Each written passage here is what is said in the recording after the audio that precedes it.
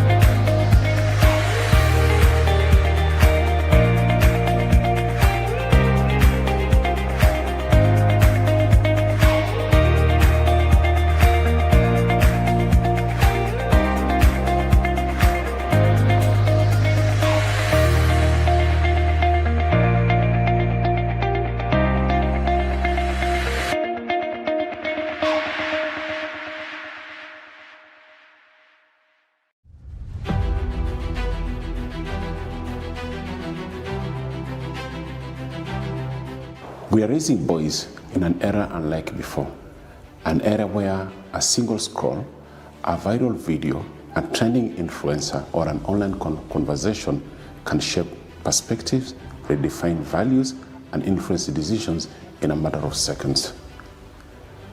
The digital age has brought limitless opportunities, but it has also brought unprecedented challenges. This brings us to one of the most important questions of our time. Who is influencing our boys? The reality is that the influence is inevitable. If we as parents, educators, and mentors do not intentionally shape the lives of our boys, the world will gladly do it for us. Every day they are absorbing messages about success, relationship, identity, and purpose. The challenge is ensuring that those messages build them rather than break them. That is why the boy-child mentorship has never been more important. It is no longer a luxury or an occasional conversation. It is a necessity. Intentional mentorship equips our boys with the wisdom to make sound decisions, the confidence to stand firm in their values, the resilience to overcome adversity, the emotional intelligence to navigate life's challenges, and the character to become responsible men who positively impact the society. That is the heartbeat behind our conversation, raising boys who rise.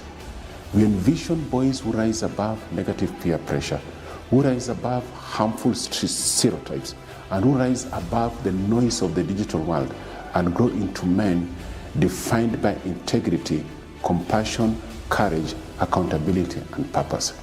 Boys who understand that true strength is not measured by popularity or power, but by character, respect, responsibility, and the ability to uplift others. The responsibility does not belong to school alone. It belongs to all of us. Every conversation we have, every value we teach, every example we set, every opportunity we create contributes to shaping the men our boys will become tomorrow. Together we can raise a generation of young men who know who they are, who respect those around them, who lead with humility and make meaningful contribution to their families, communities, and the world. It is with this shared vision that I warmly invite every male parent and guardian to join us for the Gents Conclave, happening this Saturday from 8 a.m. to 11 a.m. at the Panari Sky Center along Mombasa Road. Come and be part of this meaningful conversation, transformative mentorship, and practical insights that will empower us to intentionally invest in the lives of our boys. Because when we raise boys who rise, we don't just change individual lives. We strengthen families, we transform communities, and shape the future of our nation. We look forward to welcoming you this Saturday at the Gents Conclave. God bless you and see you.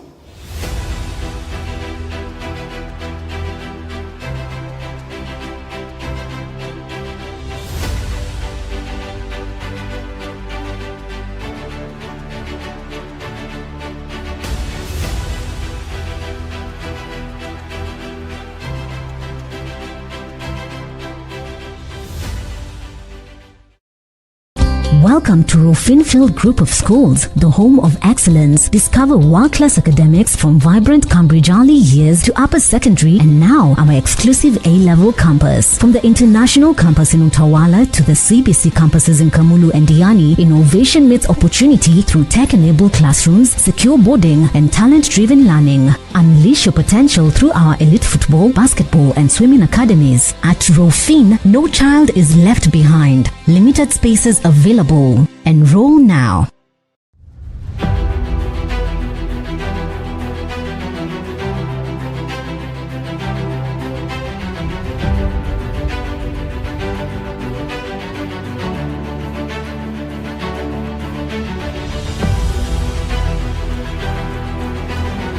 So welcome to the Gents Conclave, The Gents Conclave is a forum in which we are going to have a conversation that is going to empower the boy child, because currently we have a gap in what the boy child is all about, and it's important that we hold their hands, guide them as we help them rise above what is currently happening. And to ensure that all is well, this particular Saturday we have a very special guest, a guest that is known for great impacts in everything that he touches, from KWS to Jumi to now the organization that is going to introduce to us. And above all, the conversation is going to be more about the role of fathers and role models in the lives of boy child.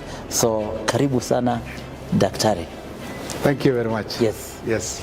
So, you can introduce yourself, because I might be knowing you. What about the rest? I'm Julius Kipngetich, the Group CEO of Jubilee Holdings. Okay. Jubilee Holdings is the owner of Jubilee Insurance Companies. Okay. And so we are the holding entity. We are also a listed company. We are listed in Nairobi Securities Exchange, Dar es Salaam Stock Exchange, and Uganda Stock Exchange. Wow. Why are you keeping it simple, Daktari? Because you just said I am Julius. We have to understand the other part. You are Dr. Julius, right? Yes. So,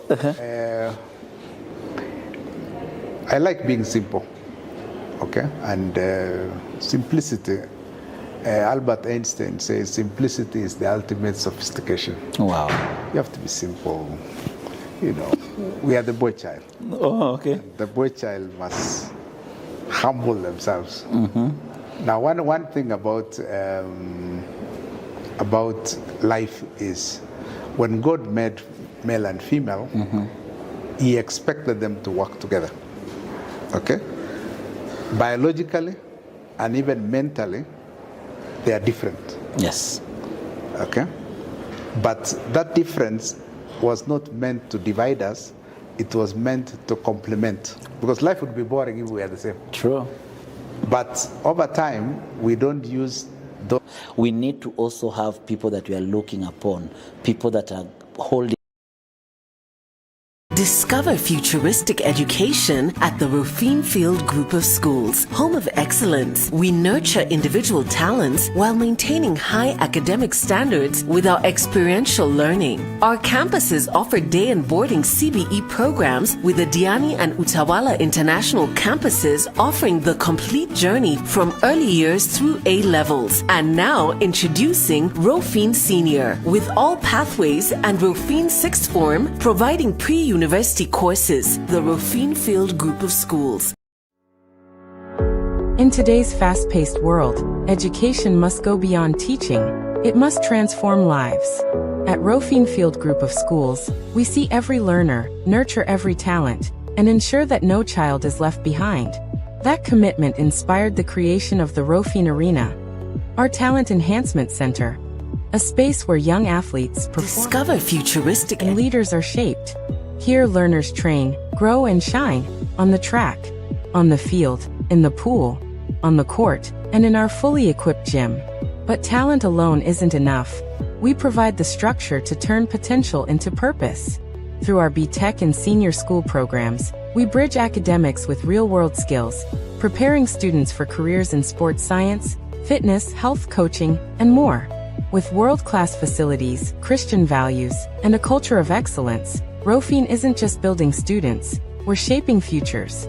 Because when every child is supported, their success becomes unstoppable. Rofine Field Group of Schools, where talent thrives, dreams are built, and no child is left behind. I think with Rofine, with all the encouragement and the support that's there, I think they will really help me to get to where I want to be in life.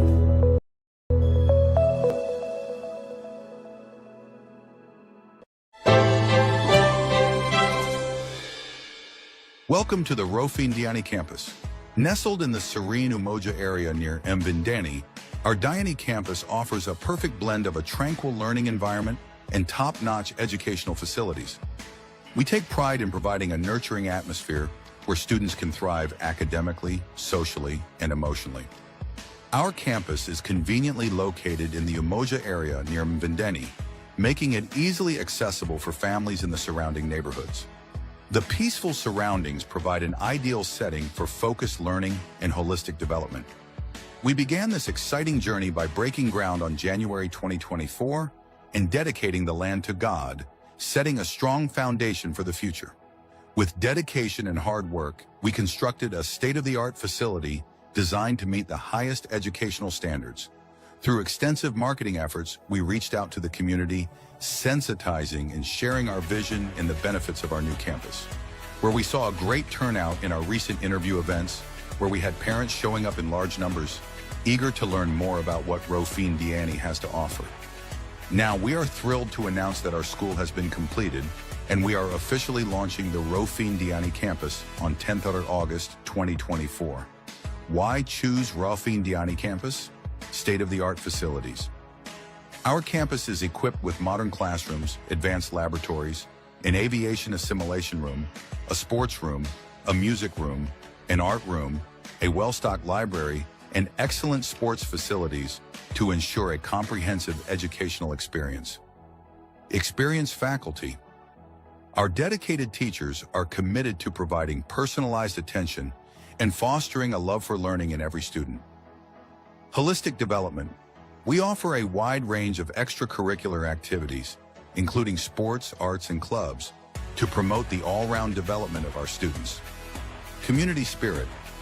At Rofin Diani, we emphasize building a strong sense of community, encouraging students to collaborate, support each other, and develop essential life skills.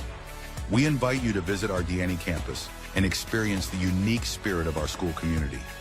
Join us for a tour and see firsthand what makes Rofin Diani a special place for your child's education. We look forward to welcoming you and your family.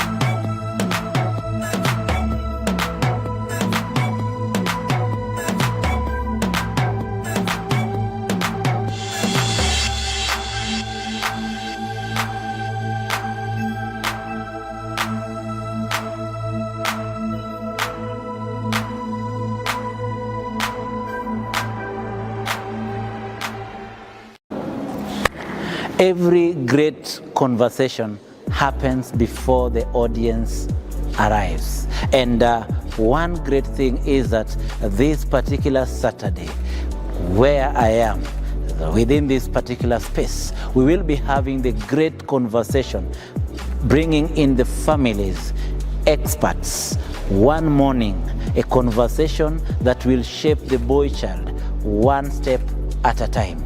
And during this particular conversation, dubbed the Gents Conclave, our intention is to ensure that we empower, we mentor, and hold every boy's hand. Intention here is to ensure that our boys man up. And per every table, per every chair, the conversation will be happening, shaping every life, ensuring that by the end of it all, our boys are boys that are well mannered. As virtually ensure that you engage us in this conversation to help shape a boy's life. Right here, right now, the Gents Conclave.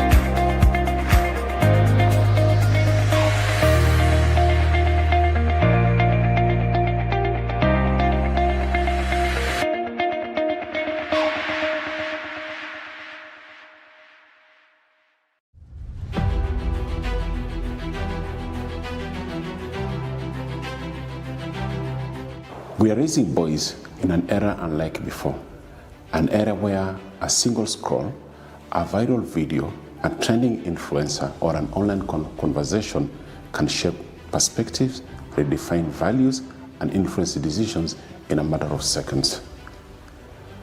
The digital age has brought limitless opportunities, but it has also brought unprecedented challenges. This brings us to one of the most important questions of our time. Who is influencing our boys? The reality is that the influence is inevitable. If we as parents, educators, and mentors do not intentionally shape the lives of our boys, the world will gladly do it for us. Every day they are absorbing messages about success, relationship, identity, and purpose. The challenge is ensuring that those messages build them rather than break them. That is why the boy-child mentorship has never been more important. It is no longer a luxury or an occasional conversation. It is a necessity. Intentional mentorship equips our boys with the wisdom to make sound decisions, the confidence to stand firm in their values, the resilience to overcome adversity, the emotional intelligence to navigate life's challenges, and the character to become responsible men. With the Gents Conclave happening this Saturday from 8 a.m. to 11 a.m. at the Panari Sky Center along Mombasa Road. Come and be part of this meaningful conversation, transformative mentorship, and practical insights that will empower us to intentionally invest in the lives of our boys. Because when we raise boys who rise, we don't just change individual lives. We strengthen families, we transform communities, and shape the future of our nation. We look forward to welcoming you this Saturday at the Gents Conclave. God bless you and see you.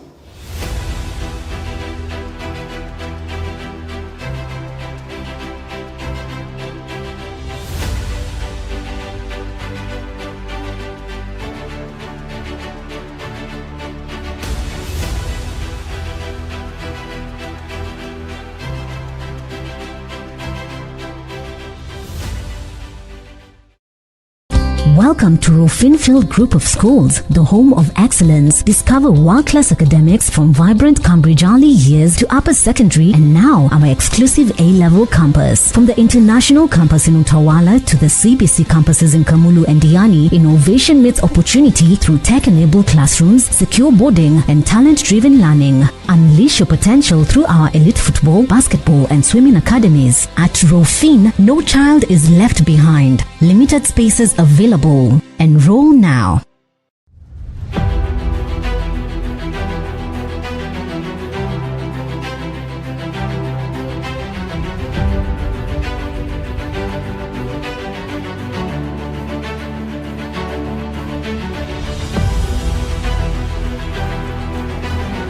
So welcome to the Gents Conclave.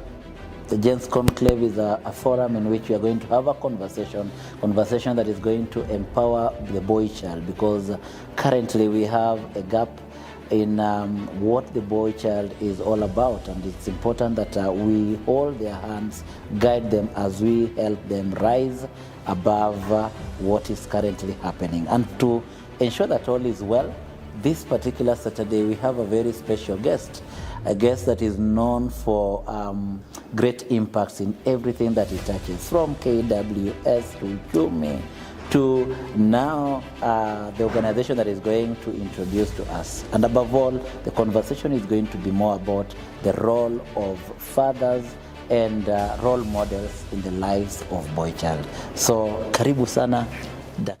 Good morning and welcome to the Gents Conclave, brought to you by Rofinfield Group of Schools. My name is Matthew Fadhili and I'm here with Jeremy Johnson and Cedric Okech. Yes. So today we're here at Panari for the Gents Conclave, the first ever brought by Rofin. So what do you think? What are your expectations? I'd say for me it's that today we want to talk about empowering the boy child, giving them a platform to be able to express themselves in a way that shows the greatness of the boy child, a way that is supposed to exhibit what being a boy child is about, so that we can be able to get into a future generation where we have men who take up their roles, men who build up the society, men who take up the responsibility, so that it's not just about being feared or being the head of the house, but it's also about being that person, being that mentor for that one child, one boy, for that young boy who really needs it. Yeah. I agree with you. How about you? Well, for me, honestly, this is a great opportunity to empower the boy child. Because if you look into the society, most of our boys, you can find that nowadays they're engaging in drugs. Nowadays it's about how big you are. Like it doesn't make you a real man. What makes you a real man is your integrity, your skills, the respect you have for people, and the responsibility. So what I'm expecting is that by the end of today, I expect that the boy child will be empowered to lead and to shine. I agree. And I think most boys today are quite scared to be the leader. You get it? Like, yeah, I get you. To go into leadership, to step up for that position. True. Yeah. And I hope that in this event, we'll change that by today. We'll decipher the problem and we'll find a way to solve it. What do you think? True, yeah. I'd say that it'd be a good opportunity to see the boy child finally coming out of his shell and being able to take up those different roles in different spaces. It's true. It's true. Honestly, empowering the boy child is a great opportunity for future, because as we get empowered, including us who are here, we are improving, and as we improve, we also improve the society. So we are advancing. Yeah, that's true. And most of, actually all the Rufin campuses, I've realized that it's mostly girls who are taking up leadership roles, like the boys aren't quite stepping up. Have you realized that? Yeah, I have seen that in some cases, but I think that today will be a great opportunity so that we can even hear from the main speaker, so that we can at least get a few points here and there and know what we can do about it. Yeah, that's true. And by the end of today, I hope we have a way to help the boys to start leading again and to step up for leadership roles and to get out of their shell, as you said. In the society nowadays, if we can manage to empower the boys to be back to where they were, I think we will go far, as both globally and as a country. And the main aim of the Rufin group of schools is to empower everyone, including the boy child. So that's a good initiative. Yeah, I agree. Rufin has really stepped up for this, because this is the first ever Gents Conclave ever done by Rufin. Yeah. So I'm excited to see how it goes. Yeah. At least now we're finally in a situation where we are able to exercise that "No Child Left Behind" mantra. Yeah. They are really living up to that mantra. True. Yeah. And I heard about the theme is raising boys who rise, right? Yeah. So what do we think about that, having that theme in place? Well, having the theme raising boys who rise, simply what I think about it is, if we see someone who, like a young boy who has an opportunity to grow, we need to nurture him, we need to empower him. So we need to enable him to rise, because in the current society, the boy child is slightly degrading. And what I honestly feel is that the boys who have the ability to rise, it's a good opportunity to give them and empower them in the current society. Yeah. That's true. But so many boys in today's society have so many talents, but they don't want to show them. So we want to figure out what the problem is and how we can help them crack out of their shell. Because the only way that we can raise boys who rise is by letting them show their talents and letting them crack out of their shell to step up and to use their talent, because a talent that's not used will certainly go to waste. Yeah. True. Personally, I think through the Rufin group of schools, we've been able to apply this, because we've had many events where we've been empowering the boy child, including the KMUN, where both the boy child and the girl child participated. And I honestly think that this is a great opportunity to empower their confidence. And this is a great boost to our boy child, in the society. Another thing, we are currently hosting some sports events, like the inter-school sports event, the inter-school music festivals, and this is a great opportunity for them to express their talents, hence they won't go to waste. What do you think? I agree with you. Yeah, and I've also felt like, excuse me, but I feel like this is also a good chance, because if you have noticed as of late, society has moved into this role or this era of being more focused on the girl child, if you know. So at least if we have events like these, the Gents Conclave, we'll be able to bring both the boy child and the girl child, so that we can be able to finally understand that it's not just about one being above the other, but they should be equals. What do you think about that? I agree with you. Yeah, I agree. Because the boy child used to really step up for leadership roles back in the day.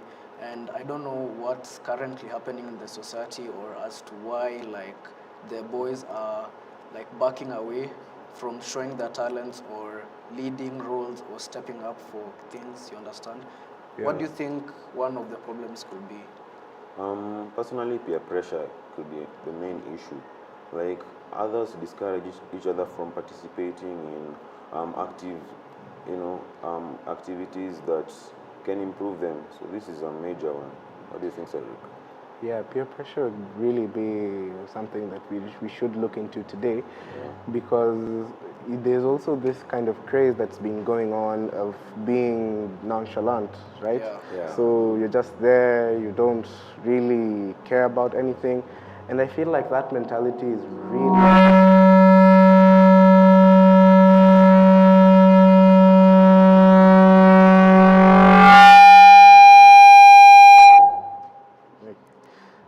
Sorry for that interruption, but I feel like that mentality is really going to, bring young boys and men or gentlemen to become into this substandard way of not caring about anything. They'll see something wrong, they won't do anything about it, and that's not what a man should be. I actually agree. That's true. This current trend of being nonchalant has spread quite upon like the boy child. It's quite across the globe, actually. Everyone's trying to be this boy who doesn't care, who just wants to be there to just watch, and they want to live in their own space. And I think that if they live in their own space, like, we won't have active participation with society. True. Some boys just want to, lay low, as we say it. Yeah, but at least with the events like this, or even as we strive to empower the boy child, we'll be in a position where we, at least, even if, yes, there will still always be that introverted person, but we'll at least give that extroverted person that chance to put themselves on the globe, to put themselves where they really need to be. That's true. I totally agree with you. And why do you think boys want to be nonchalant these days? Well, being nonchalant is nowadays it's considered as a form of, you're cool. Yeah.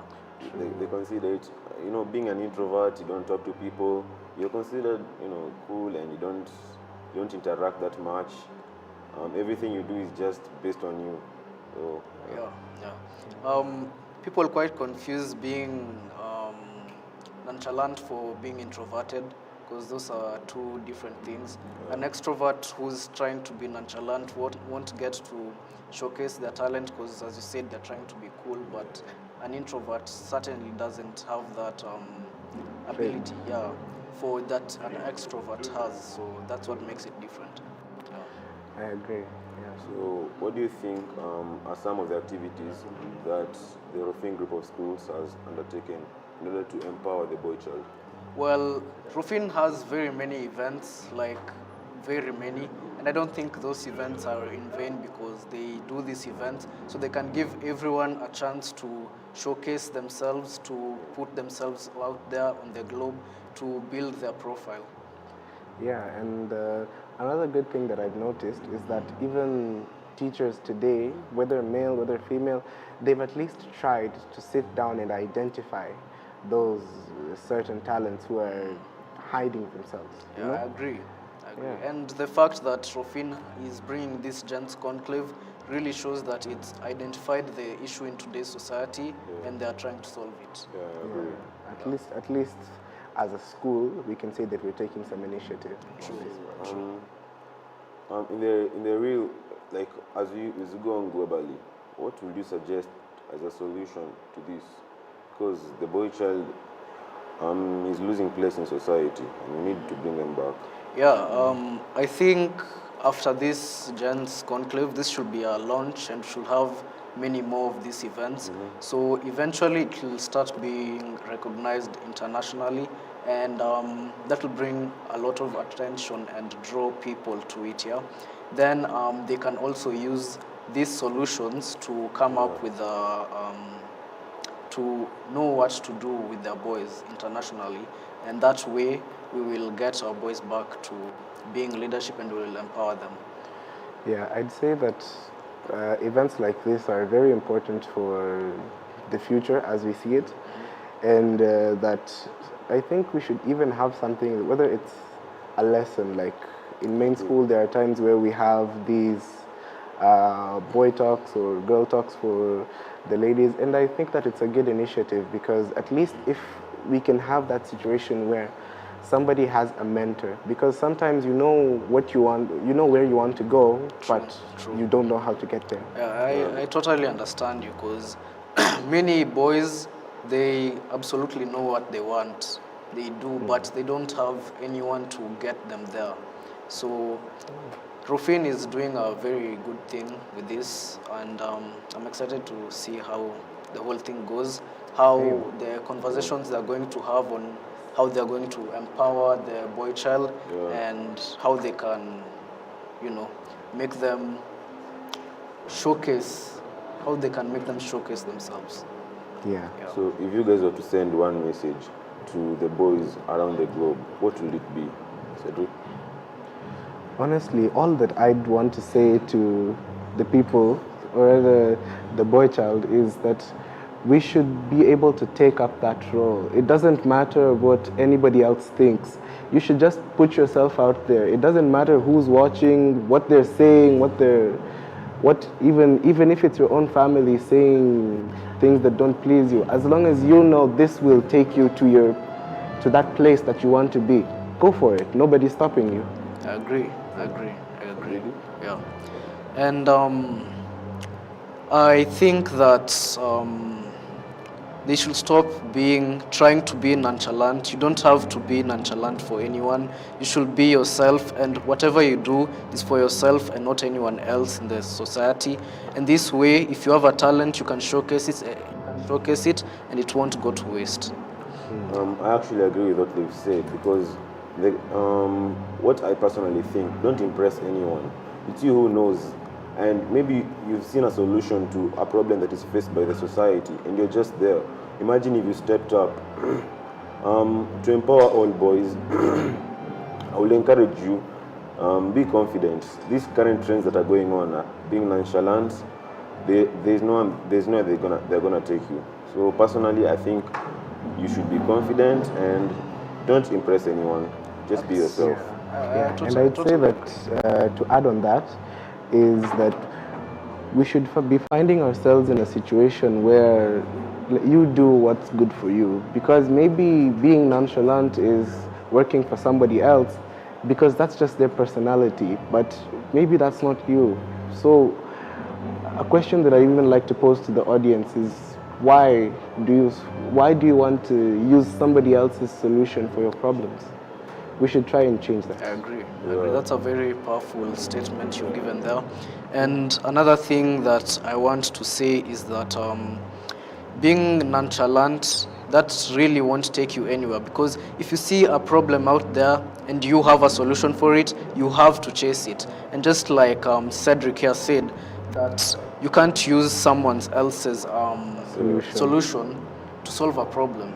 Okay. If you see a problem and you have a solution, you have to chase it. You don't have to be nonchalant for everyone. Maybe that thing will work out. Maybe it will take you far. One thing that I would like to say is that for the boy child, it's not about being nonchalant or the popularity that you have or the number of people that you know, how many people love you. It's about the change you make in the society.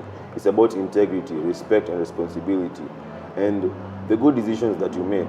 So personally, I would encourage all boys to dream big. And dreaming big doesn't do that much without action. So dream big and work for it. It's true. It's true. And I've also seen that as we're on this topic of people changing themselves, there's also this problem that's come up in society where that don't care attitude, it has seeped into becoming something like the golden standard, and it has distorted what it means to be a gentleman. So today let me ask you guys, who do you think is a gentleman? A gentleman, that's a very interesting question. I've never really thought about it like that. I think a gentleman is someone who puts themselves out there and doing it with respect and dignity and staying true to themselves and themselves only, and not listening to what other people are saying. If you see a problem and you have a solution, and let's say you tell someone about the solution, and they're like, that won't work, just leave it alone, give up, don't listen to them, because you are who you are and you need to step up to see if it will work, because maybe your solution will work. People are going to try to turn you down, but you can't give up because you thought of it for a reason. If you think it can work and someone else doesn't, that's your solution, not theirs. True. What I think a gentleman is, you can say that a gentleman is someone who treats others with respect, how they would wish to be treated, who treats others with, dignity, and a person who respects himself. You can't just go out there asking for fight. You need to be someone who makes peace. That's a gentleman. You need to be someone who encourages others, and you need to be someone who empowers others. You need to be someone who makes a change in the society. For example, if you see someone who has a skill and the person is not confident, you can go there and empower the boy. Maybe it's a young boy. Imagine if you don't take action that time, the young boy might become a president one day through your actions. So, to be a gentleman, you must empower others and treat others with respect. That's very true, and I agree with you, because the boys of today, we let it go too far. We didn't do it when they were young.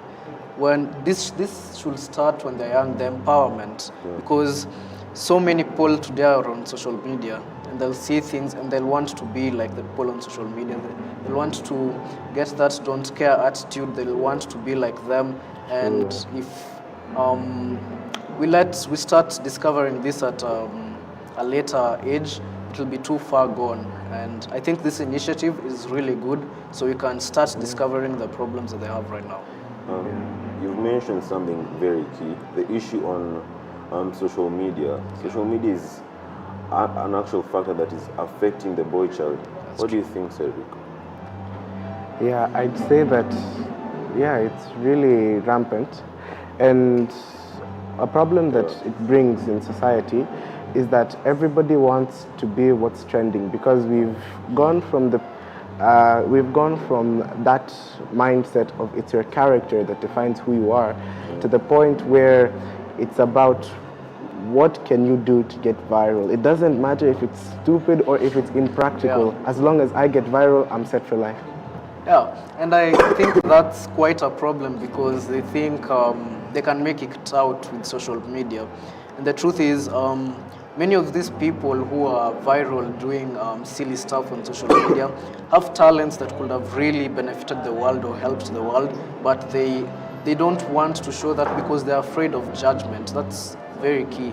They're afraid of being judged on social media because there are millions and millions of people on social media every day. Yeah, I've noticed that's an issue of concern, because nowadays you find that someone might say the most random things. I'll give an example.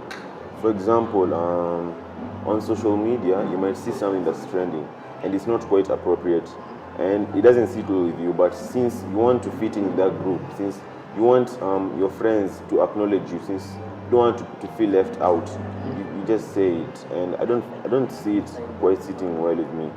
You should make change. That's true. That's true. Yeah. And now this is what I was trying to bring out. You see now that you've defined a gentleman and you've seen that it's about his character, the way he carries out himself. It reminds me of this speech. You know Dr. Martin Luther King Jr.?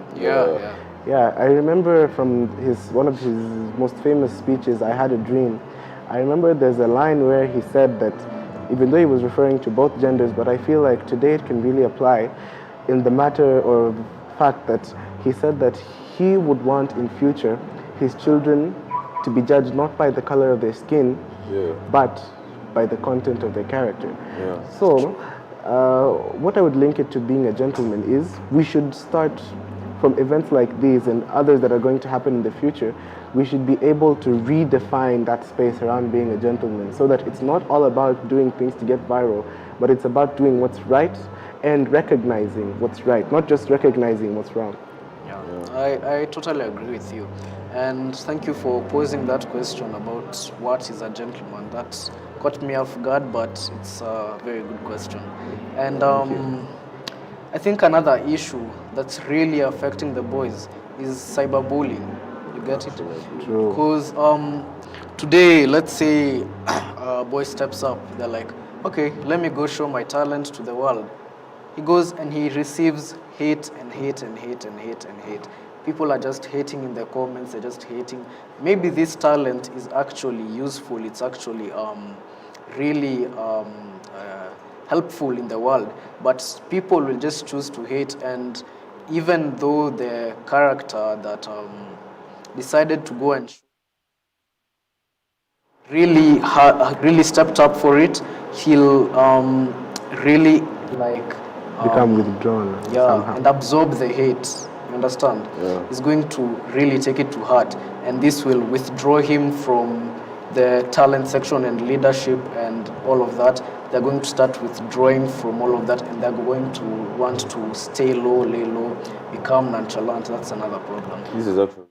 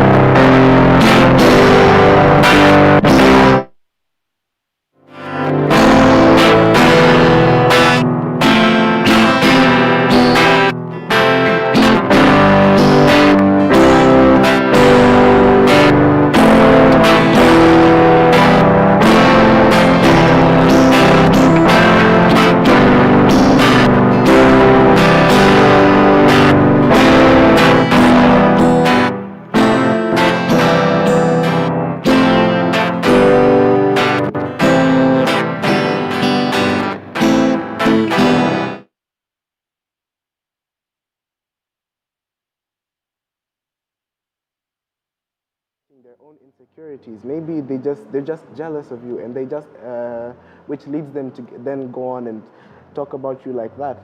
And for the second thing that I'd say, if we're able to build boys or young men who have that ability of having a thick skin to where not everything affects them psychologically, I can say that the next thing will be changing society's view on being the best. Changing the society's view about I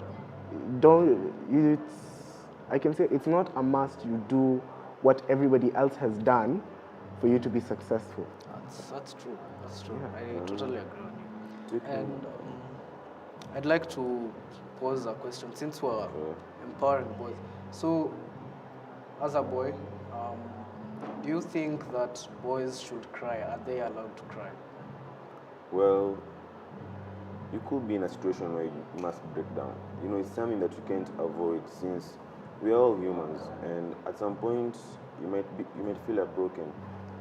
So yeah, I do agree. You can cry to release the pain from you, because if you continue keeping it in, it's gonna hurt you more. That's true. True. That's true. What about you, Cedric?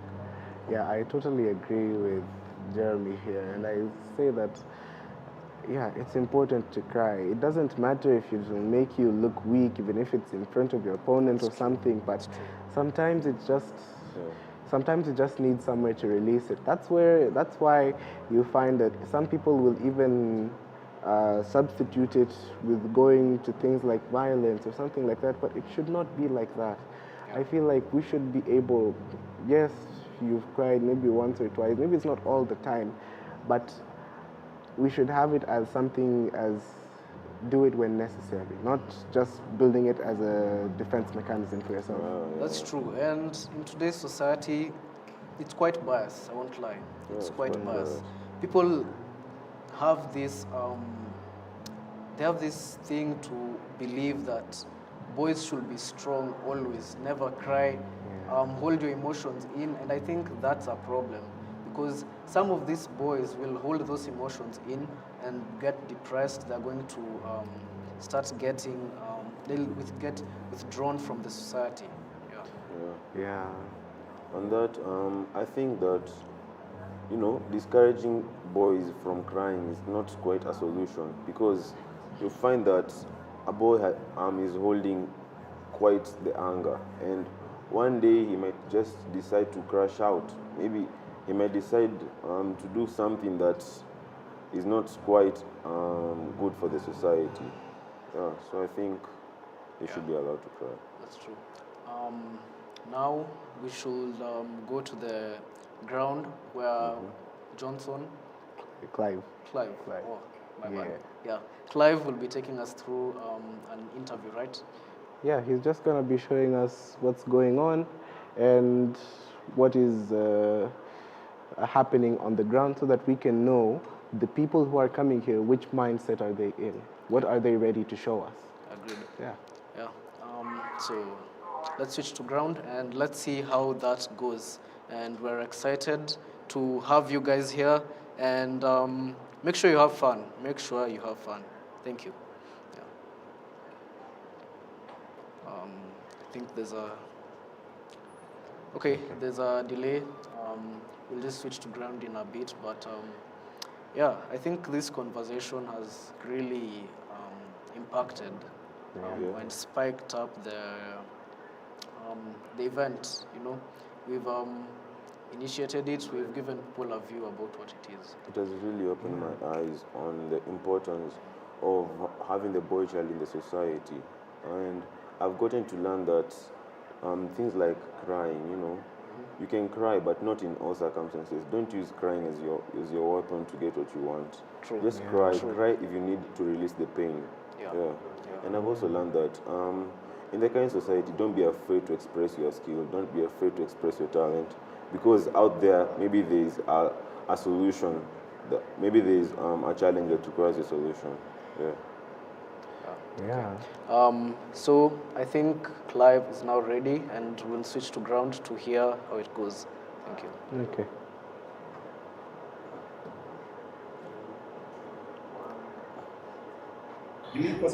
Yes.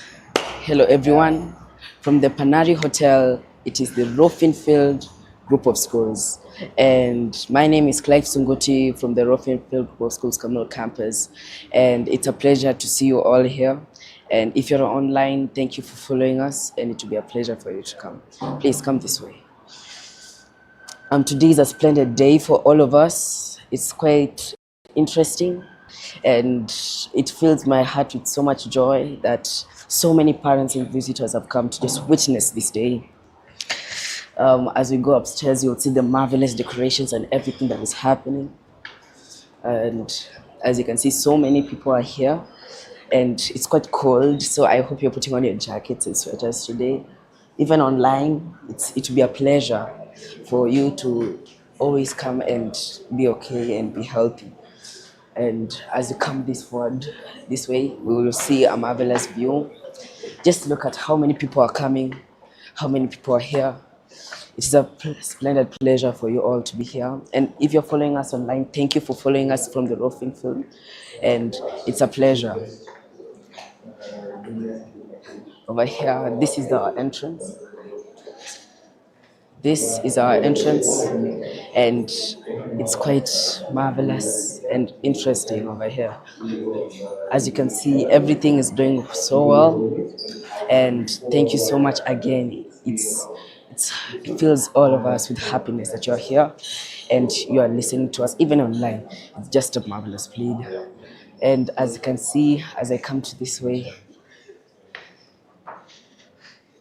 here is where everything will take place. The stage right over there, and it will be a splendid show for all of us to witness. So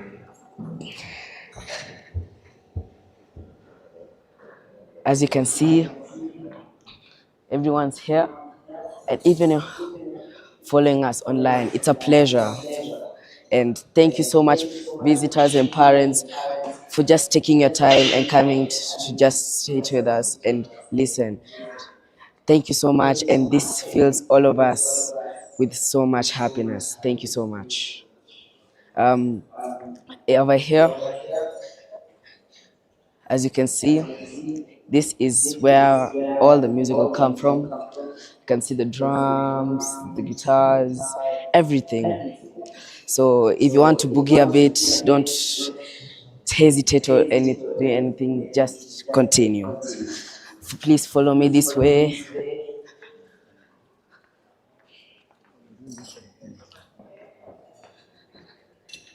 Um, if I hope you're putting all your jackers.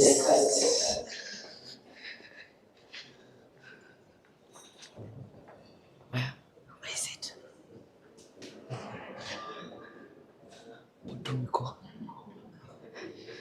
Excuse. This is the boardroom. Boardroom. Yeah. Excuse. Cutleries. Cutleries.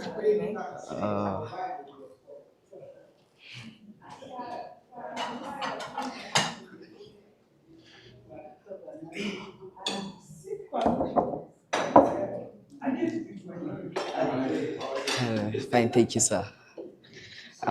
Thank you so much for everyone for coming here.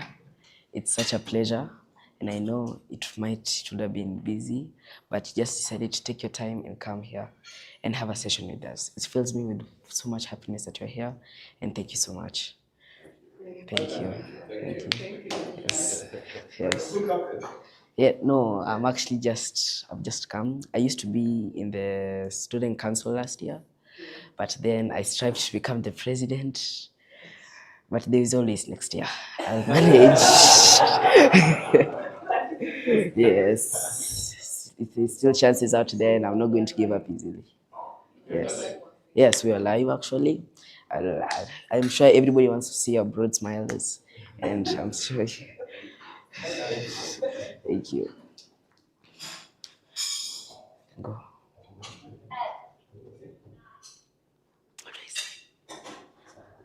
Please follow me this way. Hi. Are you the one? Yes. Hey, you in media? Yeah, I'm going live right now. Remember? Yes. So more? Yes. You're well? Yes, thank you. I'm doing fine. So what should we focus on after this? Appreciate Clive. Okay.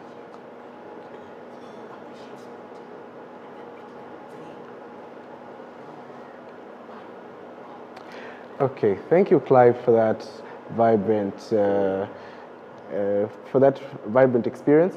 And now we want to just have a little bit of a conversation about what is going on. We're just continuing our conversation. So I've heard that our chief guest for today is going to be Sir Julius Kipngetich, who is the current CEO of Jubilee Holdings. He has also worked for Equity and Kenya Wildlife Service. And I've also heard that he's a pretty good mentor. So I think that it's a good experience for all of us to hear from what he has to say and learn about something new about the boy child. So who's doing the teacher's interview? I want to go the first Teacher. The two of you to begin.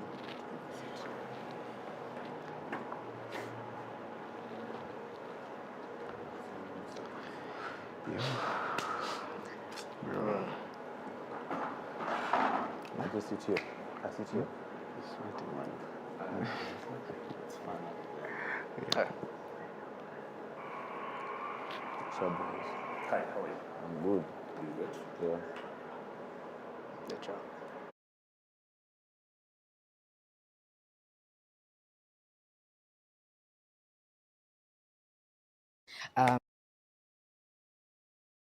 I come from Rofin group of schools, and over here I've come. This is where we stay when you're thirsty or you're hungry a bit. This is where you come and just take a sip. Or if it's lunch, you just come here and take a breakfast. As you come over here, you'll see so many cereals, grains. It's a marvelous boutique over here. And if you still have that craving and you don't have time you're not in a rush to eat anything, there's also some things over here, like fruits. Just follow me. Right over here, there's some delicious fruits and cakes. Even some drinks right over here, set perfectly. And I know you're over there online or anywhere else, you're craving for some of it. It's here, and you're always welcome. As you can see here, if you want to take, as you can see, my friends are over here taking a sip as they can enjoy, see their broad smiles. I can tell they're okay. As you come over here, you'll see the stuff. Hello. Thank you. Hello. We can come over here and just taste some of it. And I know it's quite tasty. And if you're craving for some tea, there's some tea over here. You have coffee. It's already brewed, so you can just take it. And cups have already been made. As you come over here, there's another dessert.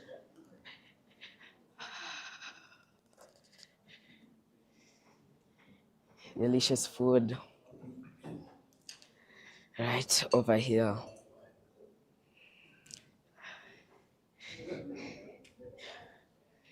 And if you know, I'm sure so many people love taking sausages, beefs, and toasts. You can actually come here. As you can see, they are all available.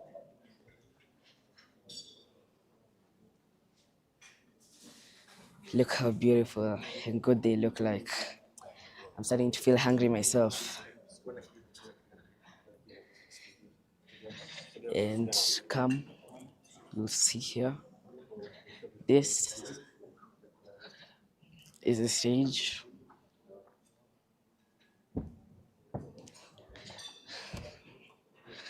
Very important officials will be coming, sitting here.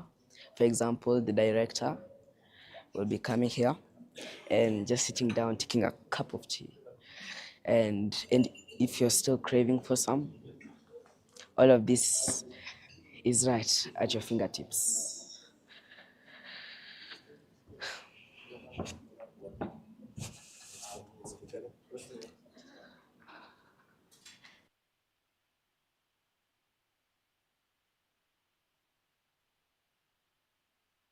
Welcome back, everybody. I'm back with our teacher, and we'd like to get the views from him. And so we're here with Saboaz, my name.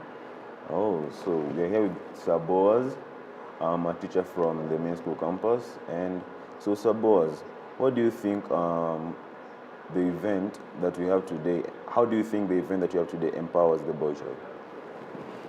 Yeah, first, I'm Saboaz from Rofin Field Group of School, Kamulu campus. Oh, pardon me. Yeah, so actually, I think this initiative here, this is one of the best initiatives. As a man who grew up in Kenya and Kenyan society, we were brought up in a way whereby, as a man, you were to be on top of everything. Yeah. The whole world was to be on your back. Yeah. As a man, we were brought up that you should not cry. You should not go for guidance and counseling. Yeah. We were brought up that when you want something, you can even take it through thorax. Yeah. We were brought up that even if you are stressed, you should not share out. When you share out, it comes out like you are weak, right? Yeah. We were brought up that you carry everything, right? As a man, the whole world was on your back. But now we want right now to raise a man, a gentleman, who knows that I can go under stress. I can share it with other person, right? Yeah. I should not act emotionally. I can control my emotions, right? We want to raise a gentleman, right? Who knows that sometimes life can be tough, yeah? Sometimes I should not take everything through thorax, right? Yeah. Sometimes I should not use my power everywhere. I can sit down. We can negotiate, right? I can go for guidance and counseling. And sometimes I may not have, right? And if I don't have, I can share with my family that I don't have. I don't have. What's the way forward? So we want to raise such kind of a boy child, right? A boy child who knows that a life can be difficult. A boy child who knows that there's someone who is on my back. There's someone whom I can sit down with and share with, right? Yeah. We can share with them with my stress, right? Yeah. I'm stressed. Let's say maybe I don't have finance. Let's say that I don't have a job, right? We can sit down and share with my family, right? I can get a mentor. Share with the mentor. You see, the way we were brought up in the society, it was that even if the life is difficult, you say, I will manage, right? Even if your parents says that, no, boys will manage, right? Yeah. Yes, boys will manage, but if it's a girl, then it's different, right? Yeah. So we want to empower that boy child who can sit down and mentor someone, who can sit down to be mentored, who can go for guidance and counseling, right? Who does not act emotionally, who knows that there's someone who can hold their hands. Yeah, so I think this initiative is going to empower boy child. I agree with you. What a powerful, you've brought up some powerful points. And in your experience as a teacher, what will you say are some of the factors that are making the boy child to fall back? One is mentorship. Yeah. Two is lack of father figure. And what do we mean by lack of father figure? They are present, right? Yeah. But I think I've told you about the weight of the world, the expenses, right? Yeah. If you go to church today, you realize the biggest number of people in that church, most of them are female. If you go to meeting, there was a friend of mine who was telling me that he went to a meeting, a school meeting, right? There was parents meeting, and the bigger percentage, female were there, right? Yeah. Mothers were there, right? Do you know why?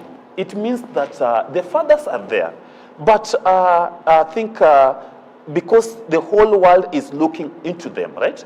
Because all the expenses is the dad, right? So the dad is trying to work an extra mile to provide for the family, right? Even if he's employed somewhere, he needs to get some side hustle, right? Because he is the sole provider of the family, right? So a man needs to extra time, right? That's why you realize that one, mentorship is a problem, right? Yeah, we know that when you talk about ladies, the mothers will mentor ladies. But as man, we always tell them, you can manage, right?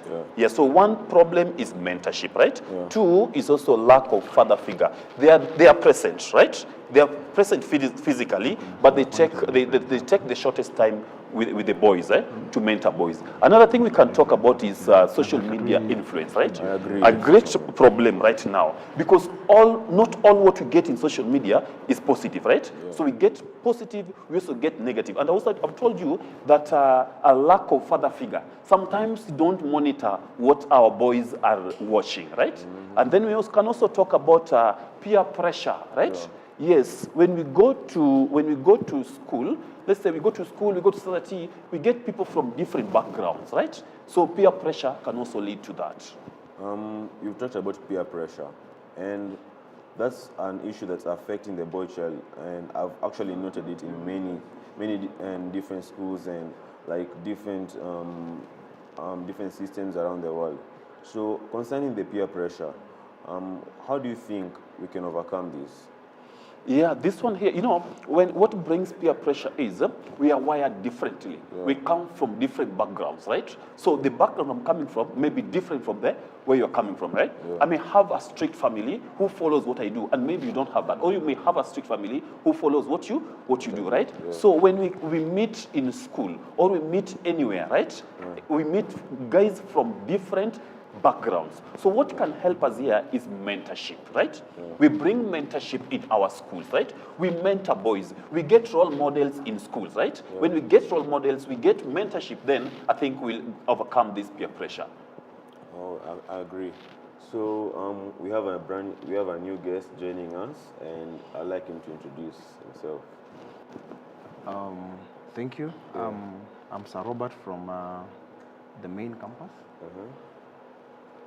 It's nice to be here today. Yeah, it's a good gesture I'm seeing Sabois also smiling on the same.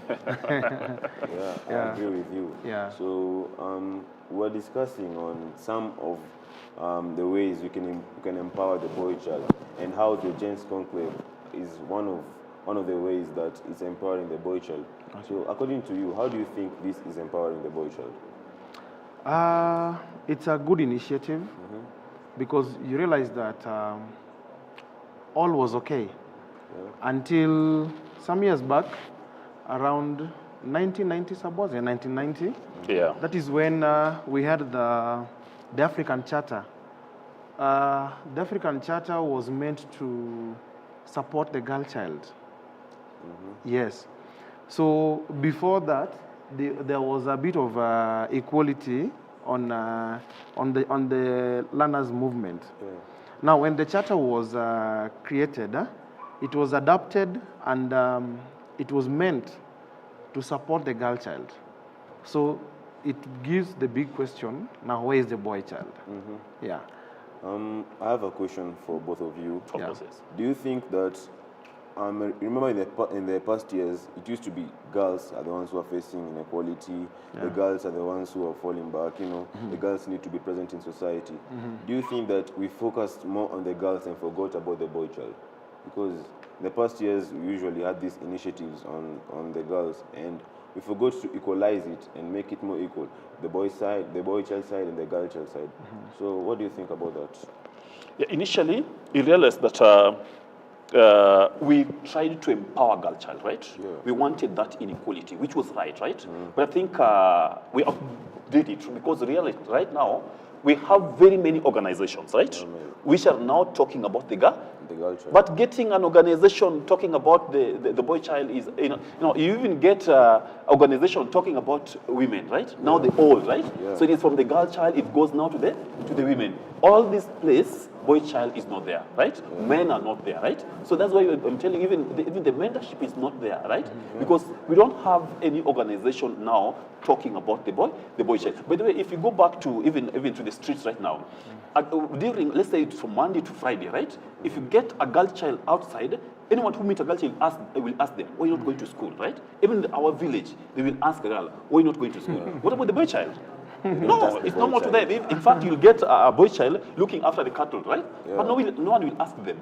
Yeah? So it means we focus too much on the girl child and left the boy child, right? So we need to balance them right now. We need to get the organization and mentors, right, to work with the boy child also, to bring the boy child also to the table right now. In fact, you realize that, we have our world organization, that is the UN. And normally, every year, around 11th October, it was first brought in the year 2011. They brought the formality of International Day of the Girl Child. Yes. Now, if the girls have the International Day, which is 11th October, and it was brought in the year 2011. So how about the boys? I agree with both of you. Yeah. On this issue, you should actually balance it out, because nowadays you find that the girl child is empowered, yes, but we are neglecting the boy child. As this goes on, we're not going to have active participants. Because if you look in the past years, yes, I agree, the boy child used to be very active. But there was a point whereby people began focusing on the girl child and not realizing that the boy child is falling back. I think we should equalize it. At least we should balance it. And yeah, that's another factor. Yes, before you go on, I remember when we were celebrating the Mother's Day. It will be celebrated. We'll have dress code, right? Mother's Day, right? But now, look at when we are celebrating the Father's Day. Even the mothers will say, mothers who are playing the Father's Day, it is Father's Day on that day, yeah? I agree. On Mother's Day, it will be celebrated, it will be broadcasted, dress code will be there. What about the Father's Day? So it comes from there. Boy child is losing it somewhere there. We're also losing it as men also. So it goes and goes, right? So we'll try celebrate the fathers too, because when we begin up there, it now narrows down to the boys, and I believe It comes with lots of dedication.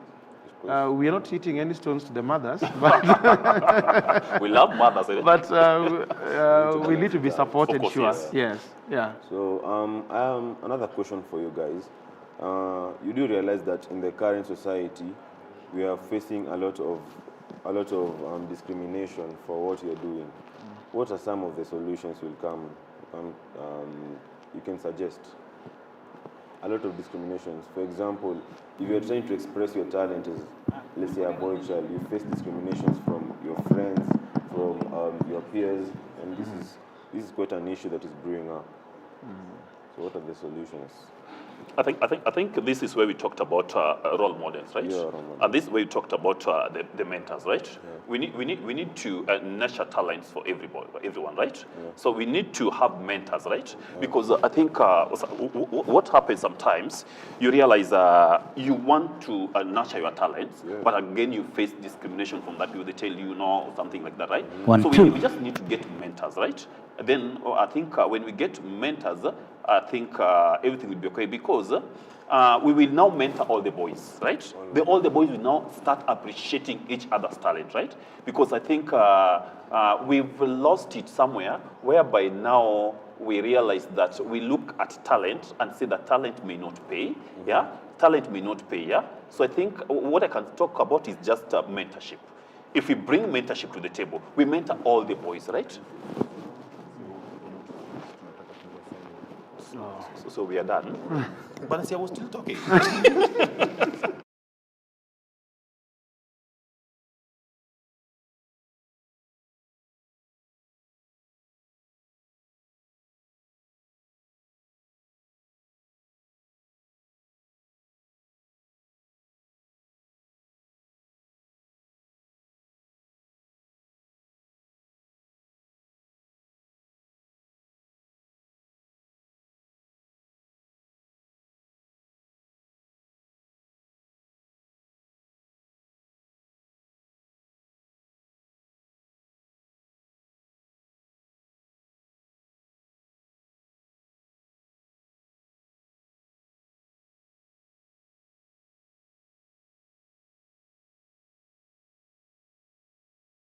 Those who are following us live on our social media platforms, and the gents in the house, good morning.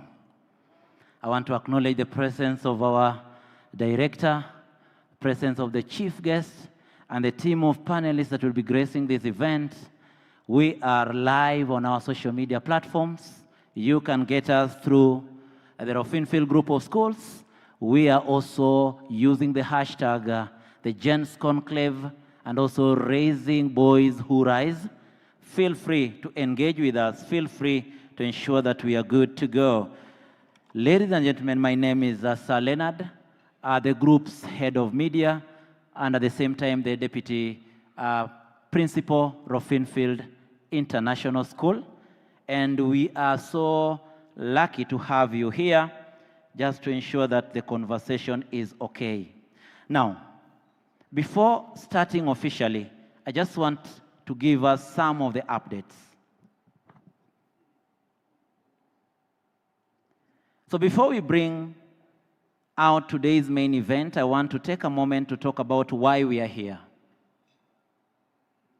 For years, this country has done important work lifting up the girl child. And rightly so, the progress has been real. But somewhere along the way, a quiet crisis has been growing in the shadows of that success. Today, boys' enrollment in secondary school nationally sits at just 45%. Let that number settle well at the moment, 45%. In 6 counties across this country, more girls sat the junior school education assessment last year than boys.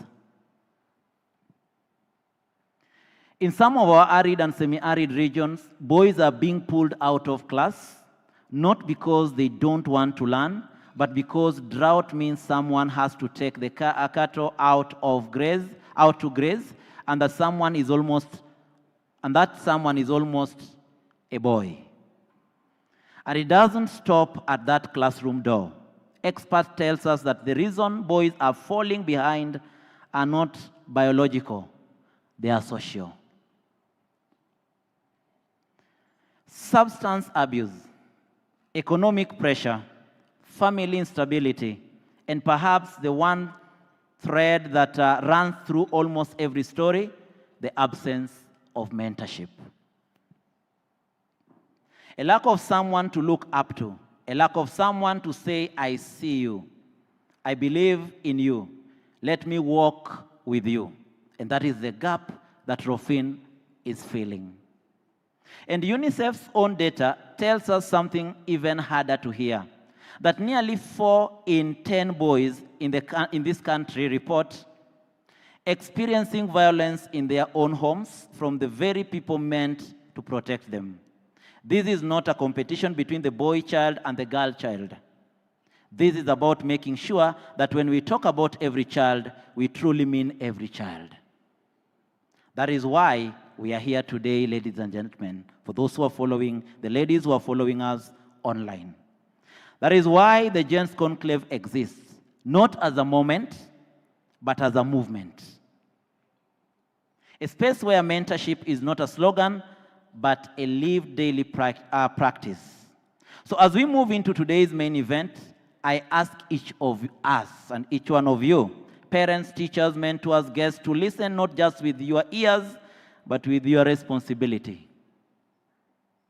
Because the boys sitting next to you at home may simply be waiting for one person to believe he is worth the investment. Ladies and gentlemen, it is now my honor to introduce and to take us into the anthems. I'll request that we all be upstanding.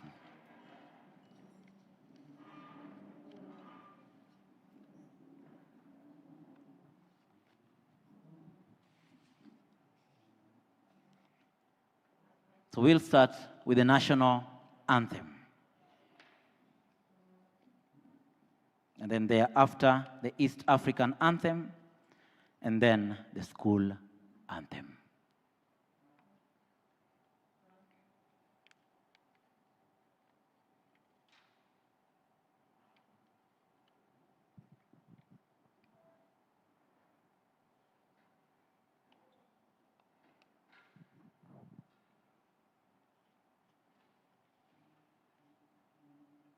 So we are ready?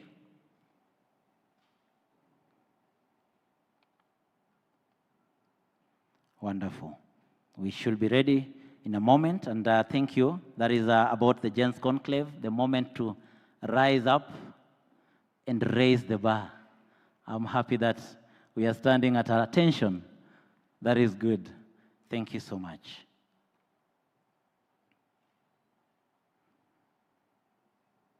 Thereafter, we'll have the opening prayer, and the program will continue.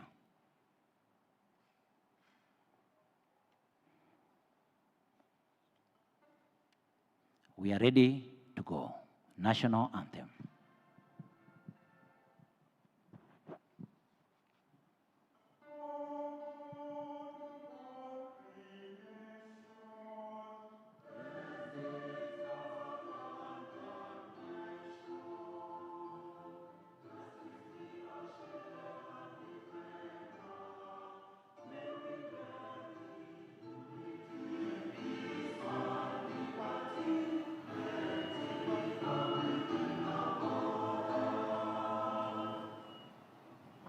East African anthem.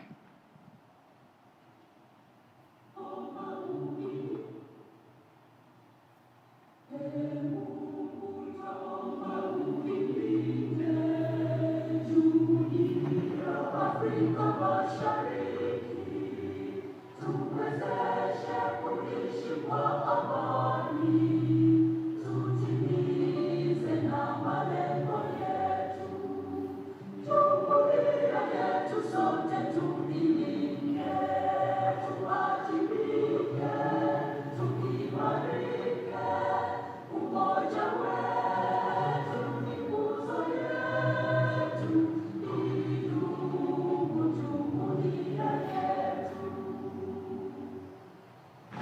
school anthem.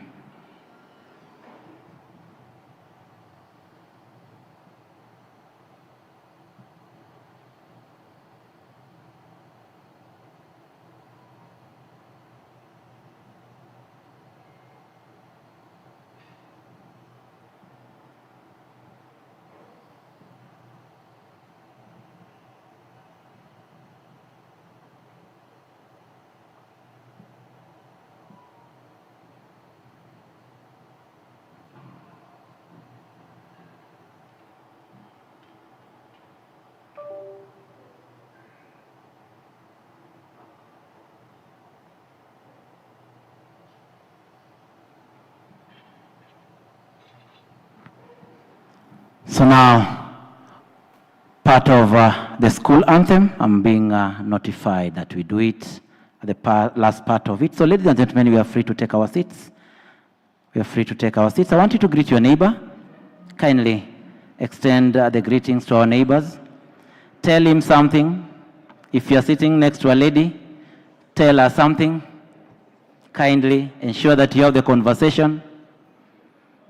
Greet 3 or 4 people next to you. Tell them that it's a wonderful moment to be here.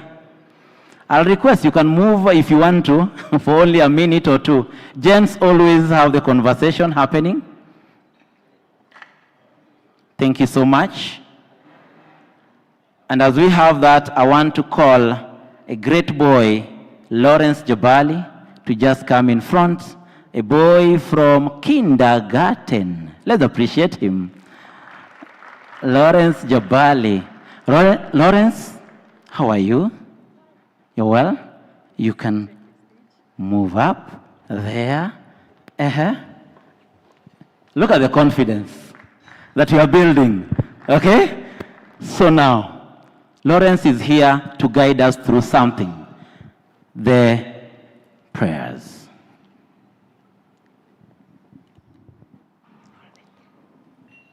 Good morning, everyone.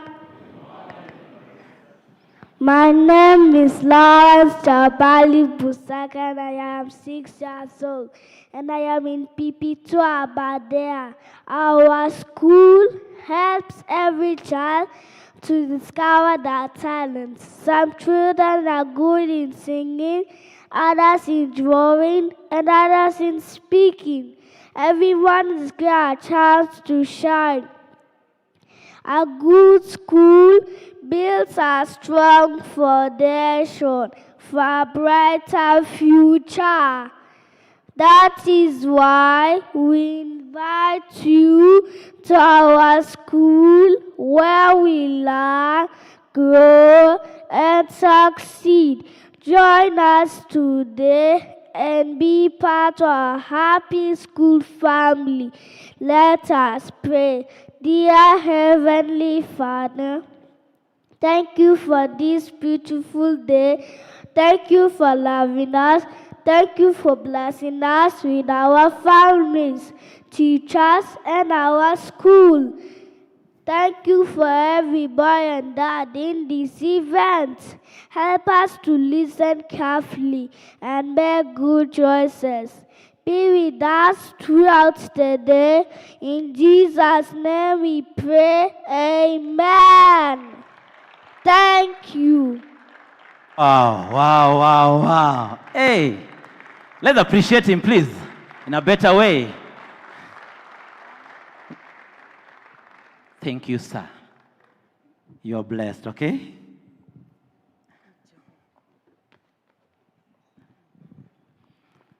I really want to appreciate Lawrence. Lawrence from KG, kindergarten, okay? Campus. Now, for those who are here, it is important also to inform us that Rofin is made up of different campuses across.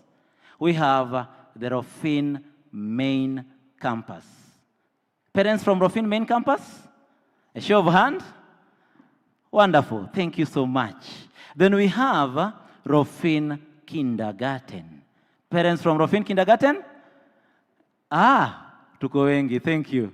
Then we have parents from Rofin International. Parents from Rofin International? Chauvin? Ah, well represented. Then we have Rofin Kamulu. If you are from Rofin Kamulu, wonderful. Then we have Rofin Senior School. Rofin Senior School parents? Wow, congratulations. Then, following us online, we have the team from Rofin Diani. Now, in Rofin Diani, we have both Rofin Diani, the CBE side, the CBE campus, and we also have the Rofin Diani International Campus. So basically, we are representing 7 different campuses here, both following live online and here seated. So ladies and gentlemen, we really want to appreciate us all for gracing and for being part of this moment. Now, there is a video that we will be having on the screen about the feeling of the boys, about who they are, about what they want to become, the boys of the future. A video in which boys will be explaining about the career choices, some of the challenges that they may be having in their lives and how we want to control that and even to ensure that we assist them. So when the team is ready, we need to cue it and then have the conversation going on. So, the boys said this.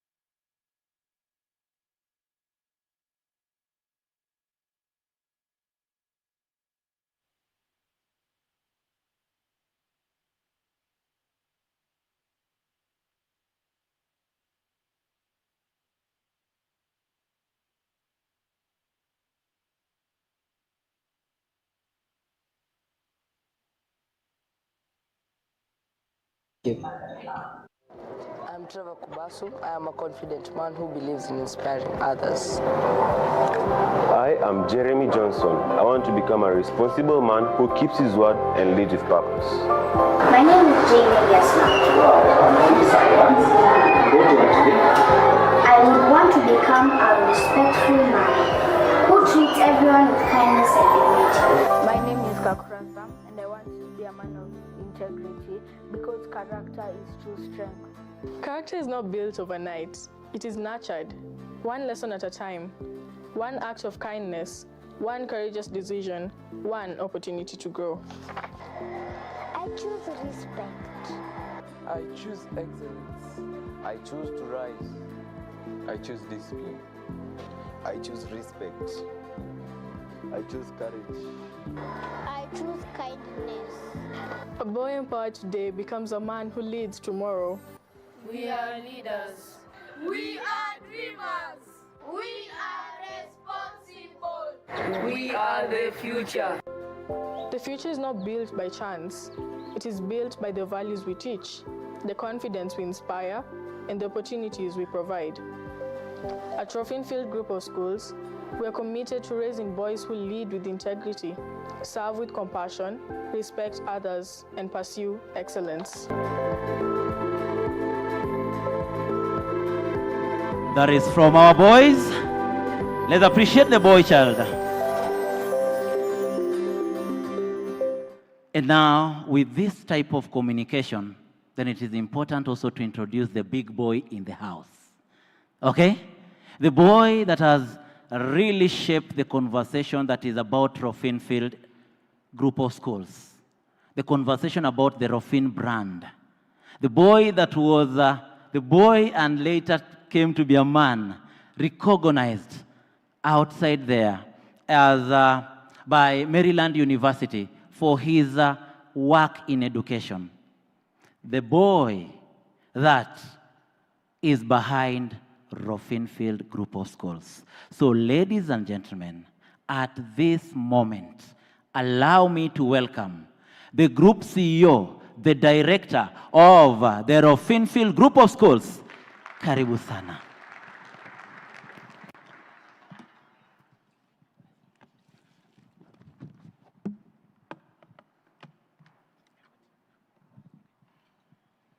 Thank you so much, Sir Leonard. Good morning, gents. Good morning, gents. Allow me to be a bit selfish today. Good morning, gents. Good morning, moms. Oh, good morning, ladies. Let me be. Good morning, ladies. Okay, at least for once, we are here as men, isn't it? Thank you so much. So, to our keynote speaker, Dr. Julius Kipingetich, our esteemed panelists, the leadership from the Rofinfield Group of Schools, our distinguished gents and parents, it's my great honor indeed to welcome you this morning for this very important gathering where we've come together as a Rofinfield Group of Schools under the banner Gents Conclave. And we're here today under our theme, Raising Boys Who Rise. Allow me just to take 3 minutes exactly before I bring in our keynote speaker. I'm aware our time is far much spent. The statistics that I was about to give, what informed this engagement, has already been partly shared by Sir Leonard, and therefore I'll skip that, and I'll therefore just come to speak to us as the gents who are seated here this morning. And my point is this, and is one of the issues that I shared during the week. And our conversation this morning is on one thing, and that's the real question. Who is shaping our voice, our boys? Who is shaping them? And the key thing here is that if we, as the gents, do not mentor them, then the social media is going to do it on our behalf. If the fathers and mothers do not guide them, the street will. If the values that are not intentionally taught at home, the world will gladly teach a different set of value. And that's why we are seated here today for the Gents Conclave, which is more than just another school. It's more than just another school program. It's more than just another engagement that we'll have in any other setup. And I want to say this, that our theme, Raising Boys Who Rise, is not about elevating boys to be above the girls. That is not the point. But it's about ensuring that every child reaches his or her God-given potential. That is the conversation that we want to have this morning. And when boys become responsible, men and women are safer, families are safer, and families are stronger, communities are healthier, and the nations become more prosperous. A boy who rises is one who rises above addiction. He rises above toxic pressure, he rises above violence, he rises above hopelessness, and he rises above excuses. A boy who rises equally rises above failure, but ultimately, once he rises above failure, he is again able to find himself, rediscover himself, and be able to shape his engagement going forward into the future.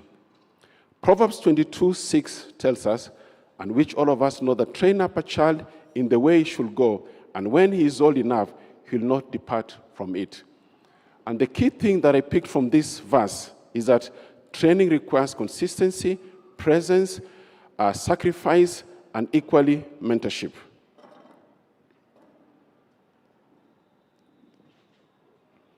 And allow me to state this,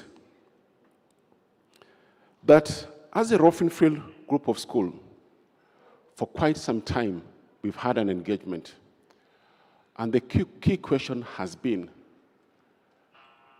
who will support us to enable the boy child rise up again?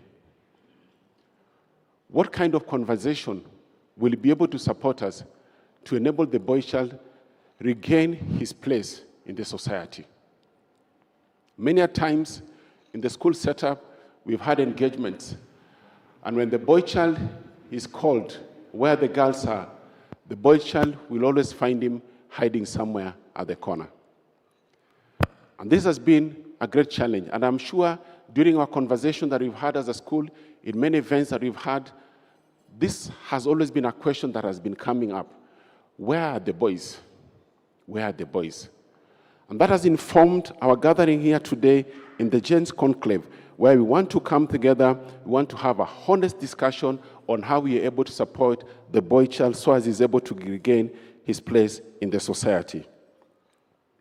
Ladies and gentlemen, just to make my remarks very brief, and so that we're able to take this conversation forward, allow me at this juncture to officially state that it's my pleasure to welcome all of you to this Gents Conclave, and I want to say that I wish to state that as a Roffinfield Group of School, in my capacity as a group CEO, I want to state that we are now officially set to commence our Gents Conclave. This is not just going to be a conversation that is going to end today, but it's going to be an ongoing conversation that we'll have every other time. We've started with the men.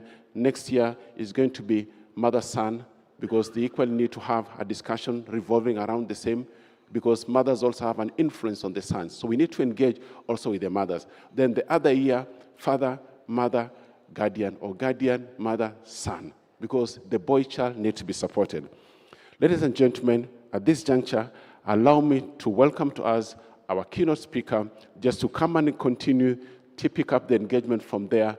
Allow me, just you wait kidogo, I want the media just to run something so that I'll be able to bring you proper, so that you're able to come and engage with us. The media team.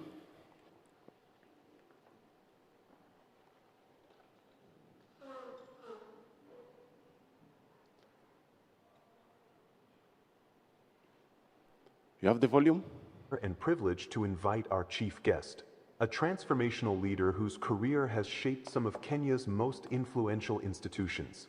He is the regional CEO of Jubilee Holdings Limited and has previously led organizations including Equity Group, Kenya Wildlife Service, Wuchumi Supermarkets, and KenInvest. Renowned for driving transformation, ethical leadership, and organizational excellence, he is one of the country's most respected corporate voices. Today, he crowns this important conversation by sharing a leader's perspective on raising boys who will become men of character, courage, and lasting impact. Ladies and gentlemen, please rise to your feet and join me in giving a thunderous Rofin welcome to our chief guest, Dr. Julius Kipingetich.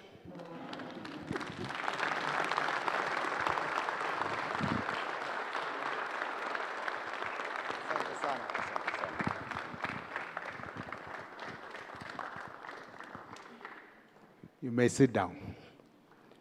I've now become a politician. Okay, so thank you, Rofin Group of Schools, for inviting me to this event, which speaks to something recently I've loved supporting, which is the boy child. It doesn't mean that we have dropped the girl child. Not at all.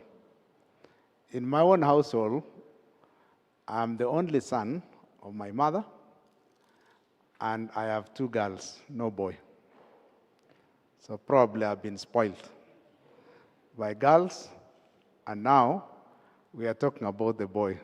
So I speak from lack of experience, but some of the comments I'll make probably will touch a parent with a boy, or a boy sitting somewhere, because this conversation is very important. But let's just go back to creation. Now, in the book of Genesis, it talks about in the beginning. Do you have an idea when that beginning was?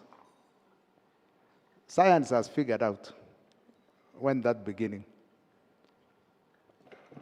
when did the universe form in the form that we know it today? Any idea? We are in a school, so science should be natural, isn't it? The universe, as we know it today, formed 14 billion years ago. And this particular planet was a piece of the beginning, but it broke off around 4 billion years ago. So we have come a long way. The human race has been on this planet for how long? Any idea?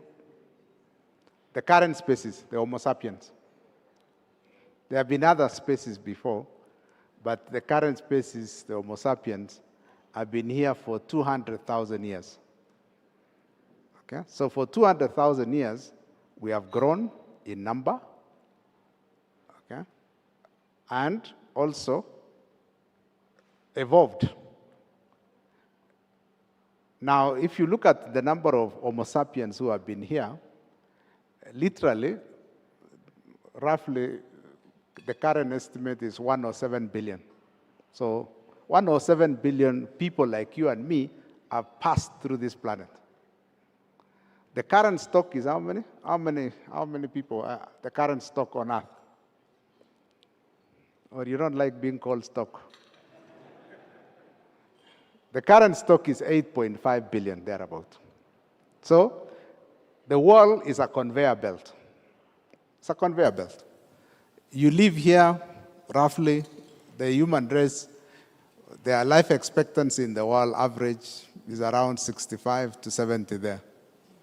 In the larger scheme of things, 70 years or 80 or even 100 is a very short period of time, extremely short. And so, we are in that conveyor belt, that relay. Each generation hands over to another one, all the time, all the time. That 107 billion who have been residing on this planet have passed. Even the 8.5 billion who are the current stock will pass. The current estimate is that by 2050, we'll probably be around 11 billion. By 2100, around 16, if it doesn't crash, if a disease doesn't come, or some calamity. We don't know, okay? Because there have been previous calamities. 65 million years ago, what happened? The dinosaurs disappeared. Do you have an idea why the dinosaurs disappeared 65 million years ago? Remember, by that time, the human race were not on this planet. There was a calamity. An asteroid hit the Earth, and there was, I think, some cover for around 3 months or 6 months. Nobody knows exactly how long. And dinosaurs just disappeared, and other species came up. So my message to you as a beginning is we are on this planet and we are passers-by. Wapita njia. Okay? And each generation passes by. But in the last 100 years or so, something changed. Just in the last 100 or so. And that is, society took cognizance that women, the ladies in our lives, have brains as us, and so therefore, if we educate them, they can be a good addition to the male on the planet, and we can move together as two forces. Now, if you look at how we measure GDP, GDP is a measure of production in the economy. Now, for a long time, production was considered a male thing, okay? And remember, GDP does not measure female contribution at the household. We don't measure it. That sure tells you that economists that designed GDP was a man, isn't it? It had to be. Because we never measure the female contribution at the household. So what did they do? We educated them, and they now came into traditionally male domain. That traditional male domain, the men now began being challenged. And it has accelerated, especially in the last 50 years. You can look at a country like America. America allowed women to vote for the first time in 1964. Would you have imagined just 50 years ago, America, or 60, America did not allow women to vote? Now, they have evolved also. So what has happened in the last 50 years then that accelerated the female child in society? The most important has been empowerment through education. So the girl child traditionally has been pushed in society so that then they can contribute to a higher GDP of a country, which is the right thing to do. When two engines, the male and female, are fired, society progresses faster. And if you look at the last 50 years of human progress, it has been phenomenal. Look at the technologies we have discovered, the scientific progress across all fields, the social progress across all fields. It has been because we have opened two engines in society to drive human progress. Incomes in societies have gone up, and so society has been better because both female and male have risen. However, there has been an observation in the last between 20 to 30 years. As the female progressed, the male felt challenged. And that is the crux of the matter. Now, this challenge to the male is because as we then let the woman rise, the man should have risen up. Now, many have rose to the challenge, but there is a set of boys and men who, instead of rising, shrunk. When you are challenged, instead of rising to the occasion, which is man up, you shrunk because your ego has been pricked. So here today, we're having the boy child who's been challenged by a more educated woman, and because of that education, she gets a job that probably is more paying than the man. So the household now has two incomes, which should be celebrated. But those two incomes have challenged men significantly. And the man of the house has shrunk. Ideally, the man of the house ought to have gone up. So if the wife has an education, gets a master's degree, what should the man do? Go higher. If she gets a PhD, what do? Get a second one. So keep going, keep going. Now, if she has a pay slip, remember 40 years ago, KRA, what we call KRA today, a woman could not file a tax return without the consent of the husband. I know for some men who are young, that sounds strange. But that happened in our own country. She could not open a bank account unless the husband gives consent. In Kenya, just 40 years ago. Of course, things have changed because they are more educated, more empowered, and law has changed. Culture in society has changed to allow the girl child to rise. Now, our challenge, therefore, is how do we make the boy child rise to the occasion? In light of this circumstance where women are coming into our space, traditionally our space of leadership, stronger. Instead of seeing them as helpers, we see them as a threat and competition. Now, our challenge is, as society then evolves, universities and educational institutions like this one ought to be in the forefront of research to then say the household has to be managed differently because of the arrival of a woman who is educated and a woman with a higher income.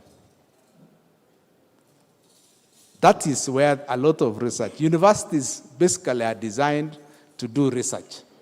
That's the role of universities. Teaching is, by the way, the core of our university. So I would like to challenge universities, especially the departments of psychology, sociology, anthropology, all those that deal with human behavior. They need to do more research than to say, how does the household adjust to two individuals who are educated and earning income, because it's no longer the boss subordinate, but a household of collaborators.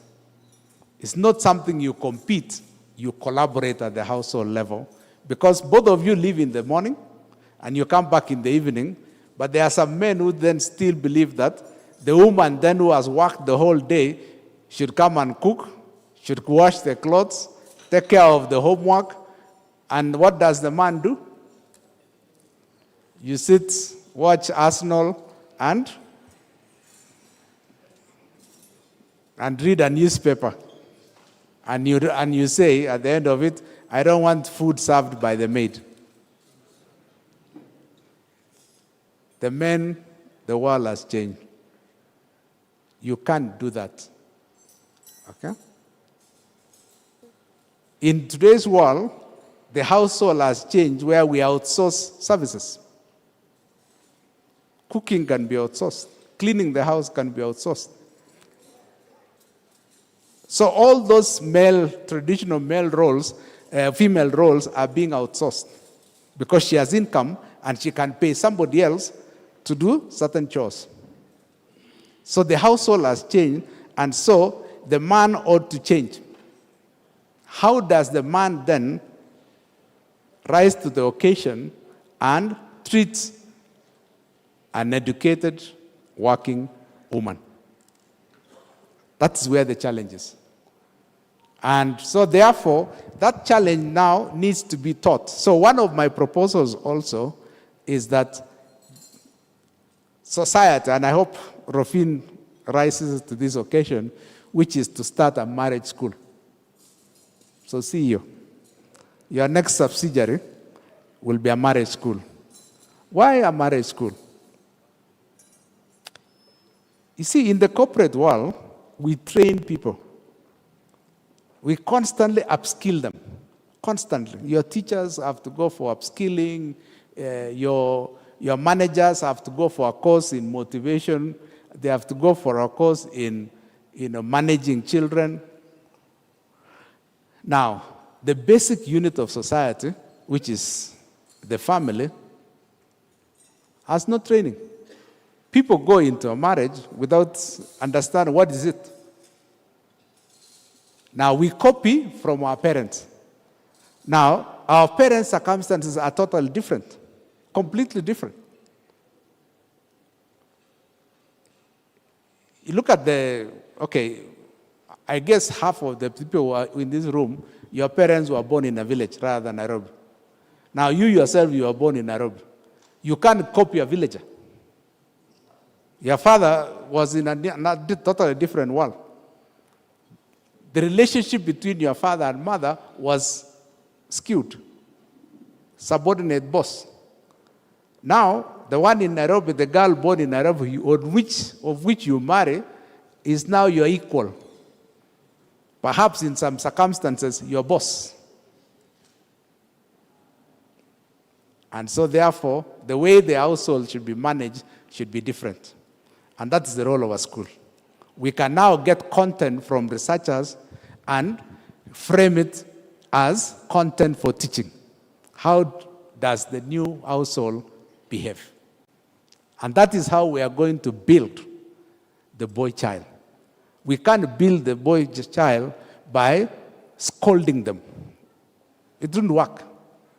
We have to build using new data, which is a product of research, and so we tell them this is how to manage a modern household. And because the world is changing so fast, that curriculum has to be updated regularly. We have to update the curriculum regularly so that then we are relevant to young people. And this relay will be now, so in probably 2 or 3 generations down, the curriculum has to be, for the marriage school, has to be very different.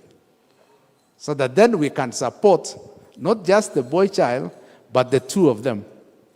I believe, CEO, in the next 10 years or so, we will not be talking about Gents Conclave. The two of them have to be here. And we'll be supporting them and strengthening the collaboration between the girl child and the boy child as they create the family of tomorrow. The church has been a key actor, but the church is falling behind in the dynamics of the family. The modern family is very, very different from what they envisaged. Even in the Bible, what was envisaged then, it has evolved very, very fast. So we are here to support the boy child and say, rise up rather than shrink. That is your duty. Rise up.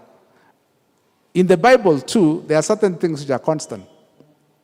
The Bible presents the boy child with the responsibility of leadership.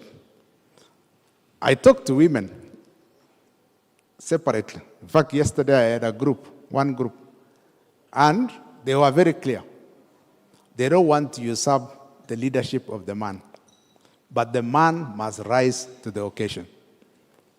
Because if the man leaves a vacuum, what happens?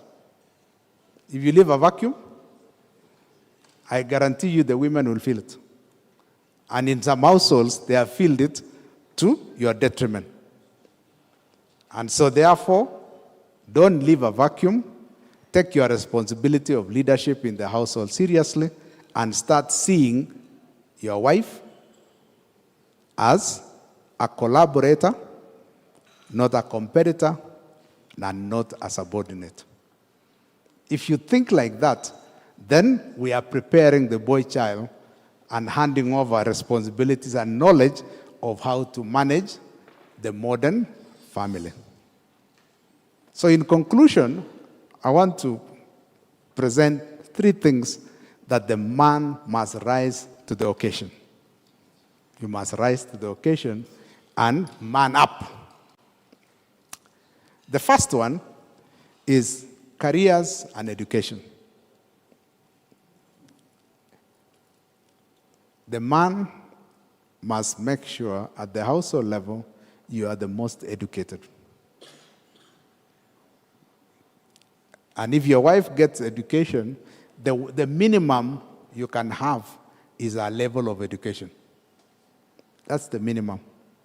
Akisukuma juu, bidii. Ujisukume pia. Kabisa. Society benefits because there will be more knowledge in society. There is this country we admire most, and politicians talk to us a lot about, which is Singapore. Singapore, we are admiring it, and the first indicator of progress of Singapore is education. They are number 1 in the world, and it's measured by the number of years, average number of years spent by a citizen in school. The average Singaporean has 18 years of schooling. 18. The average Kenyan is 8 years. Class 8. Sasa wewe utashikwa nyumbani na ujinga. So the men, the minimum level of education you should have is that of your wife. Akienda juu, we have liberalized education, parallel education, what? Akienda juu, University of Nairobi jioni, usiende kuona Arsenal, pia wewe uende huko. Man up, education and careers. Then, as she moves up the corporate ladder in her career, you cannot be left behind. You must work hard. Again, I prescribe the minimum position you can have in the household is that of your wife. If she is assistant manager, minimum yako ni assistant manager. That pressure is going to elevate the family income, elevate the conversation at home, because then you are now equal partners, and stabilize the household. The minute she goes ahead of you, my plea to the girl child is empathize with the man. Msichape sana. Okay?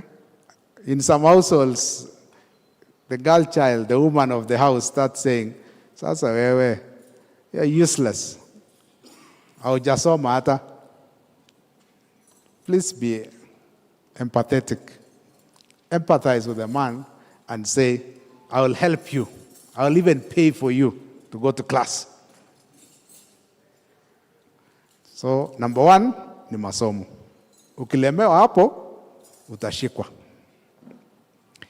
The second one, ni pesa. Finance, personal finance. Now, many women are rising up the corporate ladder, and just a few years ago, it's not too long ago, 20, 30 years ago, corporates used to pay men more than women for exactly the same work. But look at today. That would be discriminatory. Our constitution does not allow discrimination for the same work. But it's just, our constitution is just 15 years old. So, the world is changing extremely fast. So women, for doing the same work like men, now, so what happens if you are assistant managers and you are both earning 200,000? The woman will then challenge you and say, we want another car for the family. So, what are you going to say? As the man of the house? So, my recommendation is the modern man must have a side hustle.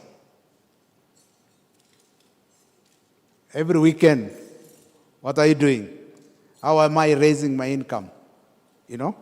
In the evenings, work. You know, there's that period between, if you leave your formal job at 5, you are doing a formal job. What do you do between 5 and midnight? Wacha pombe. Do a side hustle. Increase the household income. Now, for those of you who come from my village in Rift Valley, wacheni mahindi. That is the cause of poverty.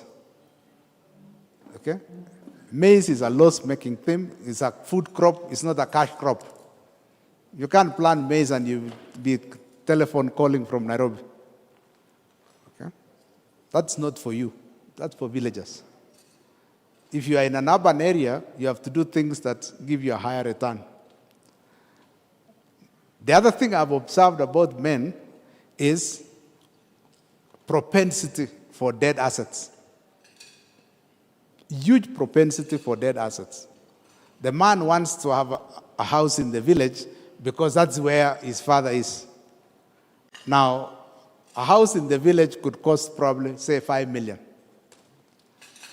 Now, if you build a house which you visit 2 or 3 times in a year, you have tied 5 million on earth doing nothing. If you put that 5 million in a money market fund, probably giving you 10%. So if you do an annual return of 10%, that is 500,000. So look at the opportunity cost. The opportunity cost of putting a house in the village is the alternative would have been putting that money in a money market fund and it earns you 500,000, which is enough to buy a car and stabilize your household. Don't make bad investment choices. Men, rise to the occasion and be a smart investor. If you don't have the knowledge, come to people like me. I'll advise you. I'll tell you where to deploy capital to increase your income. The other thing men don't have, or have it in less quantity, is collaboration with other men. Women do it very well in chamas. They are able to save and do merry-go-rounds and many things. Men don't have that. They were not designed genetically and behaviorally to collaborate.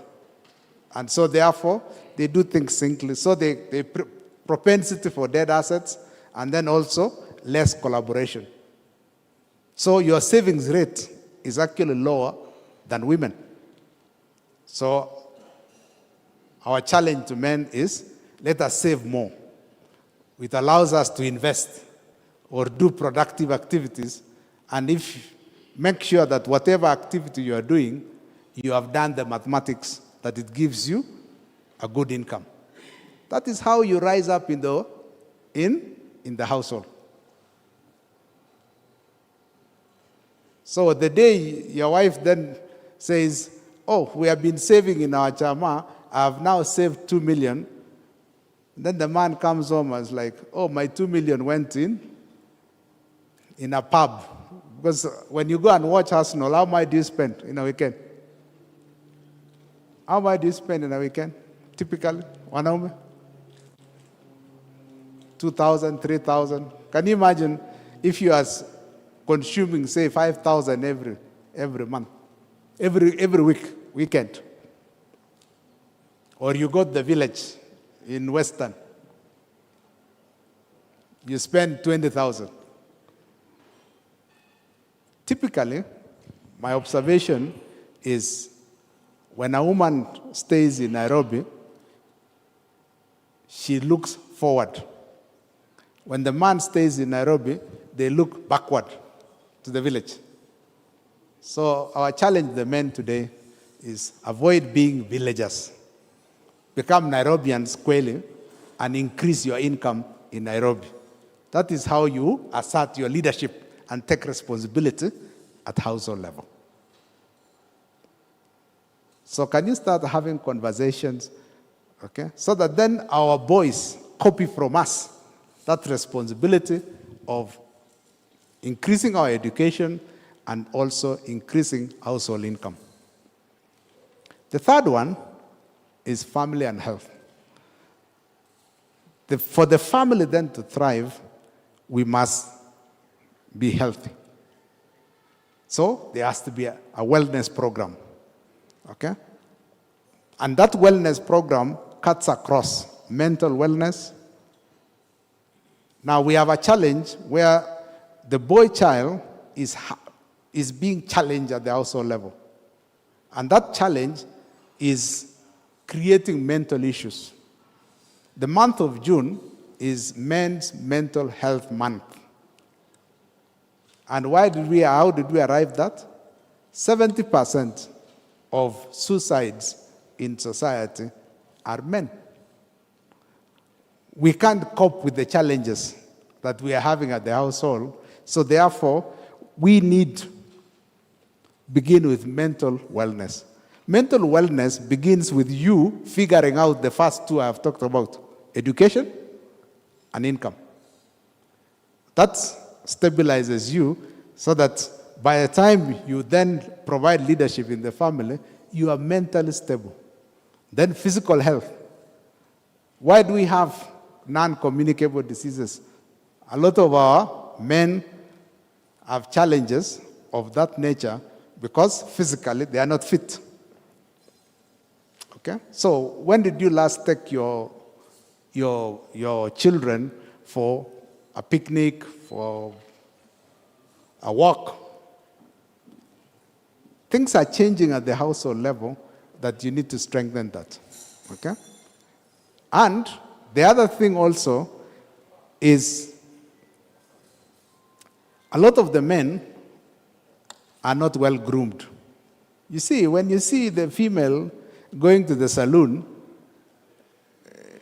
don't ignore it. There's a purpose. So what does the men do? What do the men typically do? You go to your kinyozi and it's done in a lower class place, yeah? And then your wife goes to do pedicure, manicure, and all sorts of things to groom herself to look well for the household. Na mwanaume je? Umewacha ndevu, yakaa mbaya, nywele, the socks inanuka. That is what our sons copy from you. The modern man must be well groomed. The modern man. And so therefore, start paying attention to the modern woman. She's making incredible progress. Now, if you look at the grooming industry in Kenya, the latest data I saw from KRA is around 20 billion. Do you think that 20 billion industry, the women are not investing in their, how they look? They do that because they will attract a person who looks like that. So, ukirejea nyumbani, utarushwa nje. So therefore, the modern man must groom themselves because, and those are the things now we pass over to the next generation. So in conclusion, I can only say the following. Society is changing dramatically. We are moving so fast, it's changing. We must then be trained on how to manage that change. In organizations, they are taught strategy, they are taught managing change, everything. We need to apply the same principles at the household level. At the household level, we apply the same principles and say we are also changing. So, my recommendation is that the family must have a retreat once in a year. Just like you have corporate retreats. You go to Naivasha, isn't it? Or Mombasa, or Manzoni, just here.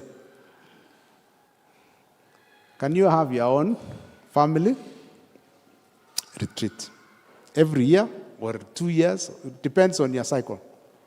And say, this household has to change. 2, there has to be more democracy at home. You can't use tactics of 50 years or 30 years in the household of today.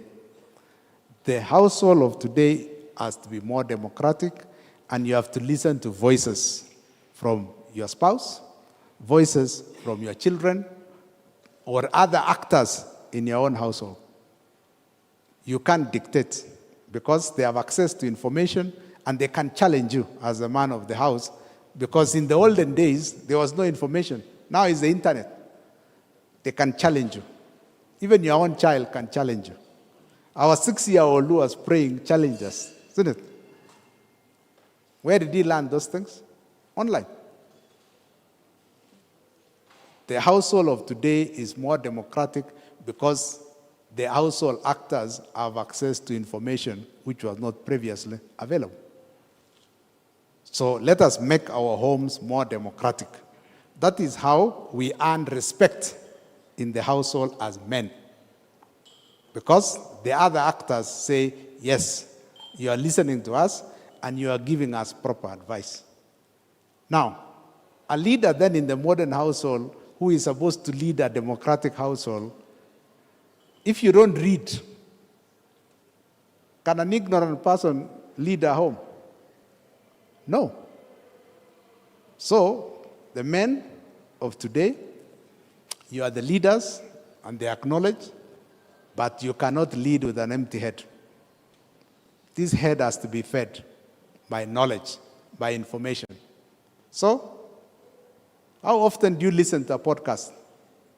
How often? How frequent do you read a book? The men, how frequent? The ideal is you are supposed to read 50 books in a year. 50, which is once a week. So how many do once a month? Put up your hand if you do once a month. Once in 2 months. One there. The rest.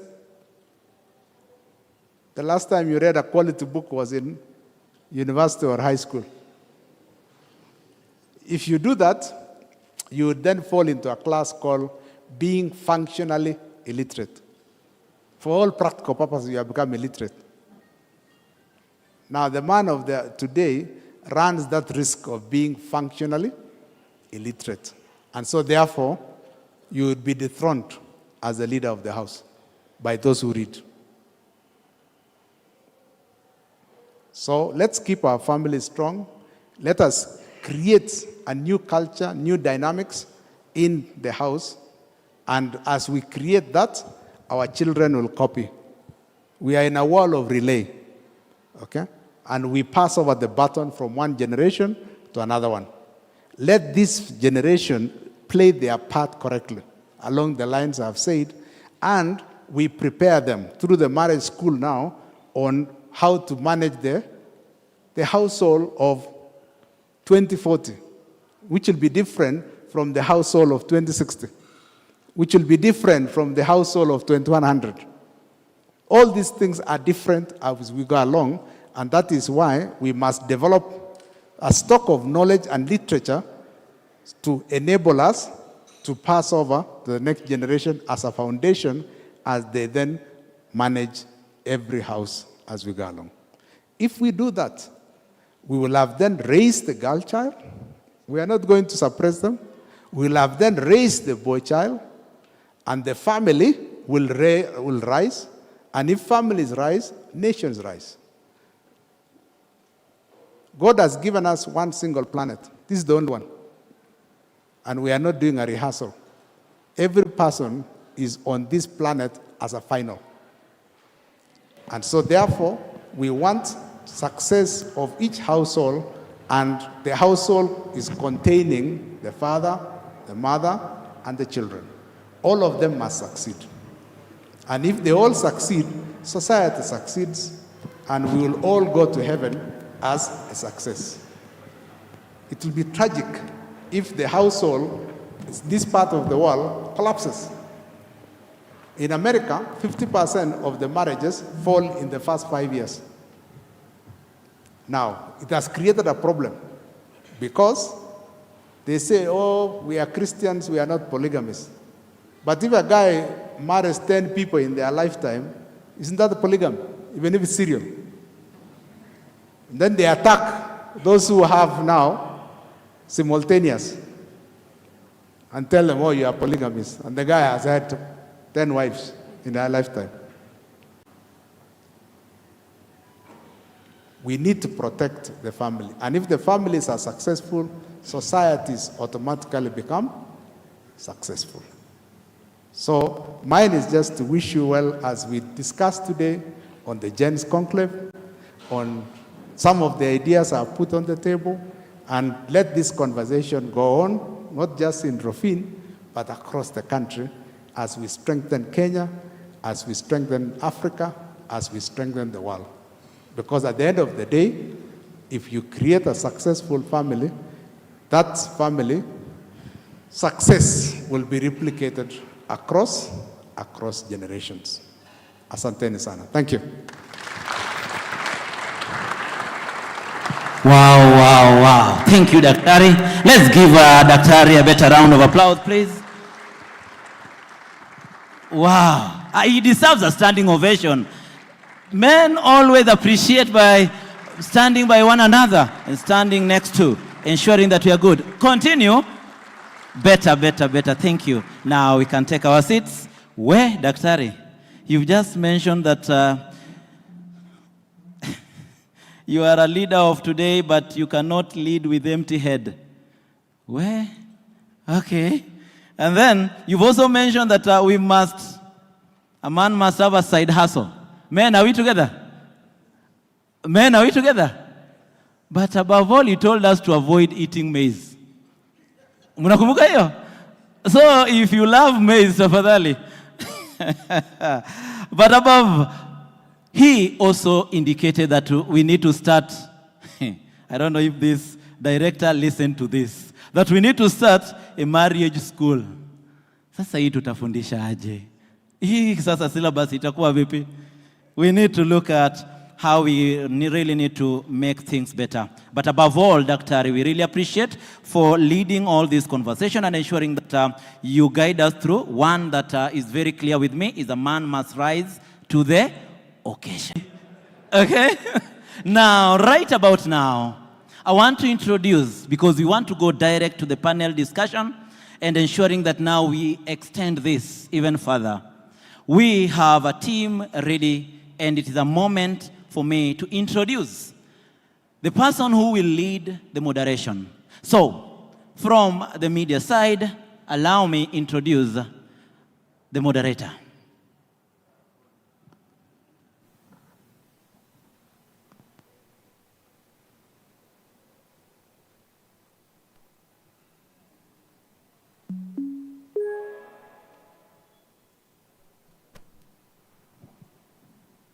So the conversation wants to start. We want to introduce the moderator, a lady who is known for great conversation, a lady who believes that she's a Kenyan by choice, but a Nigerian by birth. You know the lady? For the longest time, we've ignored what the young boy child is about, haven't we? We focused on the girl, we focused on maybe how they rise, and it's about time we had a conversation about how we can help our boys to rise. The Rofin Field Group of Schools presents its first ever conclave, the Gents Conclave, where we talk, we have conversations, we uplift, and find out ways to make this life a little bit easier to navigate for the boy child. So this Saturday, July 18th, we're inviting you to the Panari Hotel from 8 o'clock in the morning, where we will have a conversation about how we can help boys to rise. Join us on that day. These conversations are important, necessary for us to have a place where boys are included and where they are nurtured and where we commit to make sure that their lives are just a little bit easier. So ladies and gentlemen, to guide this important conversation, we are privileged to have one of Africa's most respected media personalities as our main moderator. Nigerian by birth, as mentioned, and Kenyan by choice. She's seasoned journalist and strategic communication expert with over 18 years of experience shaping public discourse through fearless, thought-provoking conversations. Ladies and gentlemen, to guide this important conversation, we are privileged to have one of Africa's most respected media personalities as our main moderator. Nigerian by birth and Kenyan by choice, she is a seasoned journalist and strategic communications expert with over 18 years of experience shaping public discourse through fearless, thought-provoking conversations. As the celebrated co-host of The Situation Room on Spice FM, she is renowned for asking the tough questions, challenging perspectives, and bringing out conversations that inspire meaningful change. There could not be a better voice to steer today's dialogue on raising boys who become men of purpose, integrity, and impact. Ladies and gentlemen, please rise to your feet and give a thunderous Rofin welcome to our main moderator. Let's rise and give a thunderous appreciation, welcoming the lady in the house. Thank you, Ndu. Welcome. Thank you. Good morning, everybody. I had to look and wonder who that is. But I'm glad that, please, my goodness, please sit down. We get to the point where we hit the nitty-gritty, don't we, at this point where we have a discussion about some of these things. But we're not going to do this alone. And there are people who have been picked to then have this conversation with us. Boniface, one of the things we're not going to forget today is that Julius has said you must have a marriage school. So we're looking forward, 5 years, maybe shorter than that. So in order for us to have conversations, people need to come together. And I heard a comment as I walked in this morning, and someone said, well, I thought this was a men's thing. Why are we having women here? And I think that what you said cemented all of this together is because if we don't do it together, it's impossible. For the longest time, the only way that girls were able to rise is because they were supported by men. If we're now looking at the place where boys have that space, they must be supported as well by women. All right, so let's get into the conversation today. We're going to be joined by a number of people on the panel, and what we want us to do is to have an engaging conversation because these things are real. We can have them in a room here, but then we're going to go back to the house where our boys are, and it's real, right? Beyond the chairs and the lights, it's real at home. So I'm going to ask you to help me welcome the members of our panel today, and we're going to start off with a lady who brings a unique and invaluable voice to this conversation, the mother's perspective on raising boys who grow Ladies and gentlemen, our next speaker. I think what we'll do, let me just make that announcement so that we can catch up time, okay? Growing to responsible, resilient, and purposeful men. She is at the forefront of Kenya's economic and transformation. She currently serves as a senior policy advisor on MSMEs to the Cabinet Secretary for Cooperative and MSMEs Development. She gives policies to empower entrepreneurs and strengthen Kenya's entrepreneurial ecosystem. Ladies and gentlemen, help me welcome Ms. Rose Mwaura.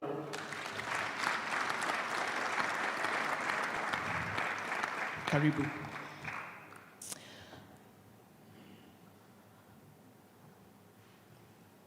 Our next panelist this morning is a distinguished healthcare leader, researcher, and educator with over 15 years' experience shaping health systems, leadership, and public policy in Kenya and beyond. Today, however, he joins us wearing a different hat, that of a father and a family man. He's here to share a father's perspective on raising boys who grow into healthy, responsible, and purpose-driven men. Ladies and gentlemen, please give a warm welcome to Dr. Shadrach Meme.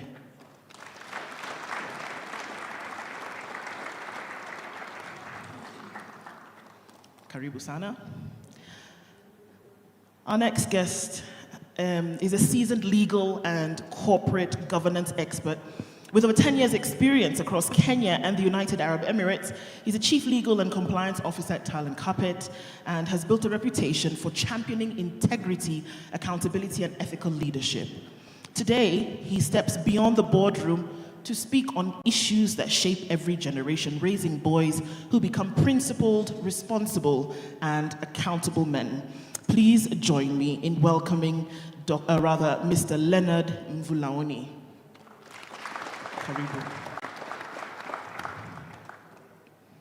You've heard from him, but he's going to serve on our panel as well.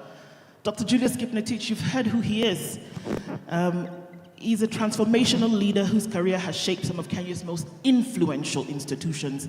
He's a regional CEO of Jubilee Holdings Limited and previously led organizations across board. Today, he joins the conversation with his perspective on raising boys who become the main character with courage and impact. Ladies and gentlemen, Dr. Julius Kipngetich.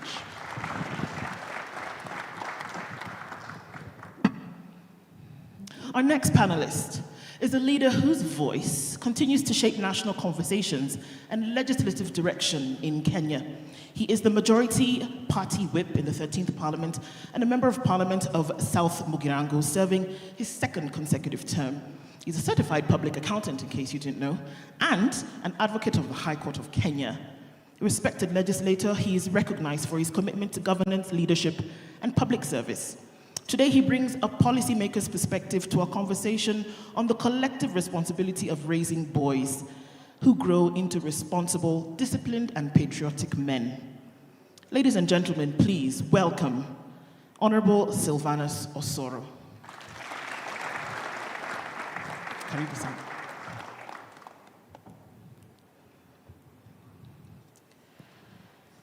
Our next panelist is a church leader with years of experience in pastoral ministry. He's one of Africa's leading voices on positive masculinity, intentional parenting, and transformational leadership.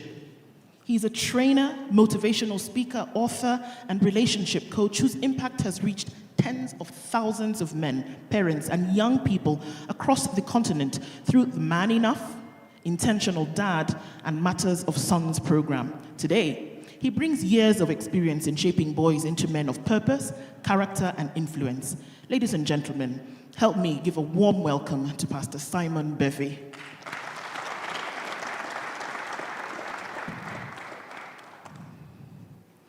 And finally, our next panelist is a speaker, a dedicated healthcare professional with a passion for advancing medical science and improving lives through quality diagnostics.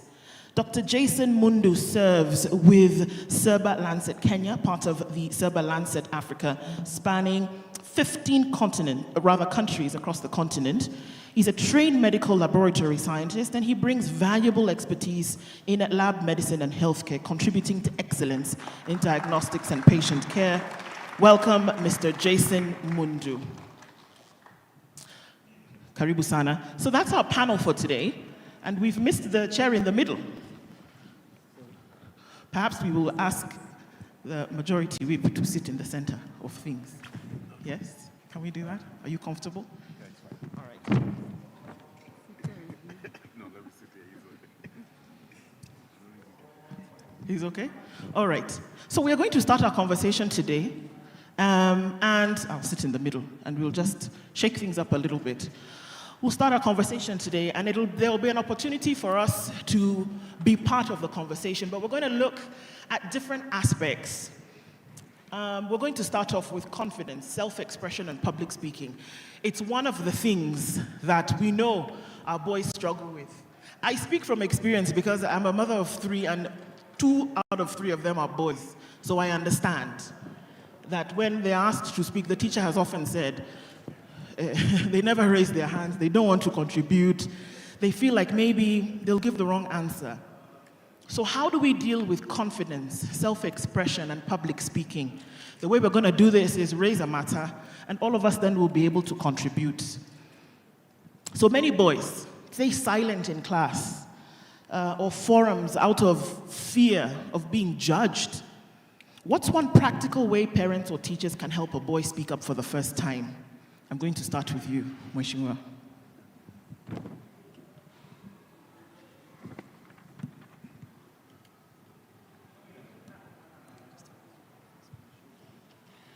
Thank you very much, moderator. My name is Silvana Zasuro.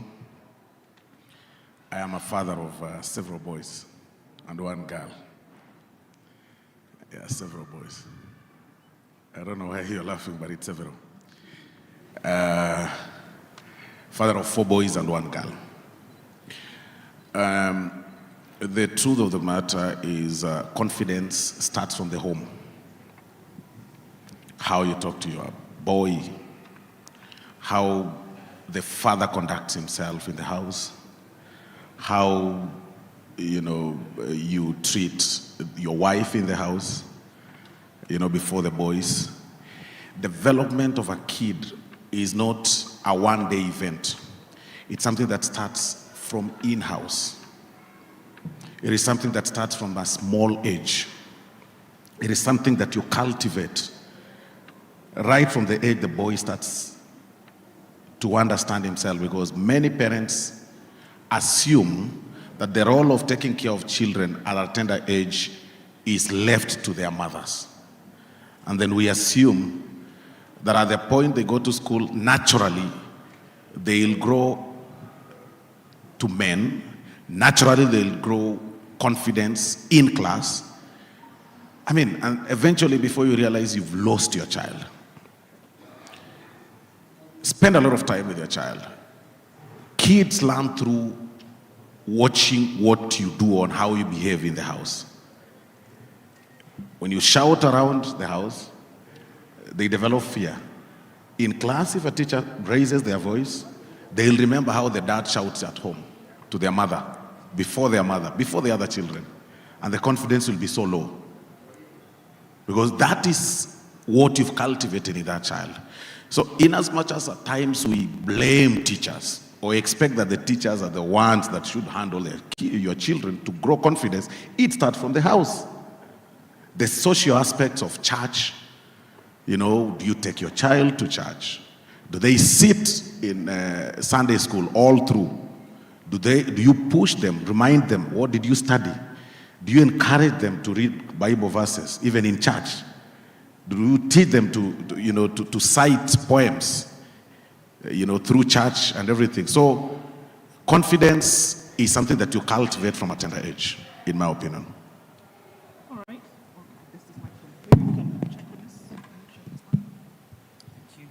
Okay, let's hear from you, Dr. Shadrach.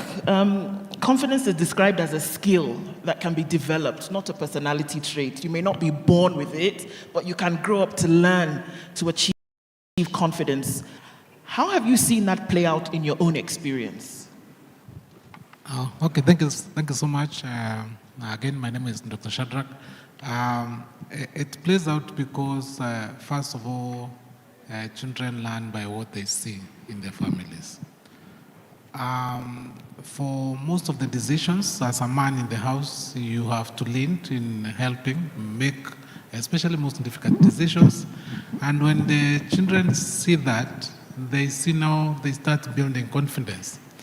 The other thing is, of course, by setting examples. I think the guest speaker has really elaborated on the importance of ensuring that men lead in almost all fronts. As a man of the house, if the boy child is seeing the father is leading in all areas, then it develops confidence. The other thing is, most of the families, we realize that the children are mentored in social places, either in church setup, which is even primary, where they're introduced before they even go to school. In our families where men don't go to any religious institution, you realize that most likely that even the boy child might not follow, go to church or an institution of religious nature. So by lack of that exposure, and it is a primary area where they introduce and they learn social skills, so they do not have an opportunity to learn. If you know, and studies have shown that in most cases, women go to churches more than men in Kenya. And that's why you see, by the ladies, by the girls following their mothers to church, they have that room for learning and getting more confidence. So from my own experience, I would want to say is that they learn by what they see, and men must lead from the front. Thank you. We'll come to you also as we look and continue trying to understand a little bit how you can build. If a boy freezes during a speech, we've seen that happen. You're outside and you're talking to people and you freeze up. You're not quite sure, okay, so what to do. What should a mentor do in that particular moment when it doesn't look as though it's going to get away from it? Jason Mundu, how would you mentor through that particular position? Thank you. Thank you so much. I think one of the things that I've seen when we are trying to raise the boy child, most of the time they will be quiet, yes. It's something that they end up completely getting offline. Sorry. And so you realize if you don't rise up to understand them, they will continue to be quiet. And at the end of the day, you realize we are not picking them up. Maybe to give an experience, I found this common when you get to secondary schools and you are called in a meeting. Then they say, we want to pick the leaders among the parents to mentor classes. But you realize the ladies come up.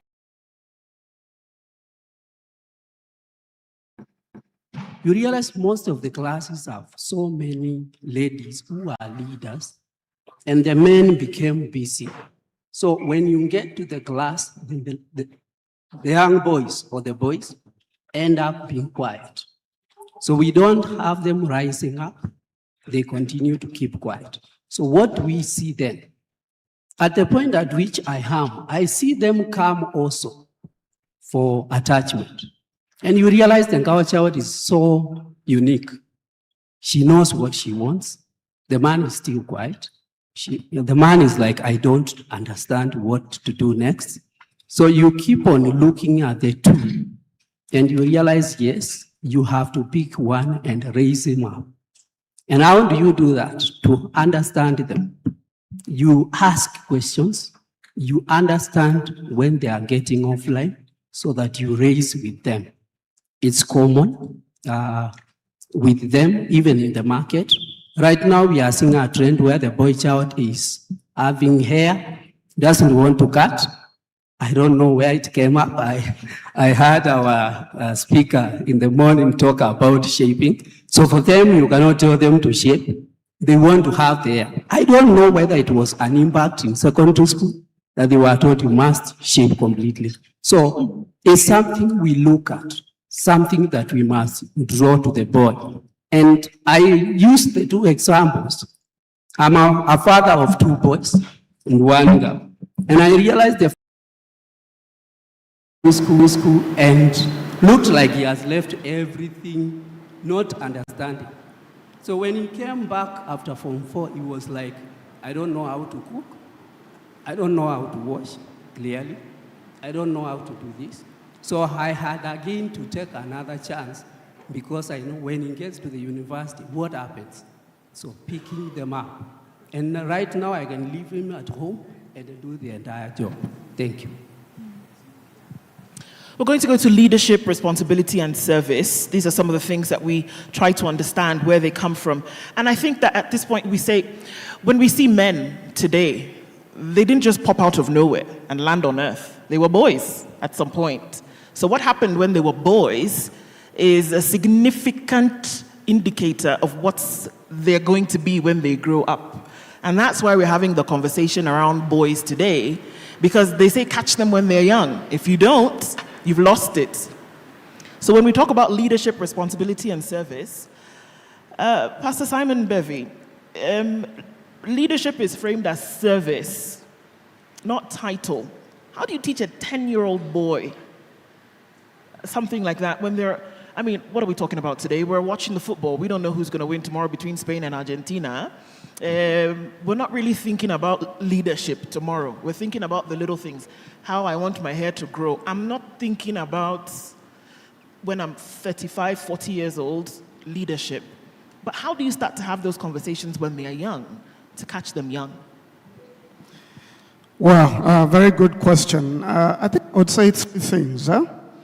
Number one, I think boys become what they see in terms of modeling. And if a man are modeling service, like if my son, and I have a son and two daughters, if my son sees me serving the mother, or serving food, or serving the society, because I usually go out with him, and we go to a children's home, and we serve together as family. And he sees me do that, then he begins to catch it. It becomes a value that is handed over. I think just going back to what we were saying earlier, part of the challenges we are having is that the men and mentors are not available to hold the hand of the boy to make him a man. Because boys don't make themselves a man. They are made among elderly men. They watch them and they want to become like them. And I think the big crisis we have had is that fathers are not really present, and then we don't have mentors. We did a study a few years ago that showed an average father in Nairobi spends only 9 minutes with their family a day, on average. The same study showed an average mother spends about 32 minutes, at least. That's 4 times more. And so when the man is not available, like I grew up without a dad because he passed on when I was 8 years old, I was at a loss. You know, there are many things I didn't know how to do because there was no one to hold my hand. I believe the quality of masculinity in the next generation directly is directly reflected by the men and mentors who will raise the boy. Number 2, so modeling. Number 2 is training. Just telling my son, this is important that you serve other people. Power, position, privilege of manhood should be used to serve, not to serve yourself, to serve others. And so as we teach the boys the value of service, then they'll begin to do it. Lastly is affirmation. When my boy comes and tells me, hey, by the way, and I used to do that when he was younger, I would catch him serving others and reward it. So you come and report himself and say, oh, I helped the teacher today, or I helped mom today, or I have helped you with the car today, and then I affirm and reward that. So what is affirmed gets repeated. So we model, we teach, and we affirm. The more we affirm, the more we get back. Okay, taking responsibility is a big one. I remember growing up with 2 sisters and a brother. And for a period, we would do everything, and my brother would be sitting somewhere just with his feet up, and we would wonder, we say, excuse me, is this guy not part of the family? And we would always tell my mom, hey, come on, this guy has to. And so at some point, it was deliberate that she said, when these are happening, bring him in. Not even just bring him in, but make him do them as well. He's not special, he's learning. And I shudder to think what would have happened to my brother, who is now much older than us today, but if he didn't learn to pick up a spoon or to clean up after himself, what would have happened if my mother continued to enable a situation where he was lazy? It's true. It sounds terrible, but he was lazy. But if she didn't do something about it, we would have had a disaster as a grown man today. So, what does taking responsibility look like, Rose? For a boy who's being excused or protected? Allow me to appreciate the presence of women in this room. We are so privileged to have this discussion and also be able to listen to the panelists here and my friend Julius, whom I sit at his feet even as we rise to various leadership positions. And allow me also to confirm that I'm a mother, and a mother of a boy, and a mother of a girl. And it's so disheartening when we keep on saying that leadership, we have to live. It's a responsibility we live in. It's not a title. But where does that start if we cannot lead from our homes? A number of times I keep on saying, and my fellow panelists has alluded to, and yourself, that you as girls, you're doing it while the boy was seated. It's because your mother was intentional that to pull along you in the kitchen to show you how cooking is done. When she's doing loudly, she'll show you how laundry is done. But what happens to the boy? The boy sits with a gadget. Of course, these days, every child has a gadget. And the better upgraded iPhone your child has, the better for you. You think that we've achieved because our children are having better gadgets. And so where does that leave the boy child in this home setup where as parents, we are not intentionally showing both our children that they have to take up responsibilities of leadership just at the start in our homestands, in our sitting rooms, in our kitchens, in our bedrooms, in every part of the compound. So it is very disheartening when I see also my boy, when we share responsibilities at home, they want to take a back seat and you wonder. And you look back and appreciate where we are coming from in terms of our traditions, in terms of our cultures, of saying, this is how the boy child has been told this is their responsibility. But we are living in which 10th century? The speaker has said in 2040, in 2030, in 2050, it's going to be a totally different ball game. So we must be ready now. If we are not ready yesterday, we must start now and take up the leadership role to show our boys. And I want to encourage the men around that don't feel that it is too low to sit down with your children and show them the right way of the life. Because a lot of time you've left us mothers, I cannot be a man. Even if I try to wear a pinstripe suit, it will not happen. So a lot of times you've left us to show the boy child what they need to do. But there are responsibilities that men need to take up. There are things that I may not know as a mother. Yes, I've learned them. Yes, I'm leading other men in institutions, but in the family setup, that will not happen because the men need to take up the leading role and show the boy child. I want to mention a bit about the confidence of men because even as yesterday, I was having a conversation with my boy, and they say, what is the issue? Why can't you open up and let's have open conversation? Say, I'm still trying, Mom. I'm still working on it. It is because the men have been left behind saying it is the work of women to show everyone how you need to be confident. How do I know how a boy operates? So as a mother, as a woman, we still want to appeal to the men. Please join us. Let's complement the strength that we have and bring up a wholesome child. Every child has a different gift. If you look at your fingers, they're all different. So it is our children. Some are longer than others, others are shorter. So it is. Moses was a stammerer, but he led a very big group to be redeemed. So it is for us to encourage the different children we have, whether boys or girls. They have different strengths, but they can come out to be very important people later on. It is a matter of saying you don't have to be flawless in your communication. You can still communicate. At times we think in our mother tongue before we can translate it to English. So think in whichever language, whether your strength is mathematics or finances, whether your strength is English or literature, think like that and you communicate. What is the impact of what you're communicating? A lot of times when you see that type of communication that is going around, people stand up on stage, they just say things, but they don't imagine what is the impact of what they are communicating. I leave it at that. Thank you. Thank you for that. And of course, we're going to have an opportunity to discuss some of these things. We're going to jump around a little bit because I want to come back to Pastor Simon over another matter because I know that at some point he must leave us. But we'd like his impact on this particular issue. Men, boys, and even men today, I mean, I can't tell you how many times I've heard that a man is a sissy if he shares his emotions, and that's weakness. Do you cry? Honorable Osoro, at some point, when you cry inside when nobody's looking at you. I mean, you can admit it's okay. If you... You know, we have been raised in an African setup that has made men believe that crying is like a taboo. It's a sign of weakness for men. And it's quite unfortunate. And that is why we're losing men,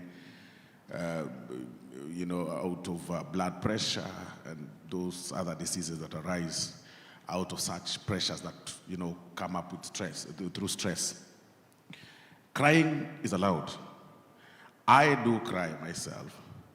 But the difference is that I can't cry before people, or before my wife, or before my children.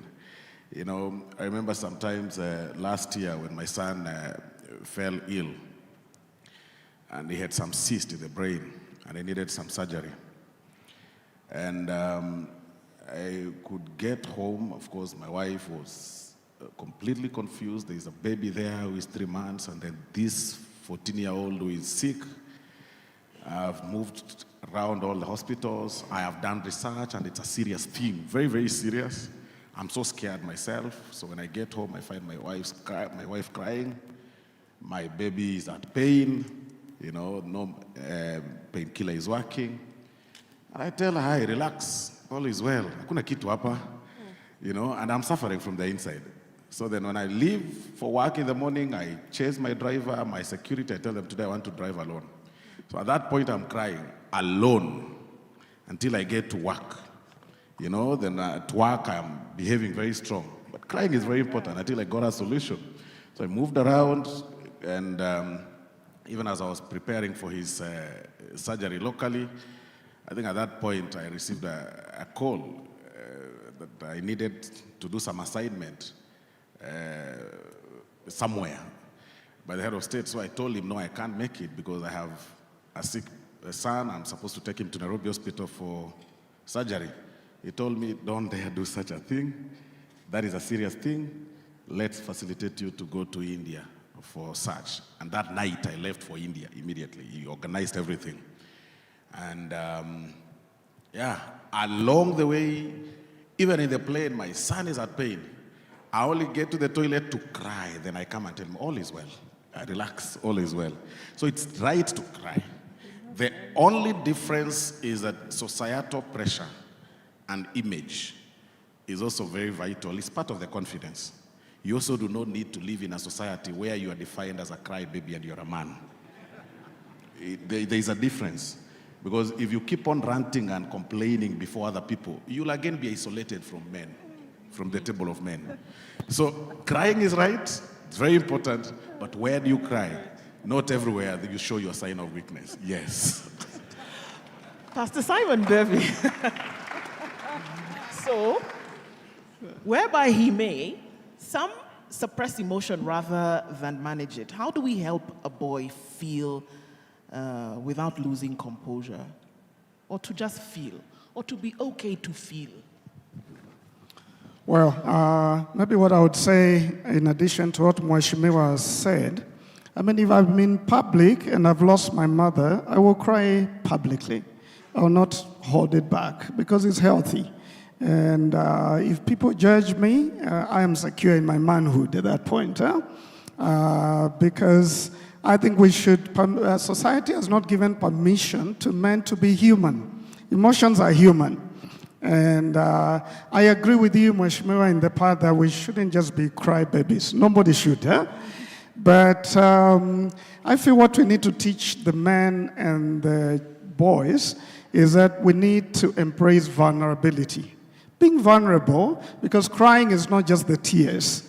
It's being able to talk to a counselor and say, I'm going through a rough time. To talk to your dad and say, I don't know what I'm doing. I need your guidance. That is vulnerability. That is saying, I need help. I'm a man, but I need help. And so we need to teach the boys to be vulnerable and to be able to share what they're going through. And I mean, that's why if you look at suicide rates in Kenya, it's 3 times more men die by suicide than women. And part of it is a woman is allowed by society. She's given herself permission to go and find help and cry about her problems. Cry, not just the tears, but find help. But the other thing that challenges men, as Mheshimiwa was saying, when men are given a safe space, because we need to be safe, I'll not go talking to him and everyone else about my problems if I don't feel safe. So if I create a safe group around other men, then I can be as vulnerable as I can there. And that's what we're trying to do. We try to do with the Man Enough. Get some men together.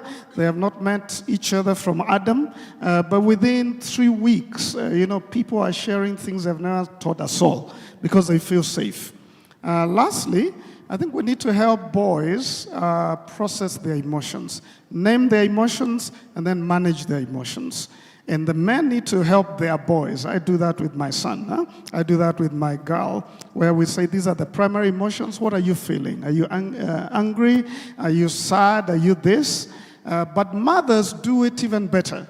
I think that's why we started a Mothers of Sons program, to help the mothers realize one of the greatest contributions they have in society is to help the boys and the rest of us know how to name our emotions and manage them, because you naturally do it. A lot of men, when you ask them, how do you feel? They say bad. Now, bad is not an emotion, but nobody helped us know what anger looks like, it's okay for me to say I'm angry with you, Mheshimiwa. I'm not, I'm just giving an example. Or I'm sad with you because of something. It's okay to say that, but who teaches me to do that? The girls find it easier and they get socialized by their mothers, but the boys get left behind and they're told, don't be a sissy, don't cry here, big boys don't cry. So I think the balance is what I'm saying. Let's not have crybabies everywhere, but let's give permission and train the skill of being vulnerable and managing our emotions. Name them and manage them, process them. Thank you. I know that's going to come up at some point later on, even as we have our discussions and questions come. Dr. Membe, you seem like you need to contribute to that. Yes, please go ahead. Go ahead. Yeah, thank you. I really wanted to stress that crying is one way of expressing emotions. It's not the only way. The difference between a boy and a girl is how we are socialized. Some of them talk out their problems. And by talking out, they relieve stress, and it's a way of emotional expressions. So what we'd want to encourage, especially men, is ensure that you have a way of talking issues, and in that talking of the problems, you're able now to express yourself emotionally. Unlike ladies, the other thing, of course, we need to understand is about the personality trait, because men would slightly be more reserved. Until the climate is created for them to talk out their problems, then they might not be able to willingly do that. And it's also good at home. You can have men-to-men discussion. You can, like I do, I call my son once in a while, we have a discussion, we share, and sometimes we say, no, this is the boys' talk. It's not about ladies now, because for them, they have their own discussions. Now we discuss as men. So that way, we are also able to express, and sometimes I find those discussions, he is able to say something that in absence of me prodding and following up, he could not have said it. Thank you. Okay, and one of the things that comes about here is discipline for all of our children. So Leonard, what does healthy discipline look like versus punishment-driven discipline? I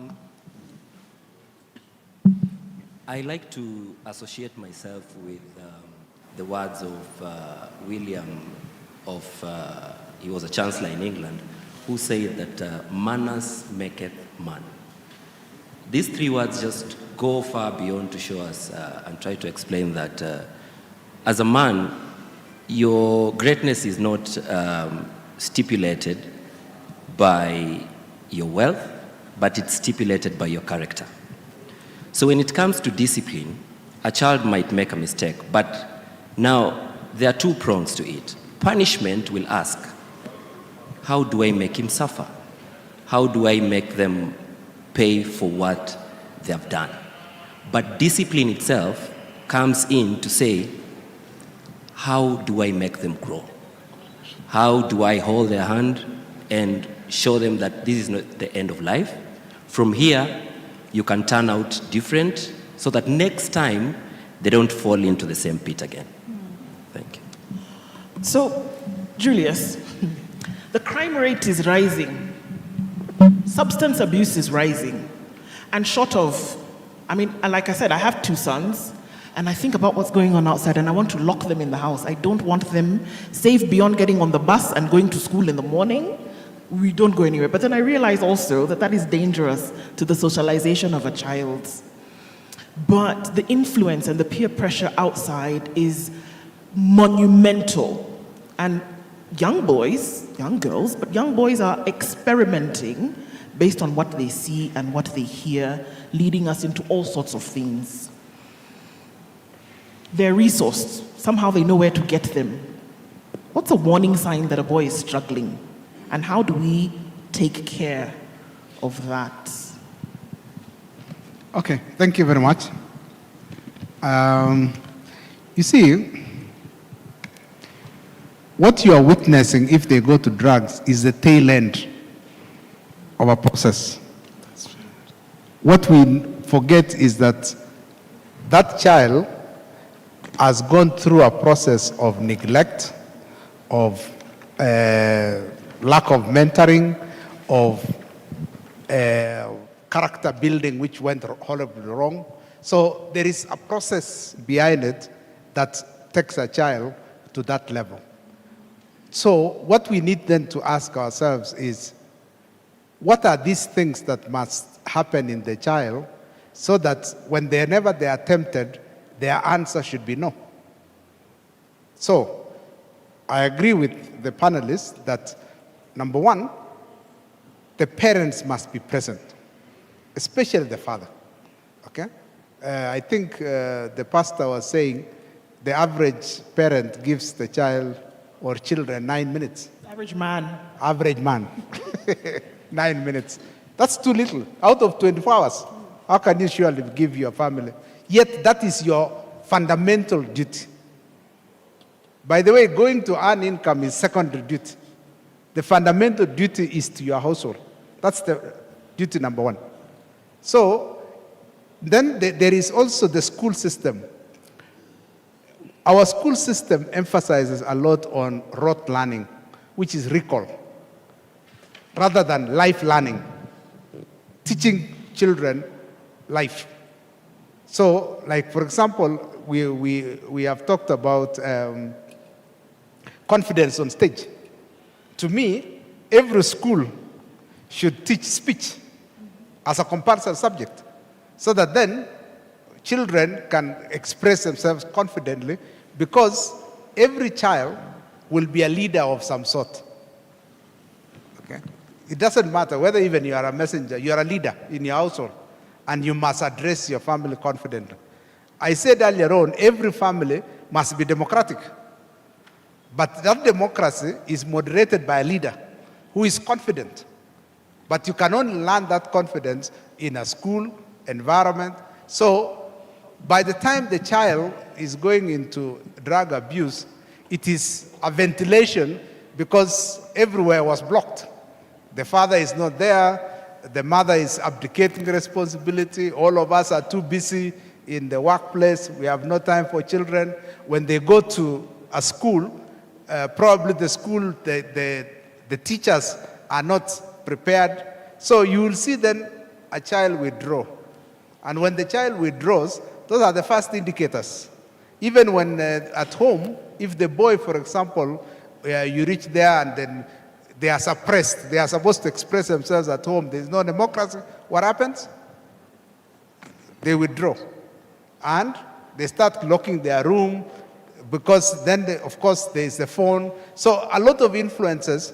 So by the time the child, therefore, goes into drugs, you are actually, it will be the last stage of failure. And so it is important that we encourage our children to state their problems, to even say what their friends are telling them. So that then those are things which the indicators to say there's something wrong, let me go and see that parent. But see, now you are working, slaving endlessly, you forget the family, and so therefore you have no time to spot a child who is then drifting out of good behavior. Thanks. Jason, how do we then say that you can start to raise strong boys who will become strong men with issues that include respect, empathy, and self-control?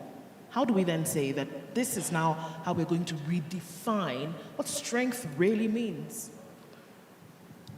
Thank you. I think one of the things that I look at as a parent is to be present, as he says. Because, as he says, that gap where you are completely out of the house, then things start to work out. So before you come in, you realize things already happened.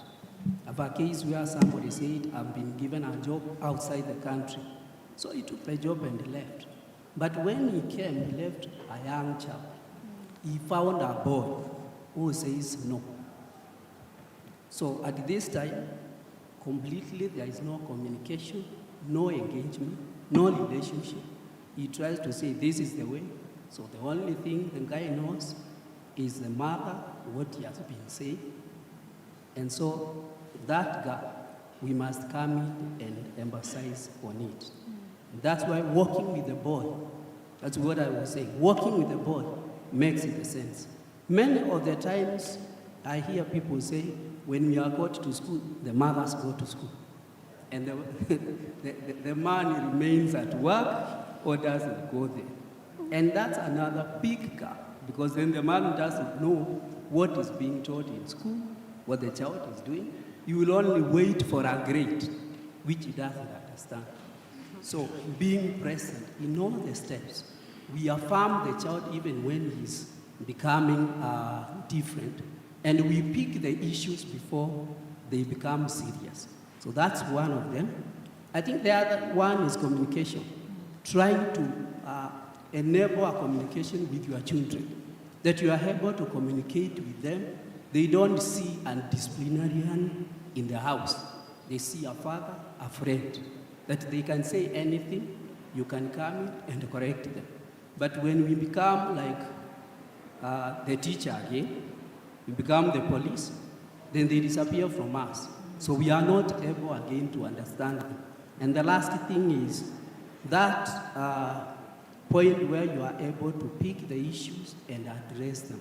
Because sometimes we await, yes, either you are called to school and told this one is happening, you await, but still we miss the whole thing. So important to pick the issue and address it as it comes and affirm the board that you are doing this, you are getting to this, you will become this, and we get to where we are going. Thank you.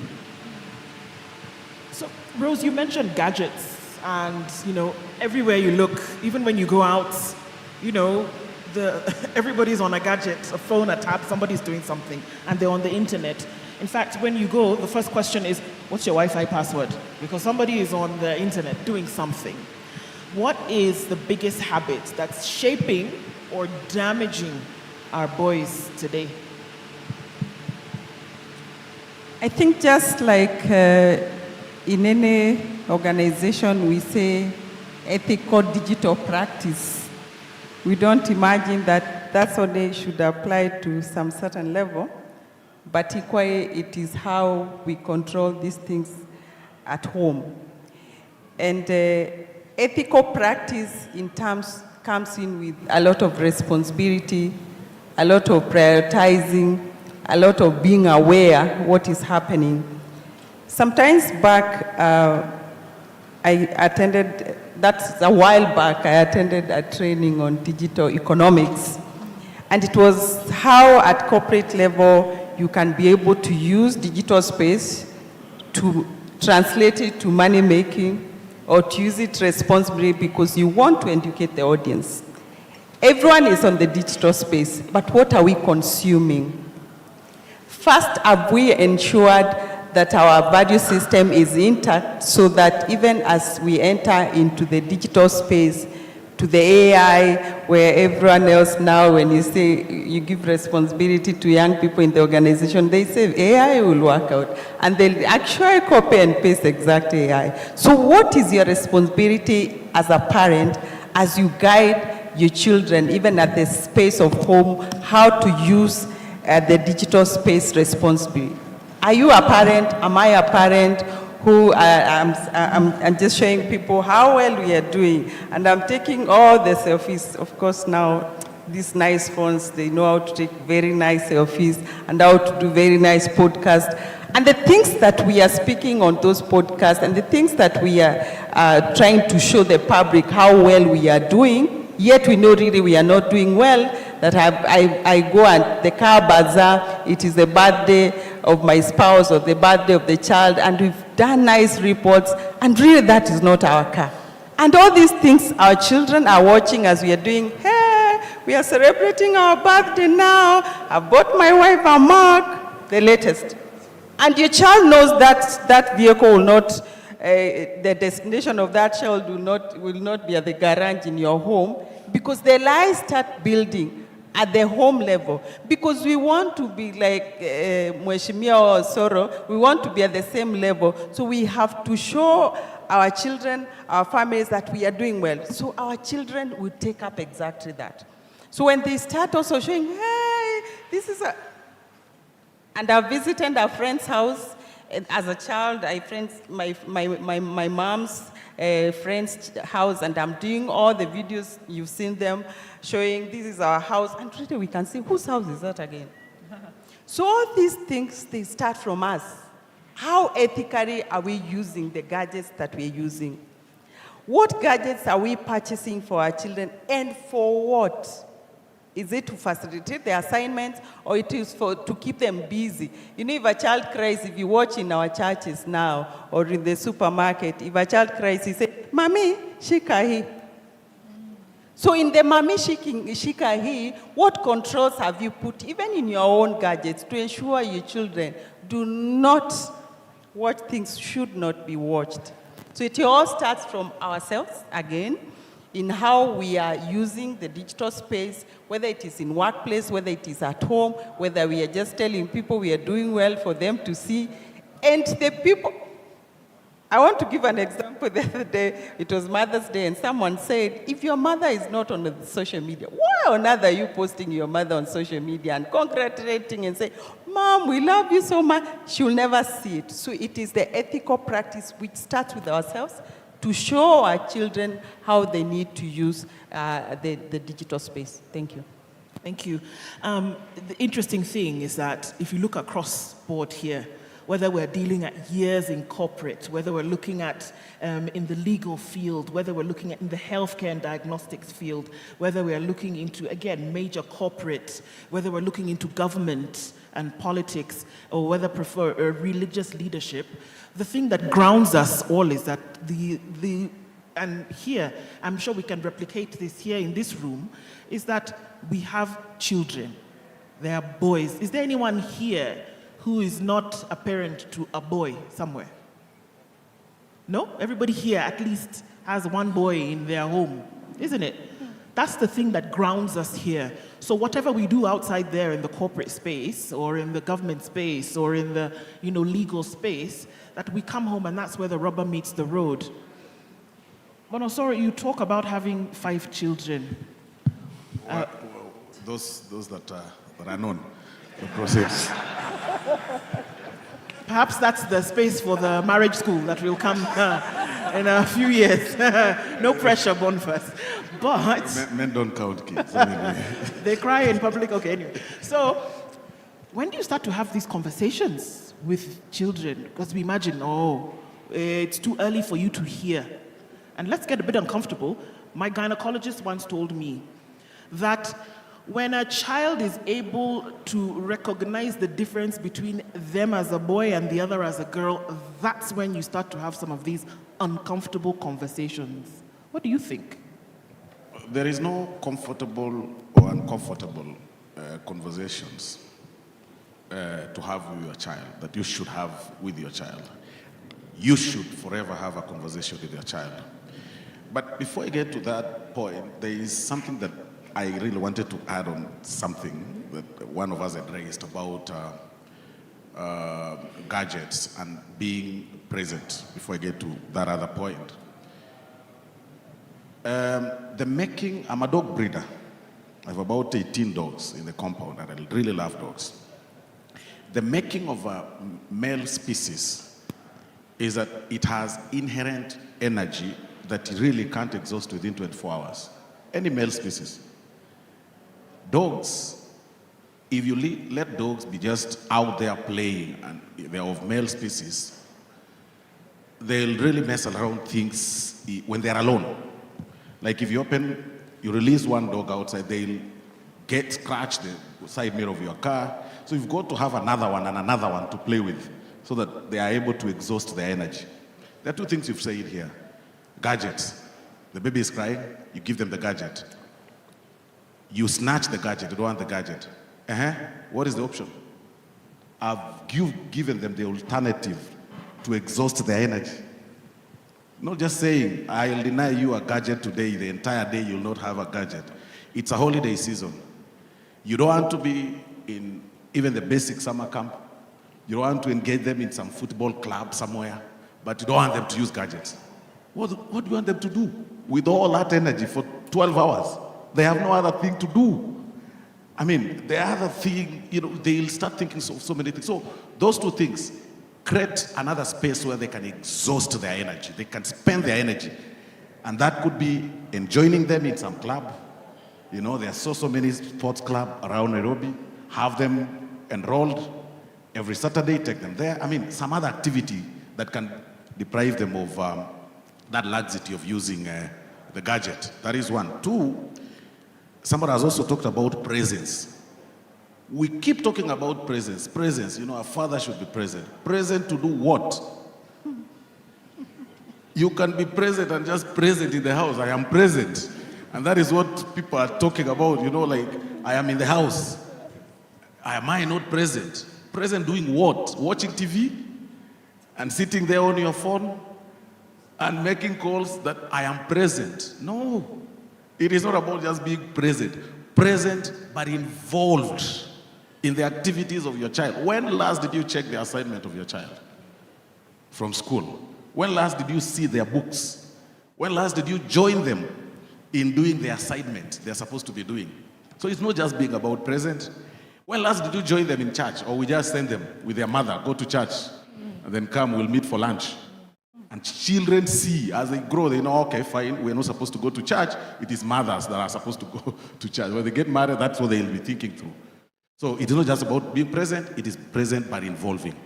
So to the question that you said about conversation with your child, even the format of conversations, I'm really an ardent reader of books, and I think some of the things I'm raising here are the things that I've read over and over.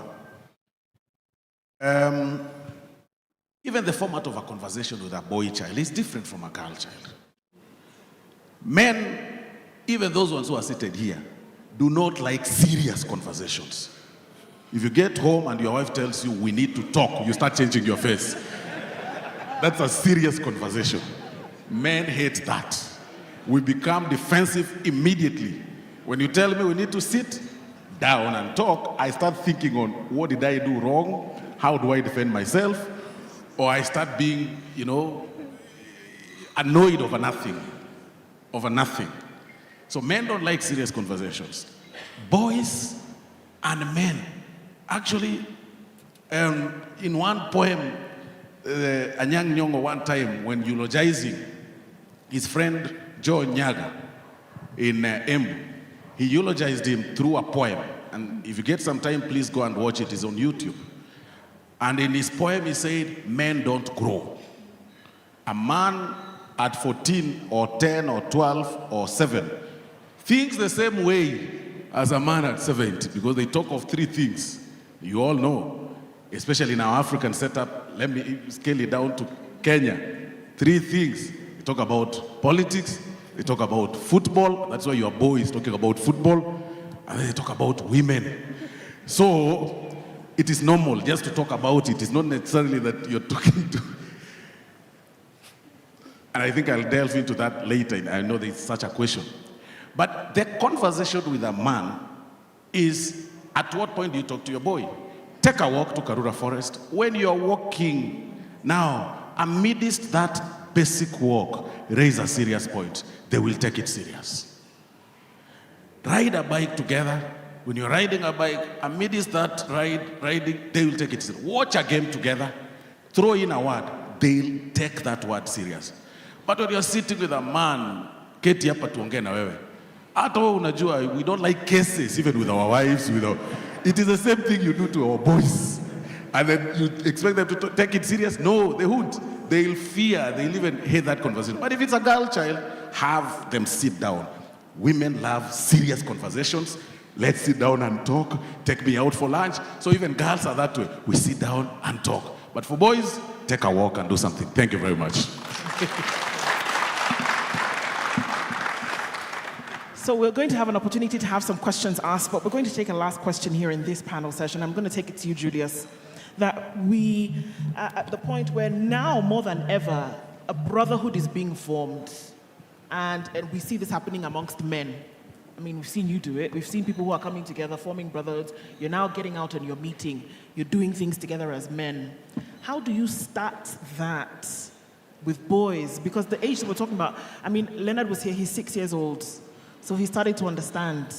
How do you do that now to say you can actually form these, there's a great word, conclaves, whereby you say you can actually share with one another from a young age, growing up to practice? Okay, I think that begins at home. The parents, both the father and the mother, must be deliberate on what activities that you want for your child. So, and as they go to school, for example, from the age of 6, then you then have a conversation with the teachers, what kind of activities that brings then boys together, and then also boys and girls, so that then they have balanced development as they grow. So it has to be something which is deliberate, and I agree with Sylvanas that you must be intentional and you must involve what are the activities to expend their energy. So it is something deliberate that you must plan for, and you can even read books. What are the things that interest boys and then bring them together so that then they can have conversations, because they build on these things. When they now grow older and they are slightly independent of you, then they remember those activities that bring them together. So, and this is now at the desperation level, because we have now challenges where men commit suicide because they don't have friends.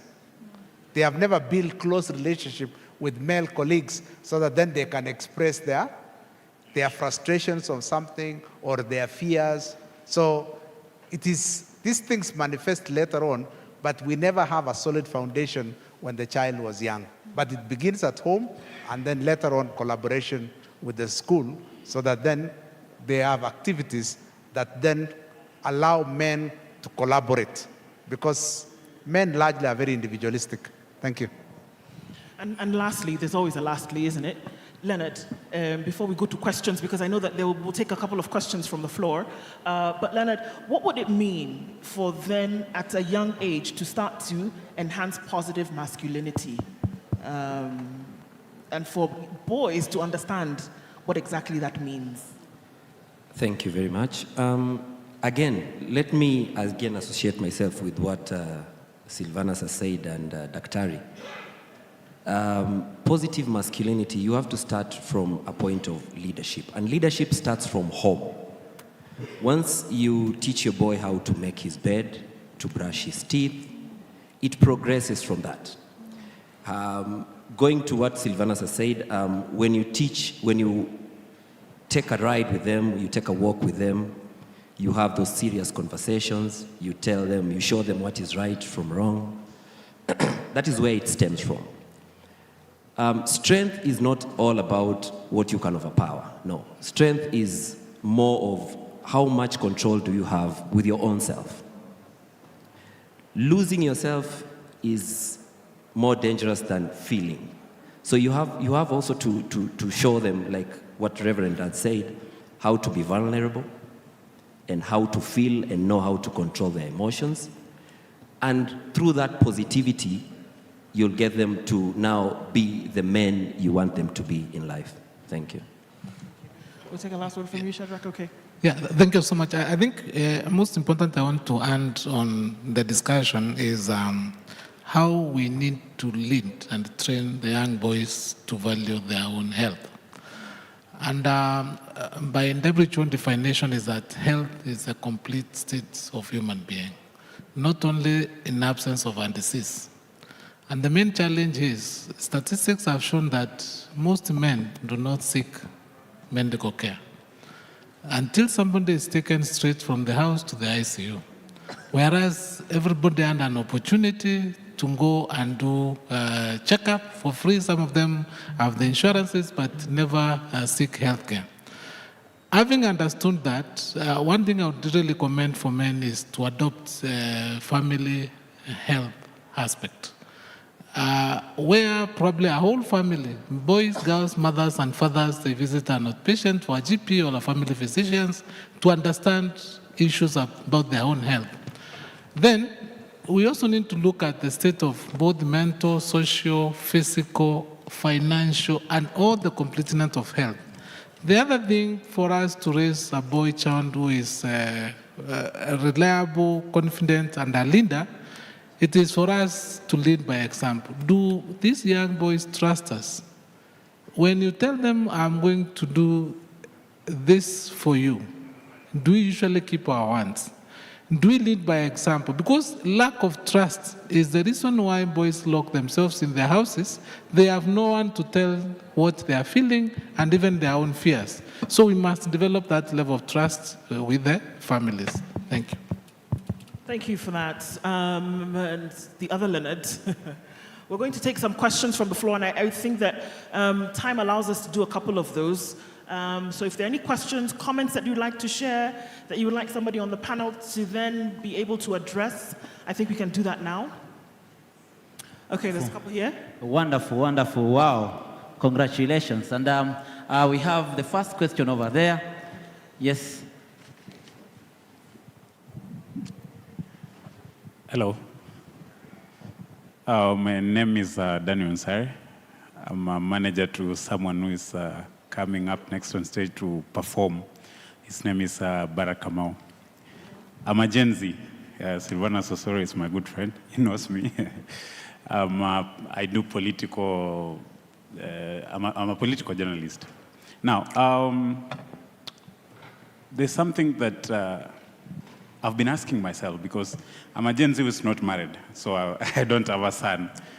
At what point do you get to talk to your young men on issues marriage, number one?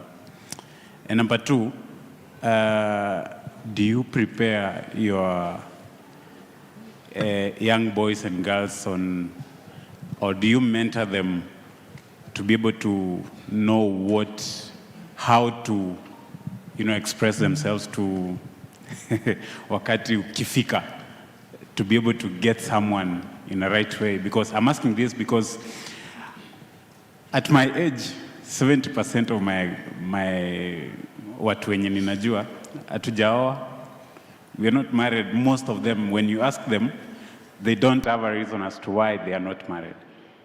So do you really, you as parents, do you talk to your children on issues, marriage? Because that's key. Thank you so much. Thank you so much. I'll pick another question from here. Good morning. My name is Dr. Lo Ngonga from Mount Kenya University. Personally, I'm a researcher, and I'm really interested on digital effect, whatever our children are experiencing. And one of the key issues from the research that I've been carrying out, we have realized that men, we are the precursor of our children's behavior. Why am I saying so? Is because from this research, which I carried out in 47 counties, I realized that one, female children attend churches with their parents, with their mothers on Sunday, and on Saturday you may be able to find a father and a son in the homestead. Why am I saying so? From this research, I realized that children, mostly boys, are being exposed to pornographical material using their father's gadgets, father's phones. So the issue here comes that with the media literacy that teachers, that the school, that the parents are supposed to have to be able to enable children not to be exposed into this kind of content. The second thing, and I'm winding up, is about the AI. Currently, we are losing our children because they are going to generative AI to ask questions, even emotional questions. So if this child does not come to you, then they'll end up asking ChatGPT, Claudio, and any other AI about that emotion support that we as parents need to give them. And lastly, maybe to the question of panelists here. So how do we make sure that our young boys are able to become men? Men here, I say, because I've seen these, they are also trying to be attracted to people of the same sex. And this is an issue that we need to talk openly. Thank you very much. Thank you. I'll pick another question. Anthony, we have someone there. We have a parent there. Thank you.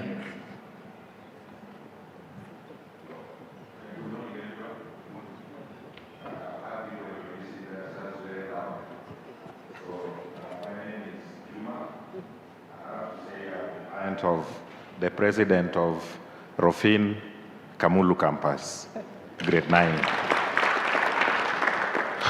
I have 3 boys. There is an issue, I don't know whether I'm the only parent facing it, and I will want to hear from also the panelists. Osoro, I'm your neighbor in Homa Bay County. So you find that these children, they are quite exposed to an extent that they try to challenge us when it comes to matters IT. And when we want to advise them, you find that they also advise you on how to advise them. A recent example, I came home with this, there is this machine for washing the car at home. So it was broken into parts. So we had to come and connect it so that we can start using it. And no one in the house could know how to connect it. And the boy was like, you people are not serious, bring this thing. And in 2 minutes it was done and functional. The other day, a remote was dismantled by the young boy, and we wanted to watch the football.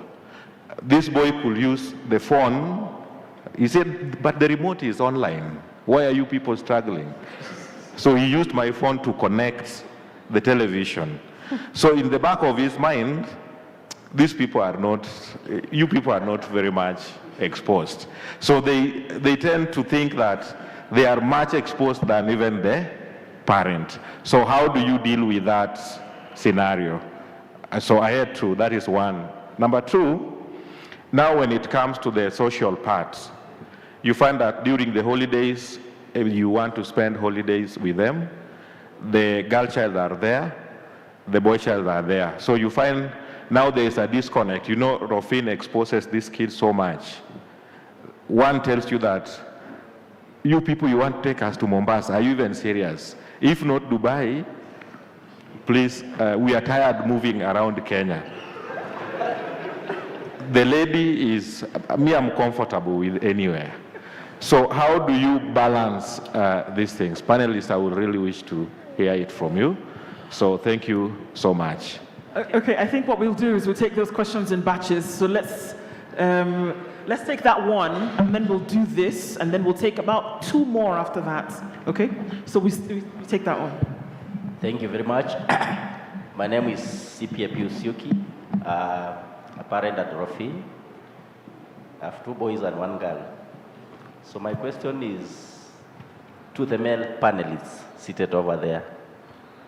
You've really talked about men getting involved in the raising of their kids, being present and involved. If I can be the devil's advocate, or if I can speak on behalf of almost all men here, especially those men who are employed, you realize that they do not have that time. It is either work or work. They would like to be involved in raising their kids, and especially the boys, but they don't have the time. Especially those whose job schedules are not flexible. You find that some of them even work over the weekends. They do not have the time. Even those in the political space, like Osoro there, you find that most of the time they're in the rallies. They don't have any time to interact with their kids. So I would really like you to weigh into that. How do men create time to be with their families, and especially with their boys, to really help a majority of the men seated here? Thank you very much. Thank you. All right, so I guess we can start from the first batch, or we'll take from the last one. So maybe Jason, you can handle that last one that came, and then we can go to answer the one for. Oh, you want? In fact, I was thinking about you actually when these young men want to start talking about marriage or even relationships, where young boys are talking about the girl in their class who likes them, or otherwise. Jason. I think one of the things that I realize with the boys right now is that, yes, they want to say what they want to say, as he says, but they fear to say. So I've interacted with several of them who are mature, because we have changed them in the church, to see what happens. They are already in the stage of marriage, but they are not saying anything. So you ask them, what is it? They tell you, the girl is too empowered. What is it? I don't have money. What is it? So those are some of the things. But when he said, when do you start to talk to them about when they will get married or what happens? I think the best is, one of the things that happens in school is about teaching sexuality. So as they grow, you also come in and try to give information on the do's and don'ts as the school is trying to give the information. But when then they get to 18 years, the exposure is different. You start to explain to them different things in terms of what they are seeing, playing with the girl child, what would be the impact. But then when they get now to 25, then you start now to give them information that at this stage, young man, you need now to think about having a home. And you realize for the girls, they get married even by 20s, 23, 24, but most of the men now, we are talking about 30s, others going to 40, and they are in school, they say, I have to finish my school, I have to finish my PhD, and then they get to 45, so we don't know whether we will still get to somebody who is getting to marriage. But that aspect of 25, intentionally you have to get the men and explain them the root of marriage. And they will ask you many questions. I've heard them ask many questions. What happens if I go and the girl says no? Then you answer those questions. What happens if I go and the parents says, this young man looks very disoriented? What do? You also come in and you need a mentor at that level that you move with the young man to answer the questions. Even when he has identified somebody, you mentor them. And even when they are getting to the parents, you are present. So they will start to see what you are doing and what is happening, and they will start to see the strength and the importance of marriage. Thank you. All right, so we're going to skip to the end of the last question, and Shadrach will take that, then we'll come to the other. Yeah, thank you so much. I think the first question, the last question was quite key. How do we, especially men, get involved in parenting of the children? And even the other bigger question is, when does it start? I want to say, first, it starts even before the child is born. Personally, every time I take my wife for maternity, I'm the first person to receive the child. And the first thing I do is I pray for the child. And then, because the law has given us an opportunity to have what we call paternity leave, I make sure every day, especially for the period that I'm on leave, I'm the one doing, especially changing the baby, and I usually do that throughout. And this is very key because it is the best opportunity to develop bonding with the child. One thing and where we lose the battle, especially men, when it comes to raising children, is because we have very little contact with the children. Remember, this Linda has carried the baby for 9 months. So what time and opportunity will you get involved in parenting for this child? And I want to give a quotation there, a difference, especially in terms of the modern parenthood for the fathers. This, what I want to say is, one, there is a difference between siring and being a father. Because siring is to become a male father of the child. But fatherhood is about nurturing what is best for the children. It also means parenting, upbringing, and also rearing children. And it has also both biological, physiological, and even psychological effect. If the parent is not involved, especially for the male parent, then you realize this child grows with a lot of gaps. And I think somebody asked about conclaves. It is also good that for men here, because we also know in our society we could be having children who do not have their parents, it is possible to adopt within our society to ensure that there is always a father figure. And that's why traditionally we never used to have a lot of crime, we never used to have a lot of problems. Some studies were done, especially a question relating to crime. One time, there was a lot of crime around the Kawangware area. And then when analysis was done, it was known that most of these boys who were involved in crime came from the single parenthood. And the breakdown of that system, because there is lack of that father figure, the person to direct these children as they grow up, they end up in drugs, they end up in crime. So it is very important for the parents to be involved in rearing their children, raising their children from the day that child is conceived. Thank you. Can I add something on that last question? I'll just reiterate what I had said earlier on. Your family comes first, the job second. You will be with your family until the time you die. But you will retire from your workplace, you will retire from politics, and the people who will receive you, they can give you accolades, but at the end of the day, you will come to your family. So your family comes first. And then also, I know I have told you, you must raise more income. That's okay. But there are people who raise more income faster than others. So just remember this. Getting tired does not mean you have been productive. Okay, can I pick it up? I think the question about marriage has been handled. Juma, Cyprian, and Daktari had raised very pertinent issues that really needed discussion. He talked about time, and he even gave an example of myself on how we get time to even be here. I not only do politics, I run business, factory, law firm, something, and then politics, and then family. But family is my main business. I sit in a house in parliament, and I think it's out of that experience because I was in the last parliament, I'm in this parliament, where you sit with colleagues and you hear stories about their children. Some of them have run into depression because they gave it all. That child of yours is only 5 years old once. We tend to work so hard as though when we'll get money, we'll come back and find our children at 5. When we left them at 5, you'll come back and get them at 5. What are you working hard for? By the time you get back, your child will be 20.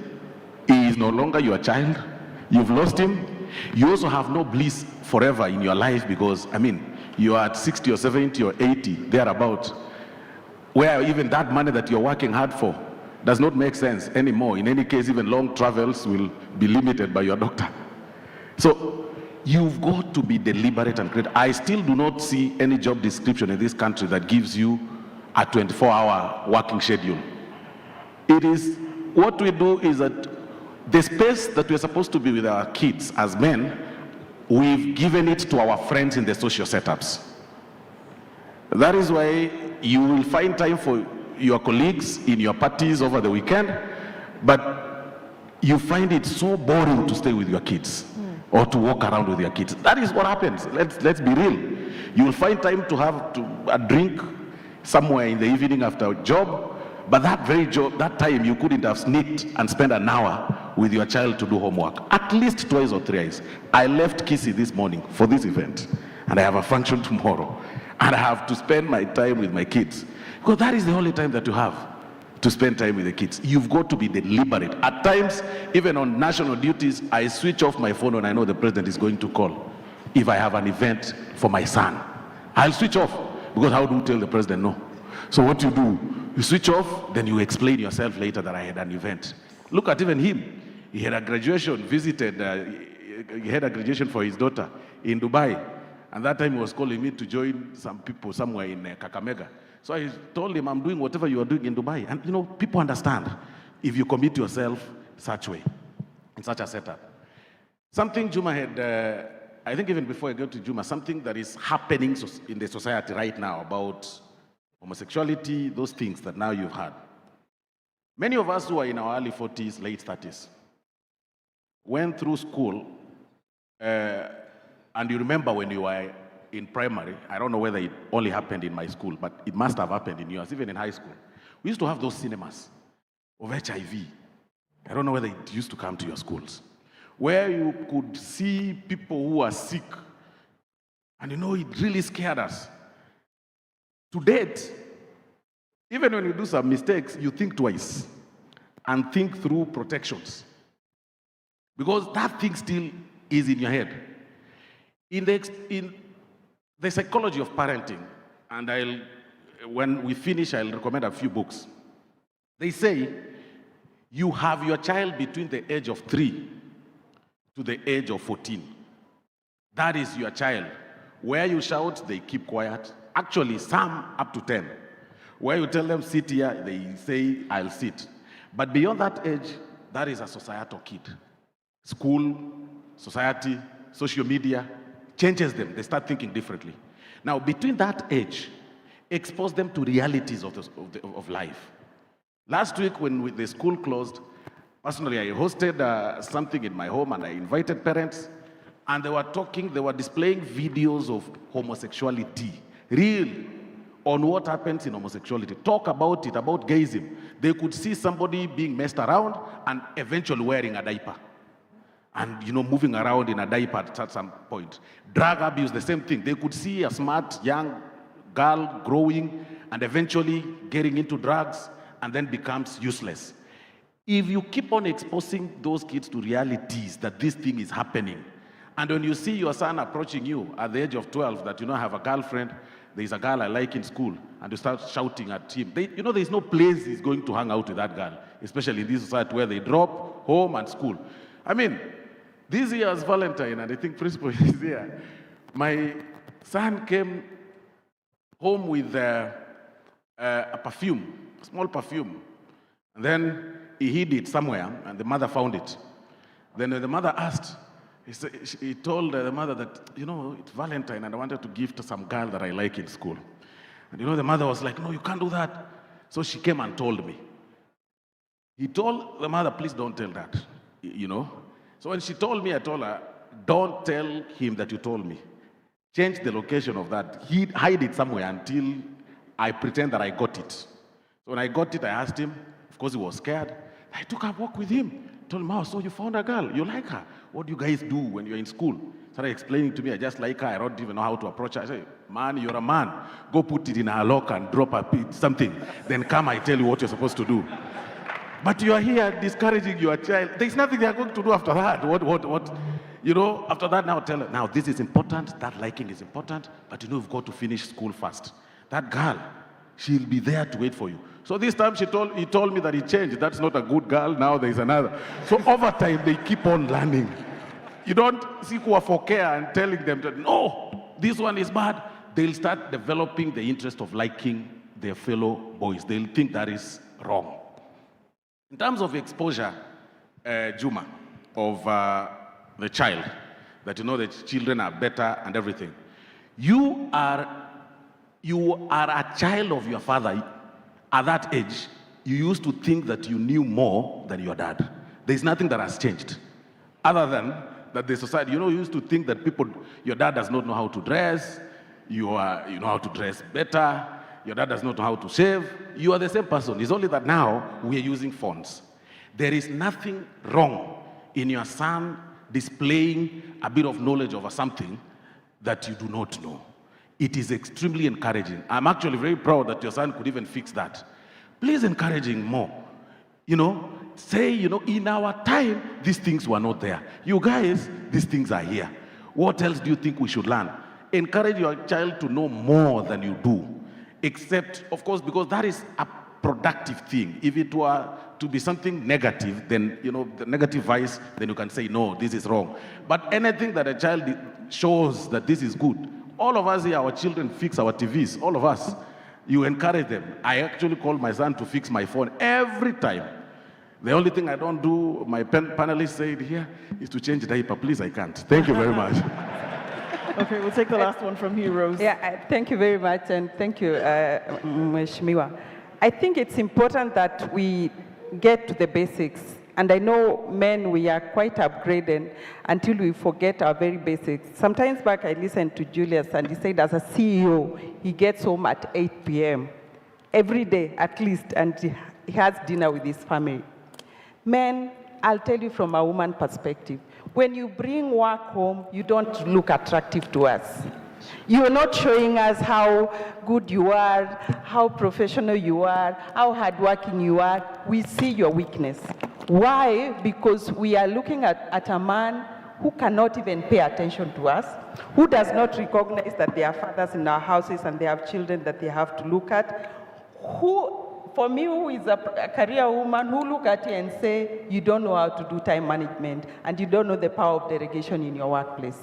So let's go back to the basic. Rather than thinking that we are showing our families, our wives, our children, how powerful we are when we bring work home.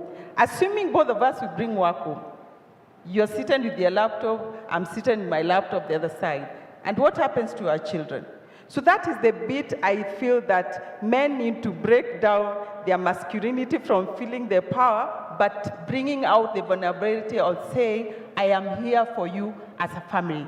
When you come home and you're not carrying your laptop or your newspaper that you only think can be read in the evening, you'll notice there's a bulb that is not working.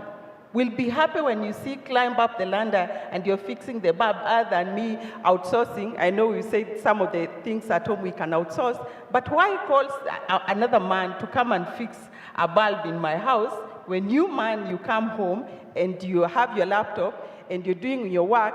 It shows how weak you are. And then you start saying, oh, the women who are in corporate now and they come home, they are toppling on us. No, we do not wish to do that. It's only you guys, you need to come back to the basics and say, family is important, I am here for you. I want to speak about, and I know Mheshimiwa has spoken about it, when you see your children being smarter than you.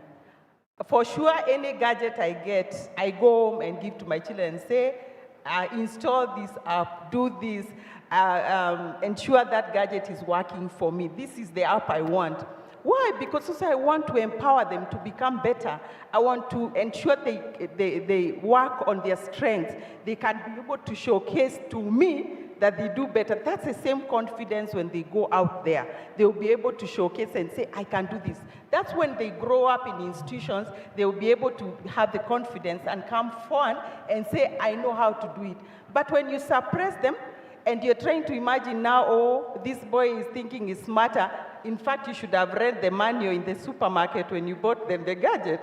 But it is important to appreciate the skills, the strengths our children have, the same way you do it in the workplace. For those who are in formal employment, please check the contract the HR gave you. It tells you that your work starts from 8 to 5. Because this organization appreciates family people, because they know if you're a father, you'll be responsible in the workplace. They know if you're a mother, you are responsible for your family, you'll be responsible in the workplace. So take it as a positive. When you are a parent and you can tell your boss in the workplace, oh, I have to rush home because today it is the Gents Conclave that Rofi in the school of my child has organized. Thank you very much. All right, thank you. I mean, quite engaging. And I just thought about some of the things that we talk about. And I just remembered, even as we close out this, that there's a bird called the goose. This goose, once its young hatches, the goose just stands up and it walks. And the little ones just follow what it does. It's called imprinting. So these guys, these young boys, they see what we do and they mimic what we do, especially men and boys. What they end up doing is a lot from what they see, or unfortunately sometimes, what they don't see. So I guess we can be the best examples for them as they start this off. Thank you to each and every one of our panelists to have this conversation with us this morning. And we'll, of course, have opportunity to engage. And I think that even as you're here, grab somebody, have a small, short, brief discussion with them if you need to. But I think this has been most engaging and most profitable. A round of applause for everybody here this morning. Thank you very much. Yes, let's appreciate them. Before they leave, Andu, you've also done a very wonderful, before they leave, guests, just a moment. I have some reactions here just to read, okay? There's the audience online are really appreciating the conversation. And one that is here is from Simba Lillian, 5533, a concerning rise of kids on social media. Kids are on every social media platform absorbing content that is mostly inappropriate. What can we do as a nation to solve this problem? That was a question that I was asked, and I'm sure the response is there. And then there's also another one that has just stated that I love this side of Osoro. Mheshimiwa. That is what has been indicated there. So I want to appreciate and inform all of us and even our online audience that these are our parents. These are our parents. These are not panelists from outside this scope. They are from the Rofinfield group of schools. And that is what we are creating here. Now, I'll request our director to join this team for just a group photo, and then after that, they will exit. So I'll kindly, sir, join the team, and kindly, we can step in front. This will be the best point to take a photo. Yes, sir. I'll also request the advisory council member to also join. Sabi, you can guide. Thank you so much. Let's appreciate the team of panelists, please, for the job well done. What was your takeaway in this? I'll be coming to you in a moment, and I have some trivia questions just for some rewards that we have around. So we have the photo there, the photo man. Kwani mmekuwa serious tena? You guys were so lovely there. Good. Perfect. Wonderful. Thank you. Thank you, and thank you. Thank you. Let's appreciate them, please, again. Wow. Miss Ndo, good job. You've done well. Was she lovely? How was the session? Amazing. Let's give it up for Ndu Oko. You can follow the conversations every Monday through to Friday on Spice FM, the Situation Room. You remember the tough questions, right? Yeah, I was listening to some of the questions. I'm like, wow, okay, this is interesting. Now, from this moment, I just want to pose a question, one question. And if you get it, I'll give you something. And the question is, who said these words today? You raise up your hand, you respond to it, and I give you something. A modern man must be well groomed. Mukono, thank you. Okay.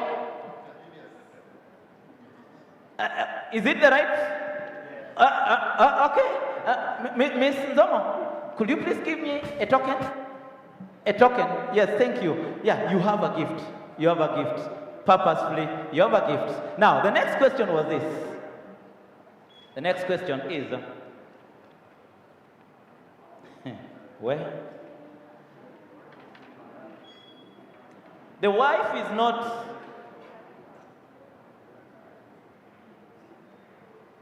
oh, okay. So, sir, just like that, a complimentary ticket for two, okay? Yes, complimentary ticket for two. Just imagine to you. That is how we do it. Yes. So there was also this other part of it. Who remembers the full name of the lady that was there as part of the panelists? Full name. Full name. Wacha tu. Okay. Rose Mwaura? Ngoja kwanza yende na confirm. You are the one to confirm that. Okay? Okay. Your take. Rose Mwaura? Is that the correct answer? I think he got it. You think he got it right? Oh, okay, perfect. Okay, so, okay. This is another one. Wallahi, complimentary ticket. Just like that. From Anga. Okay? Our partners. Then the final question. By the way, just to inform us, I want to appreciate all our parents and the panelists that were here. Do you know that some of them were in fact, landed to come for this session, and they are going back for their campaigns? Sijataja mtu, si ndio? Nimetaja mtu. Landed to ensure that the session is okay, and now on their way back to ensure that again they serve their constituencies. Then finally, we know him as a political, we know him in the political space, okay? During the intro, we mentioned some things, the profession. So leave alone Osoro, the politician. Honorable, the politician. Now, let's talk about the other side. Who is Osoro? Mkono. He has two. So, ni unataja yote. Ngoja. Usiwaambie. Na kwani huku ndio mnajibu sana? Siwacheni ni hami. Thank you. Amjasikia jibu. Okay, so this table, yes, alikuwa ametangulia hapa. He's a lawyer, he's a family man, and he has a factory that he runs. Bado, sindio? Bado. Okay. Mr. Silvanos Oyengo Osoro is a politician, he's an accountant, and he's an advocate of the High Court, and also a father of 4 boys and a girl. Osoro has to confirm. Mheshimiwa, ongeza moja ambayo hawajui. Is there another one ambayo hawajui? Kwa hivyo hajapata. Okay, so another ticket, Miss Nzomo, kindly mpe ticket. Let's appreciate all our fathers in the house. Thank you so much, our dear parents, for gracing this. At this moment, we want to unveil something. A moment that this conversation is not just happening here and ending at this particular point. We will be holding boys' hands starting from today. We've been doing this, but now we've made it in a framework that is possible, a move that will help us across the campuses, work with the boy child, mentor the boy child, ensure that we raise and ensure that above all, they are manning up and winning. And to take us through this, I want to welcome Sabi, just to ensure that we are good with the commissioning of our ambassadors and the champions as we unveil them here to ensure that we are ready for the mentorship implementation framework. Tafadhali, let's appreciate Sabi.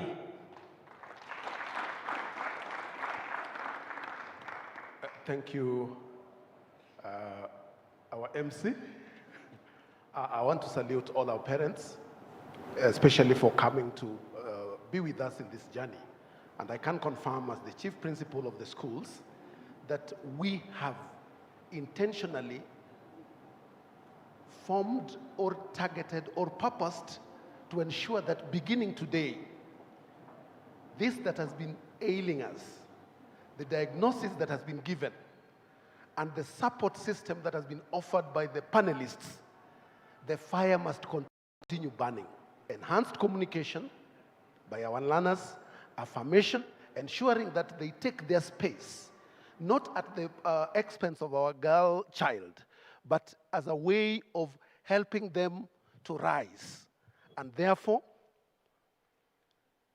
going forward, we have a team of staff that shall realize that this objective cuts across all our campuses.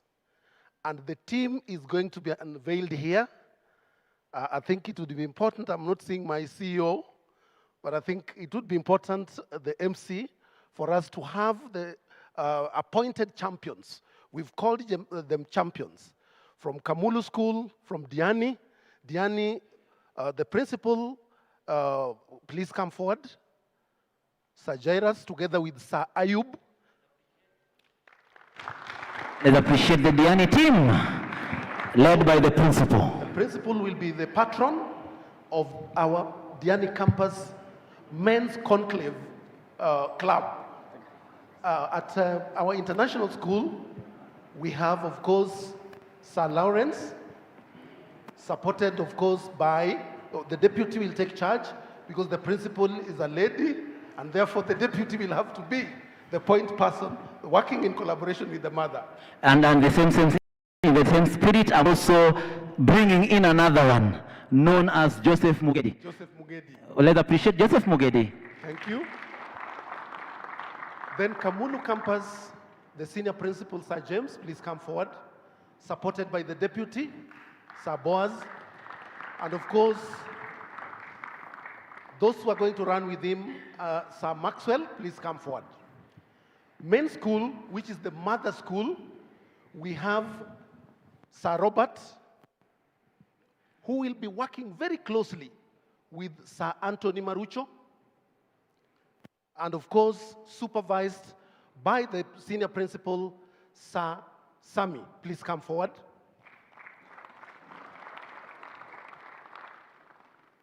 Then, of course, the kindergarten. For the kindergarten, as the supervisor to the group of schools, Mr. B speaking will be the champion for the kindergarten campus, as delegated by our directors. And therefore, I think it would be important for me to mention that we have the senior school. Our senior school, which is a new institution in the Rofenfield group of schools, will be led by Sir Washington, and of course supported by the deputy who had to remain in school because we have the borders in session, and that is Sir Alvin. So they will work very closely, of course, beginning today.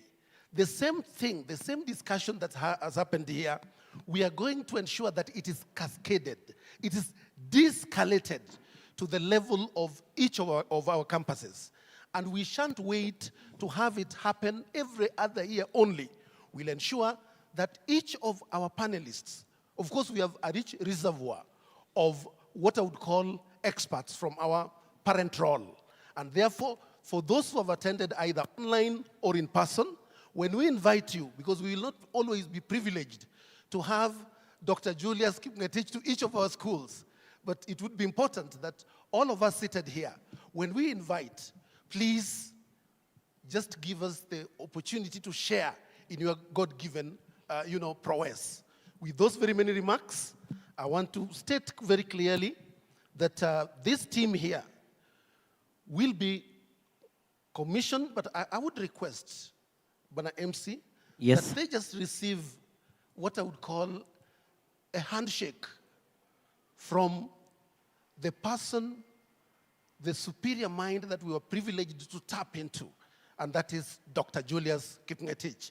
Please commission this team, and may they do what you have done here today for the Rofenfield group of schools. Thank you so much. Daktari, give them a word of wisdom, even as they take this mantle.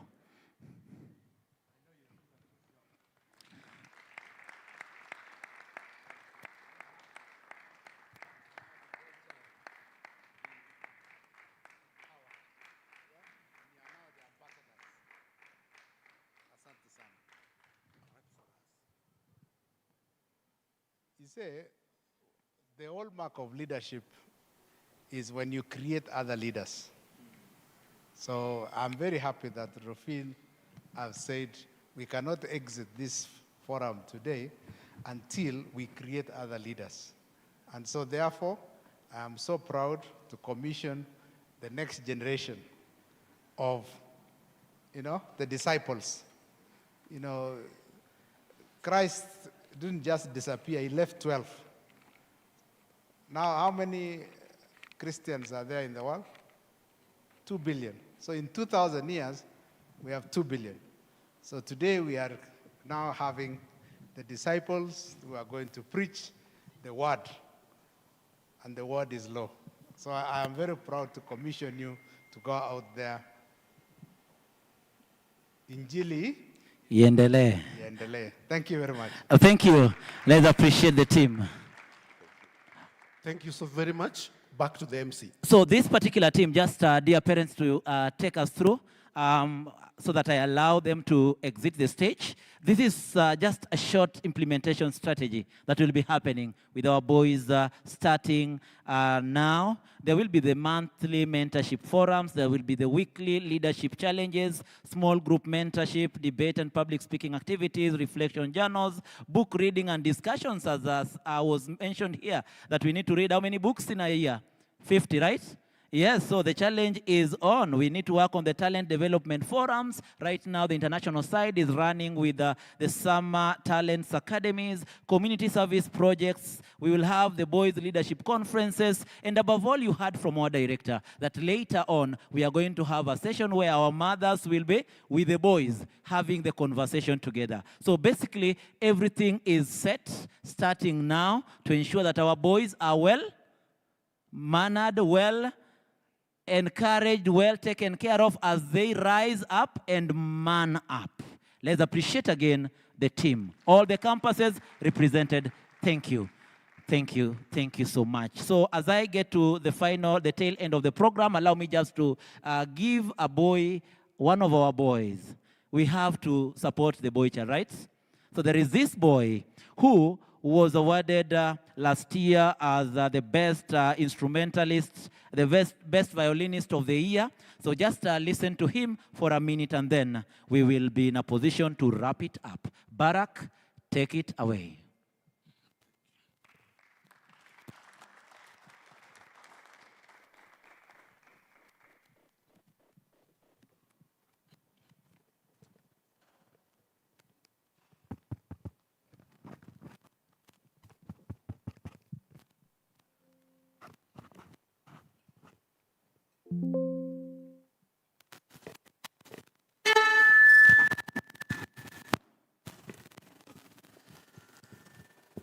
Barak.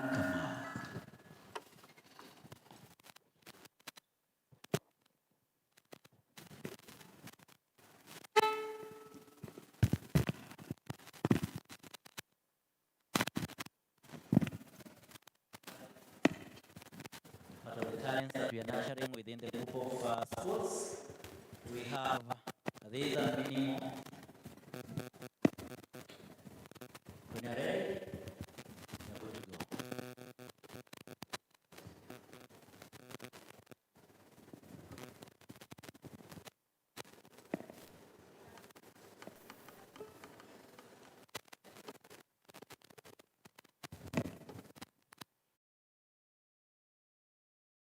Left behind of inexperience and raising boys who rise.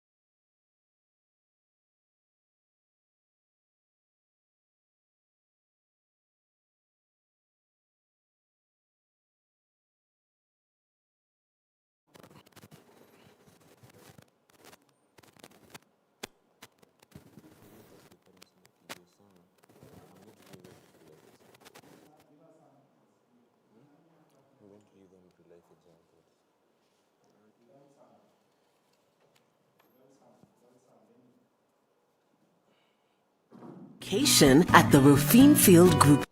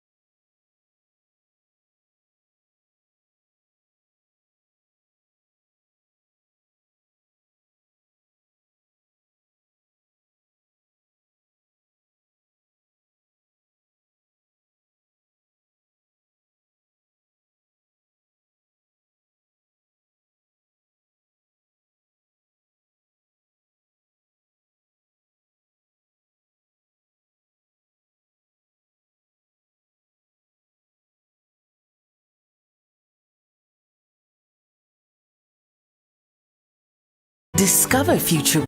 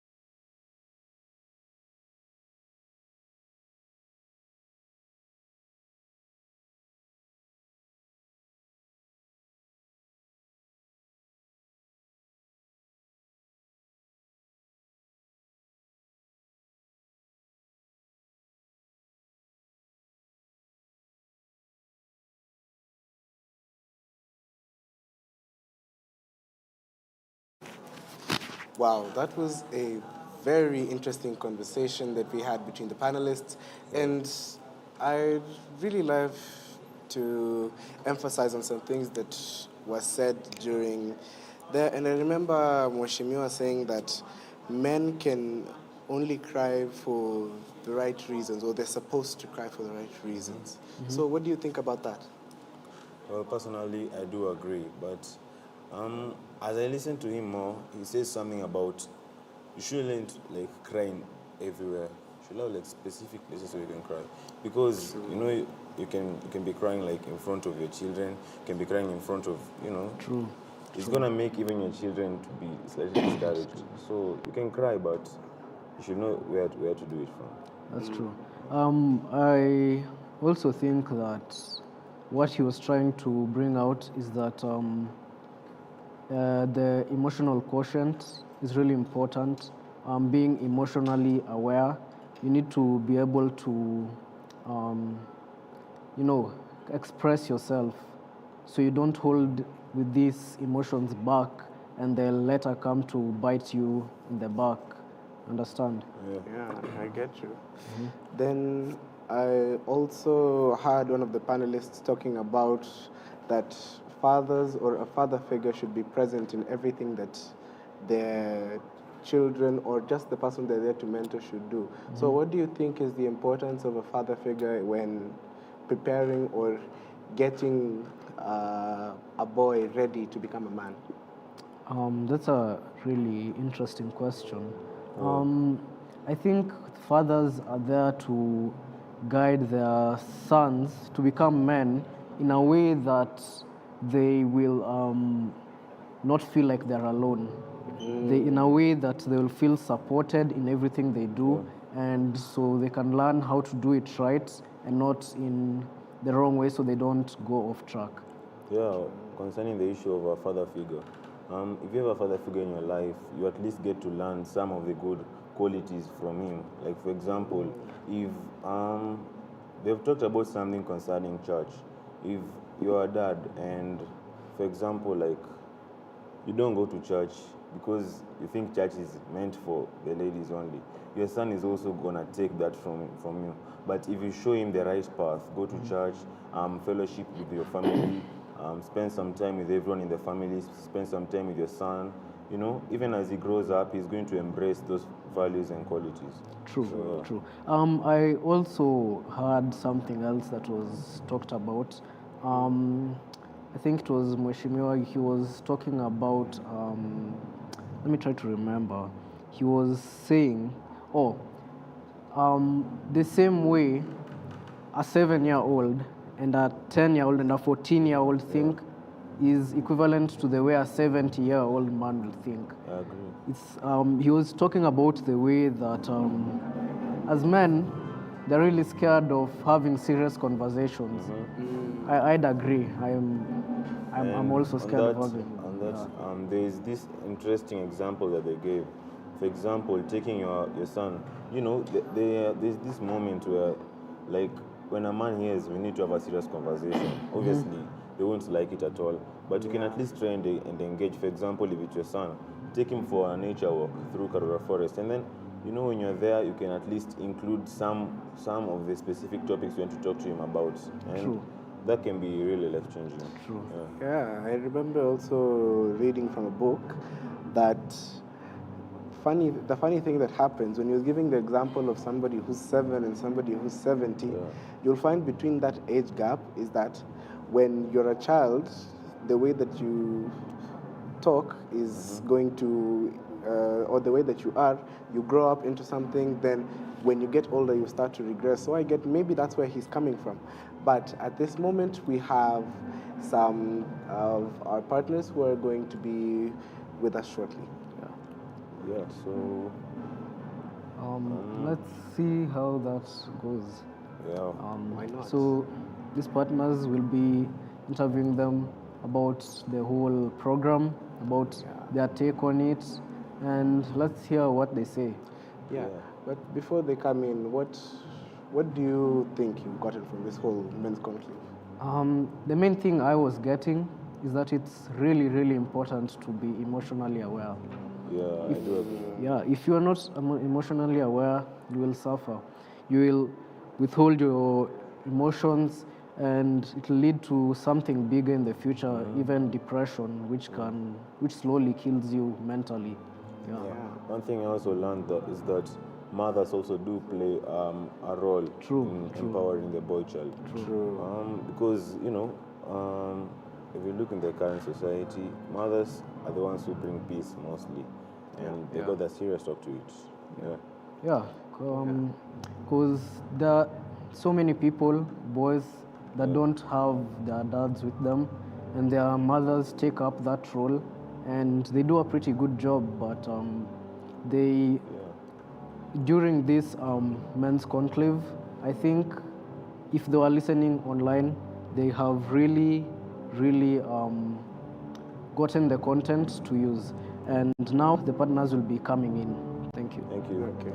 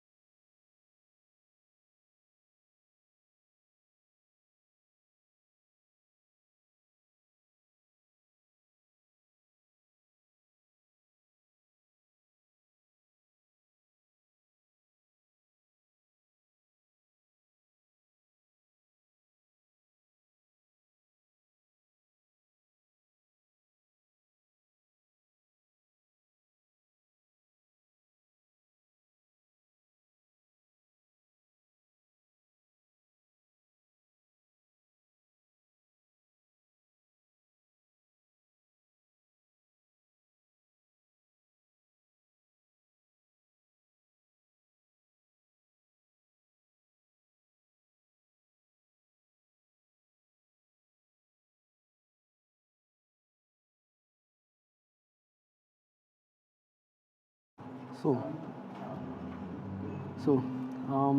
are you? Tell us about yourself and your organization. Okay, my name's Alex Gitonga Ndumia. I'm a founder and a CEO, LVL Apparels. LVL Apparels, Yes. that's interesting. What do you do at LVL Apparels? We are in the factory uniform production business. We tailor make and stitch your imagination.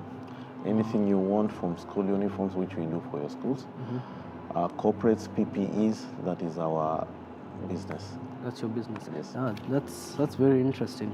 So, in LVL Apparels, do you have any mentorship programs for the young boy child? Yes, we do. Yeah, we pick from the community, the less privileged. We train them, and those who are up to speed, we give them internship. That's very good. Yeah. That's a great help to the community. Yes, we have to do our bit. Yeah, that's amazing. Yeah. Could you give us a deeper overview of like your company and why you decided to be here at this men's conclave today? When I first heard about the men's the conclave, I said I would make it personally to appear because I'm a firm believer we should empower the boy child. The conversation is long overdue. Yeah, we need boys to reclaim their space. We need them to be strong in the society and lead by example. The best way we can do that is mentorship from people like the school director, people like me, who are in the society, who are leading by example. Yes. That's very interesting. Yeah. I think it's a really good initiative that Rufin brought this men's conclave upon us because it's been a neglected issue for a long time, and it's finally time to discuss, and Rufin has done that. Don't you think so as well? What? Don't you think so as well? Yeah, I think so as well. And it's a big step in the right direction. We need a balance in the society. True.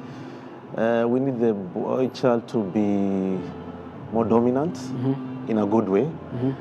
And as it is, like the Dr. Julius Ngetich had said, the society is like, for lack of a better word, skewed when it comes to the boy child. Who needs more representation? Yes. Yeah. There's something that was said in the men's conclave about boys should be allowed to cry. What's your take on that? I guess if boys were not supposed to cry, they would not have tear glands. Yeah. But like the church minister said, we need to know how to manage our emotions. Yeah. And when crying, for me, is breaking down, it does not mean you're defeated. Yeah. It is. It's like ventilating. It's like taking out steam, and you can come back after you've vented out the steam that you had, stronger, re-strategize, and move on. To me, it's not a form of weakness. Yes, so I support it. That's a very good answer. Yeah. And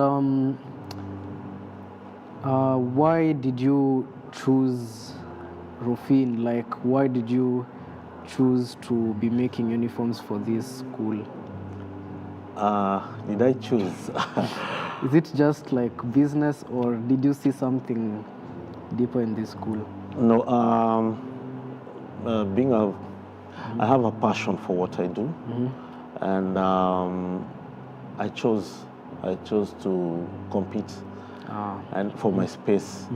And I approached the school some time back if I could partner with the school. Of course, there's a rigorous process of sampling and all that before you can be able to make the cut. True.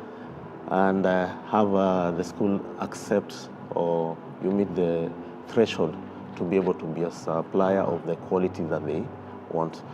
So I think I would not say I chose. I just did my best and put my foot forward to have goods that are acceptable and meet the threshold that meets the standard of the school. Will you call your company successful, where it is now? I don't know the yardstick you'd use for measuring success. I think success is not infinite. We are always in pursuit of success, and there's room for improvement. But I can say we are somewhere, being in the industry for the last 14 years. True. Yes. So as we wrap it up, what's one thing you can say to the young boy childs to encourage them and empower them to maybe one day even own a company like you? I would say I would give motivation, and I would ask personally if I had a chance, and the chance that I have to speak to the boy child, I always give motivation, give example, and always try to be the best example that they can look up to. I agree. Yeah, because you cannot preach water and drink wine. So also myself, I have to be a perfect example, carry myself, being the first line of sight that they can look up to when they want a role model. So I try to do my best. I'm not saying I'm the best. I try to do my best to feed that and to motivate by leading by example. Yes. Thank you. All right. Thank you for your time. Thank you for your time too.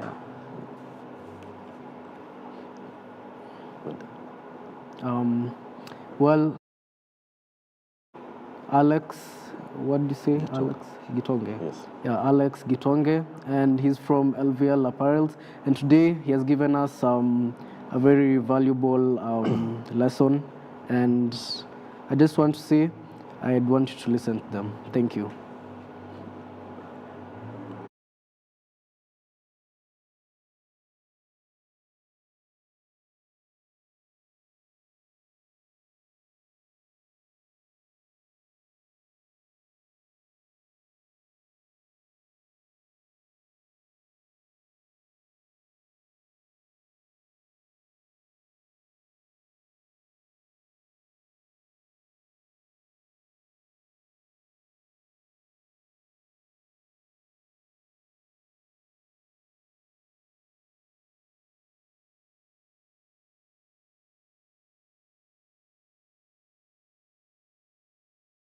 Education is the foundation.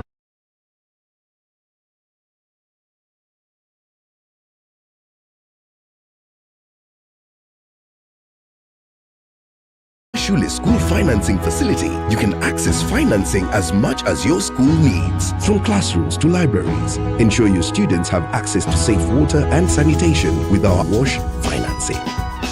For your school buses, our asset financing covers 110% of the cost for brand new vehicles, inclusive of tracking and comprehensive insurance cover. Expanding to accommodate junior secondary school, we've got you covered with up to 90% financing.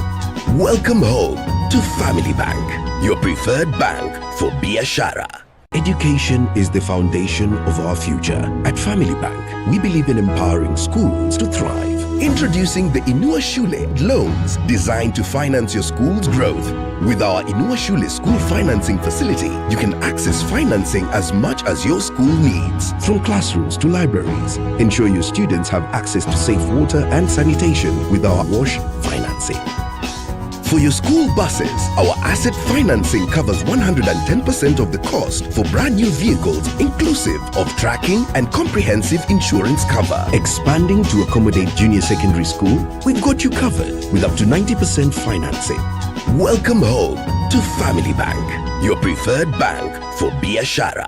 Education is the foundation of our future. At Family Bank, we believe in empowering schools to thrive. Introducing the Inua Shule loans designed to finance your school's growth. With our Inua Shule School Financing Facility, you can access financing as much as your school needs. From classrooms to libraries, ensure your students have access to safe water and sanitation with our WASH financing.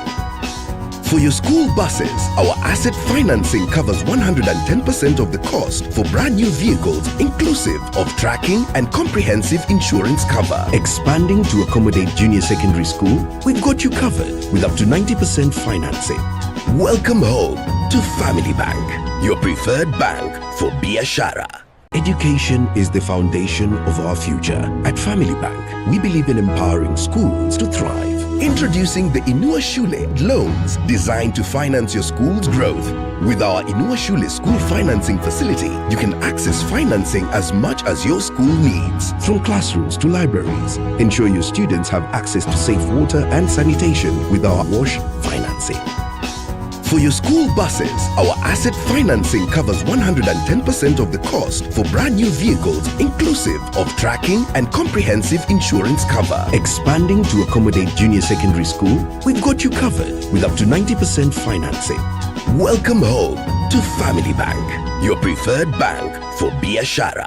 Education is the foundation of our future. At Family Bank, we believe in empowering schools to thrive. Introducing the Inua Shule loans designed to finance your school's growth. With our Inua Shule school financing facility, you can access financing as much as your school needs. From classrooms to libraries, ensure your students have access to safe water and... Goodwill Fadili. Now I'm here with two of our school's partners, and I'll let them introduce themselves. Okay. Thank you for this opportunity. My name is John Gidogori from Family Bank, and I'm privileged to be here. Thank you for the invitation. And my name is David Kiboro, also from Family Bank, and it's a privilege to be here with this young, empowered men. All right, now to start us off, let me start with you. Why do you think that boy-child empowerment is important? Well, boy-child empowerment is important because growing up as an only child, I know that it can be difficult to find a father figure, especially for myself, who was not brought up by a father, but by a grandfather. And that in itself was very empowering for me. He taught me how things could be and how things could get better. And for that, you have to be able to believe in yourself, be humble, be respectful, and work really, really hard. And what is Family Bank doing to empower the boy child? Okay. Programs that you have? Okay. As a Family Bank, we believe that what we do should really reflect from the activities of, from the activities that we do, we should at least take back to the family setting. And what we are doing as Family Bank, we are empowering the boy child through education, this by keeping the child at school. We empower them thus through the bursaries that we do. Through the bursaries and scholarships, we are able to keep the child at school. Also, we have the trainings that we do, financial literacy. This shows how to deal with money in terms of saving the money and in terms of using the money, spending, as well as upcoming generation, the boy. We are coming up in terms of enhancing them in terms of financing the startups. We have business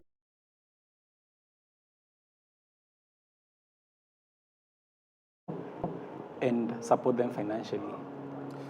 All right. Now, as we sum it up, I'll say, what have you thought about the men's conclave, and what are the key things that you've taken from it? For both of you. Maybe you would like to start? Okay, let me go first. Okay, from the conclave, it's a hallmark of emancipation of the boy child. We've realized that the boy child has been taken down through the uplifting of the girl child. And from the key speakers that we had, we have taken that the boy child needs to be taken up in terms of empowerment, and thus we are able to get a better society when the two genders now are at par. Nice. Yeah. Nice. What about you? Being a young father, I've learned a lot from all the guest speakers today, especially the keynote speaker, Dr. Julius Kibnetich. He had a lot of things to teach us. He not only taught us about family, but he also taught us about the future and how to take care of ourselves, both mentally, financially, and also in health. Not only mental, but physical as well. So it was a great, great session today, and we really thank the director, Dr. Owiti for having this, and we look forward to partnering with them for more of these conversations.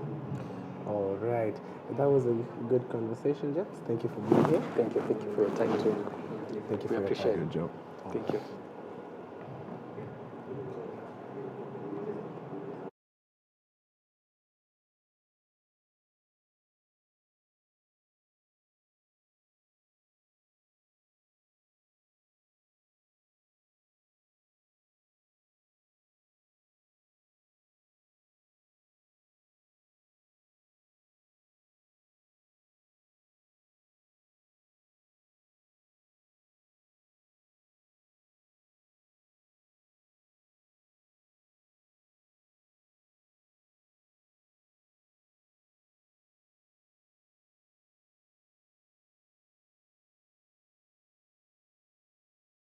Welcome to Rofinfield Group of Schools, the home of excellence. Discover world-class academics from vibrant Cambridge early years to upper secondary, and now our exclusive A-level campus. From the international campus in Utawala to the CBC campuses in Kamulu and Diani, innovation meets opportunity through tech-enabled classrooms, secure boarding, and talent-driven learning. Unleash your potential through our elite football, basketball, and swimming academies. At Rofin, no child is left behind. Limited spaces available.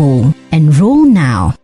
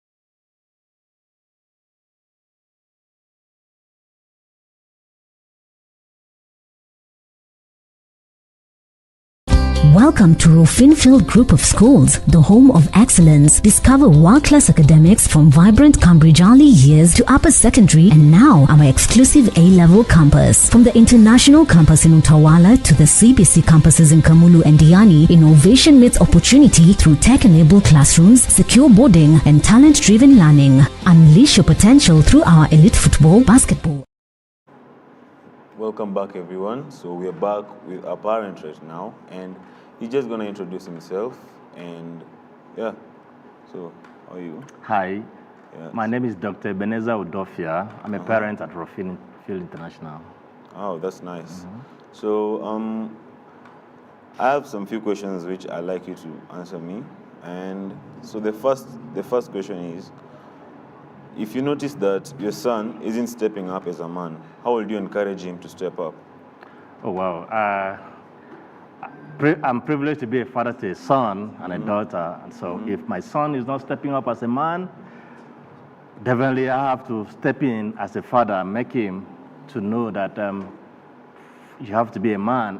But first of all, before I even get to that point, I need to show him a model, because I need to be present for him to see how I behave as a man, as a father. And so I need to open a channel of communication, and that is what I've been doing for my son.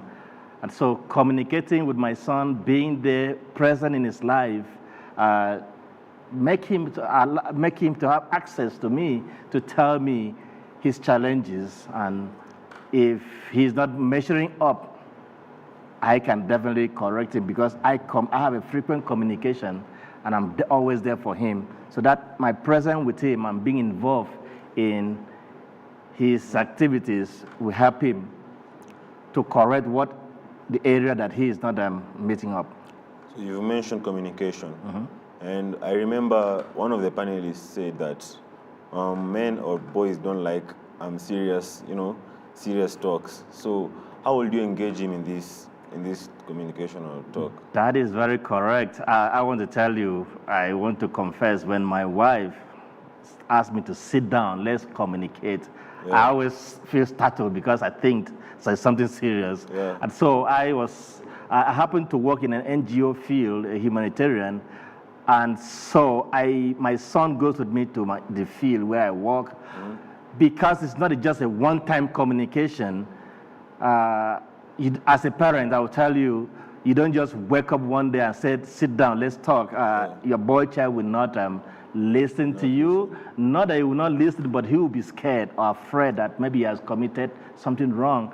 And so for me, either when we are walking in the field or when we are playing, we play a lot of football together. My son loves football, and so we play football. We play other games. We do a lot of things in the house. But whether in the house or outside the house, during those conversations or during those activities is when maybe we're doing something not too serious, I can bring up such conversation and see how to guide him and let him tell me his own aspects, his perspective of the situation, and then I'll be able to guide him through and tell him what I want to tell him. Wow, that's a good idea. Yeah. And one of the other questions that I've noticed, so do you think that during your childhood, boys were empowered more, and why? Yeah, during my childhood, it wasn't so. The boy child definitely, depending on, I'm from Nigeria, and so culture differs. In many cultures, the boy child are always empowered. But in some other cultures, especially here in Kenya, the girl child are being empowered more than the boys, well, depending on how you look at it. But I would say that in some instances, especially nowadays, the girl child are being empowered more than the boys, but there should be a balance. Every child is important, both boys and girls. So as a parent, God blessed me with a boy and a girl, and so I empower them equally, and I want to encourage every parent to don't look at one child more superior than the other. Both genders are very important, and they should have equal treatment. So yeah, another key thing that was mentioned during the panelist talk is that a father figure, a father figure in a man's life is very important. So if you're to share one message to all boys, a boy might be watching this globally and might want to know, so what message will you share to them? I want to tell every boy child watching this program today that sometimes your father may not be there, because I want to tell that some boy children lost their fathers, so the father may not be there for them. Just know that that is a loss. Your father did not die by intention, or if your father is there and is not meeting up to your expectation, you have to try your best not to give up. Be positive about life. There are so many negative vices there that young boys will want to indulge in, but you have to choose a path. Life is about a choice. I know parents have a role to play in the life of their children. The parents must play their role very well, but in a situation where your parent doesn't come through for you, don't give up. Choose the right path. Choose positive path to follow, because at the end, your life is your life. For me, my dad raised me well, but today is no more. It's late. But I have a life to live, and from what my parents taught me and what I've learned by myself and through friends, I'm living a positive life. And so that is what I want every boy child out there to know, that at the end, you have a life to live, and you have to live a positive life. So choose positive life. Select your good friends, because friends and peers also matters a lot. Those things that, I know you go to church, you have parents, guardians, and friends. You also have to choose the right ones, because at the end, it is your life. Thank you for the advice, sir. And I really like how you brought up the points. This is quite an educating event. So thank you for the event. Thank you for giving me the chance to be here. Okay. Appreciate it. Yeah. Okay. Welcome to Rofinfield Group of Schools, the home of excellence. Discover world-class academics from vibrant Cambridge early years to upper secondary and now our exclusive A-level campus. From the international campus in Utawala to the CBC campuses in Kamulu and Diani, innovation meets opportunity through tech-enabled classrooms, secure boarding and talent-driven learning. Unleash your potential through our elite football, basketball and swimming academies. At Rofin, no child is left behind. Limited spaces available. Enroll now.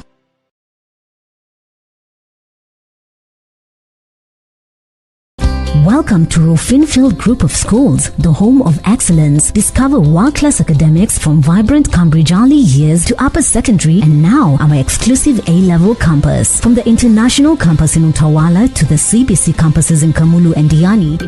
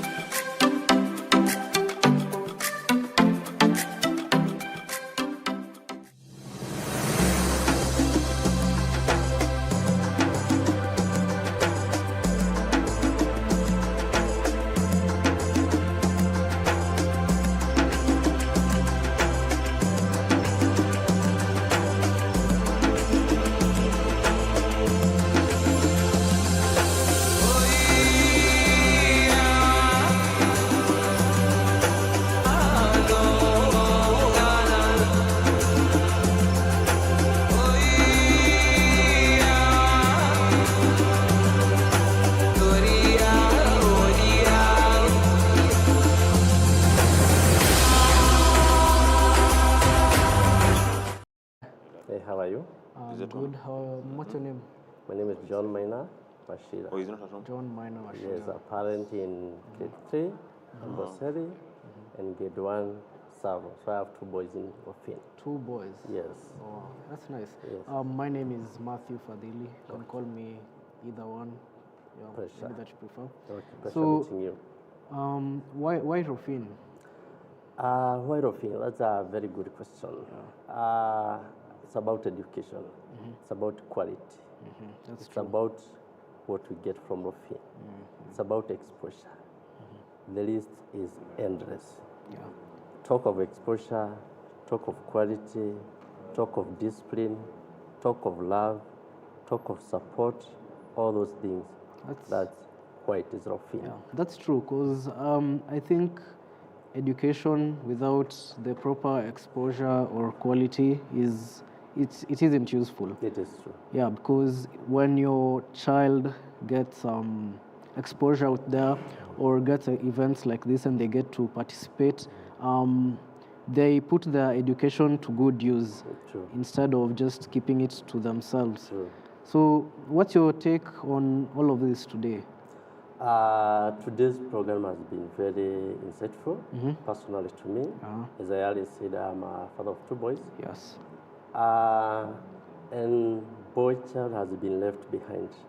Yeah, that's in true. the current society. That's true. So it has really helped me to raise. It will really help me to raise my boy child the way it should be. Yeah. So I've gained a lot of information, You have. which I will take back to my boys, and then I will try to mentor them and raise them as men. Yes. What's some of this information you'll take back to them?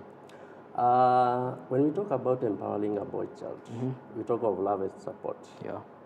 When you talk about love and support, let me give you, for instance, I have a young daughter. Yeah. And my firstborn is a boy. And the young daughter happens to pinch the firstborn. She does what? Pinch. Pinches. Yes. So it happens the boy child will cry. So I have to show the love and support for that boy child, telling him, no, don't do this. Yeah, that's true. Yeah. So apart from that, we have the education. As a parent, I create time for my son's education journey, checking through the diary, checking through the work done throughout the week. So I support my boys in terms of, as far as education is concerned. We also talk of helping them make good decisions. Remember that one, you must be present. You have to. You must be present. Yeah. So I help them to make good decisions Yeah. that will have a positive impact in their lives. Thanks for that insight. Now we can see where what we've all learned today in this men's conclave can be taken back home and where it can be used. Yes. Yeah. Thank you for your time. Thank you. Welcome. Thank you. Thank you. Have a good day. Yeah, you too. Up next, we have blueprints coming in.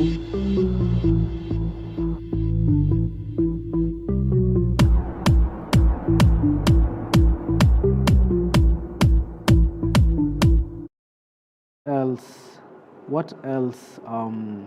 Like, what drew you here today? Why did you say, let me come do this? You could watch it online, of course, but chose to come here physically. One thing, I received an SMS from here, from the school. And once I saw it's empowering the boy child, I took it as a golden opportunity. Yeah, because you have two boys. I have two boys. Yeah. So I had to close other businesses for the sake of this program. So to me, it was very helpful. Very helpful. Yes. Yeah.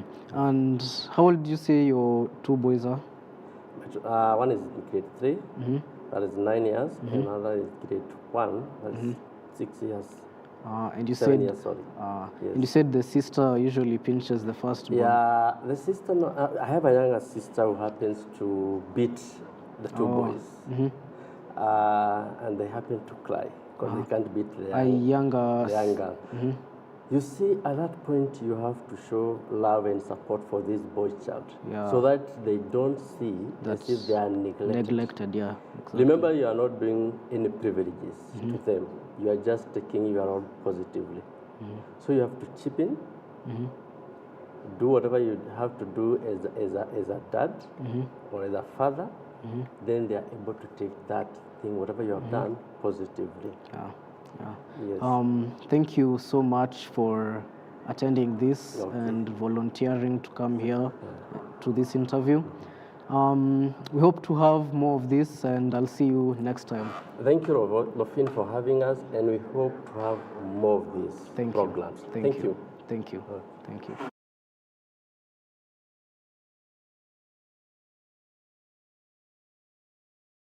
Coming in, this is an audio and visuals company. Let's hear what they have to say.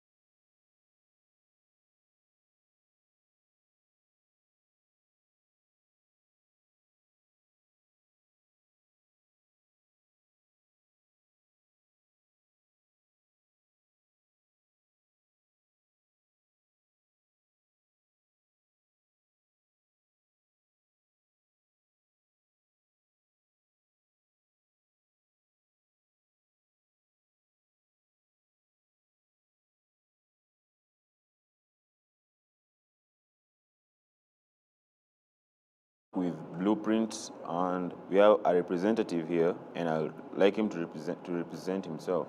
So, hello, sir. Hi. You can represent yourself. My name is Kelvin Ombua. I'm in charge of the live stream at Blueprint Audiovisual. Yes, it's a company that does a lot in terms of audiovisual. We provide screens, we provide sound systems, we do live stream, anything that concerns audiovisual. Okay, so concerning your company, how does your company plan to empower young men? Okay, our company does not only plan to empower, but we do empower young men. The things that we do, generally, we empower young people. For example, if you join us at Blueprint Audiovisual, we have that opportunity for young people where young people can learn about audiovisual from scratch upward to becoming professionals in audiovisual.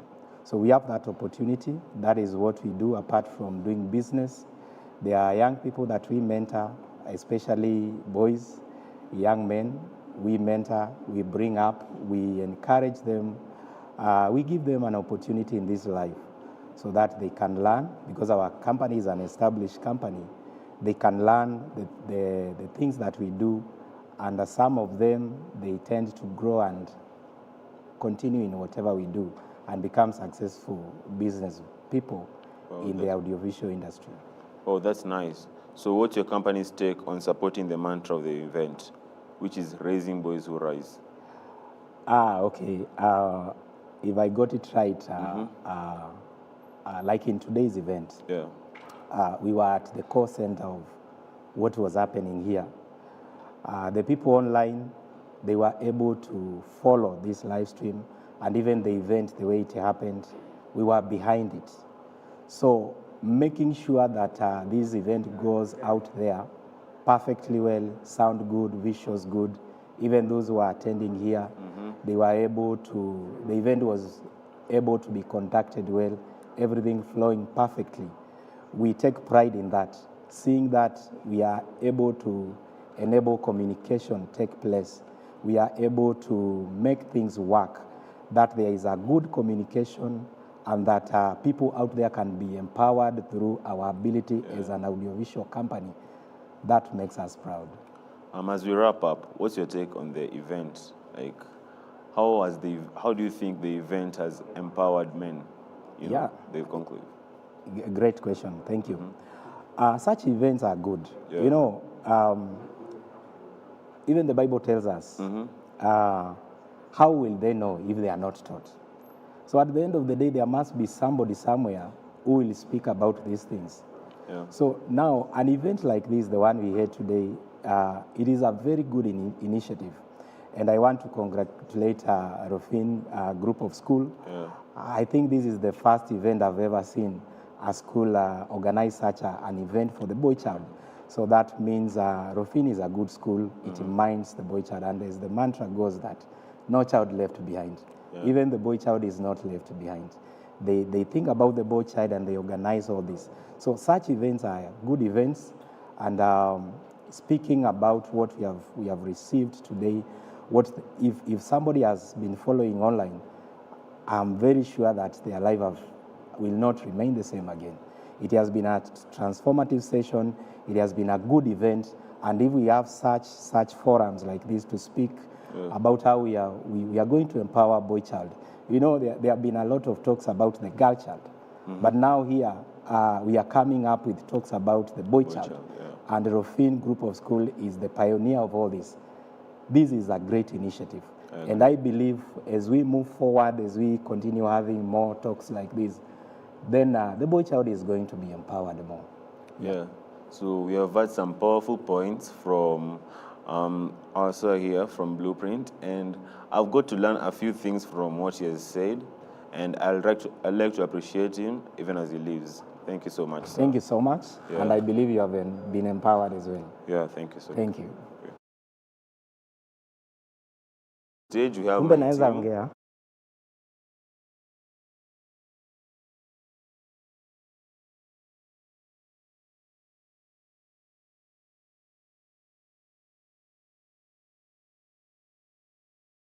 So you need to. Today we've got.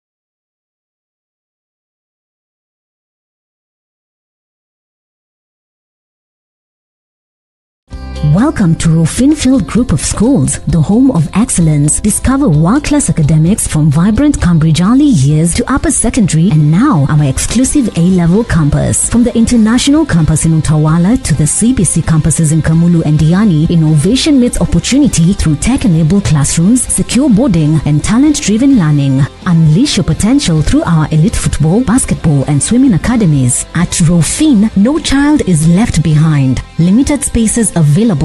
Enroll now.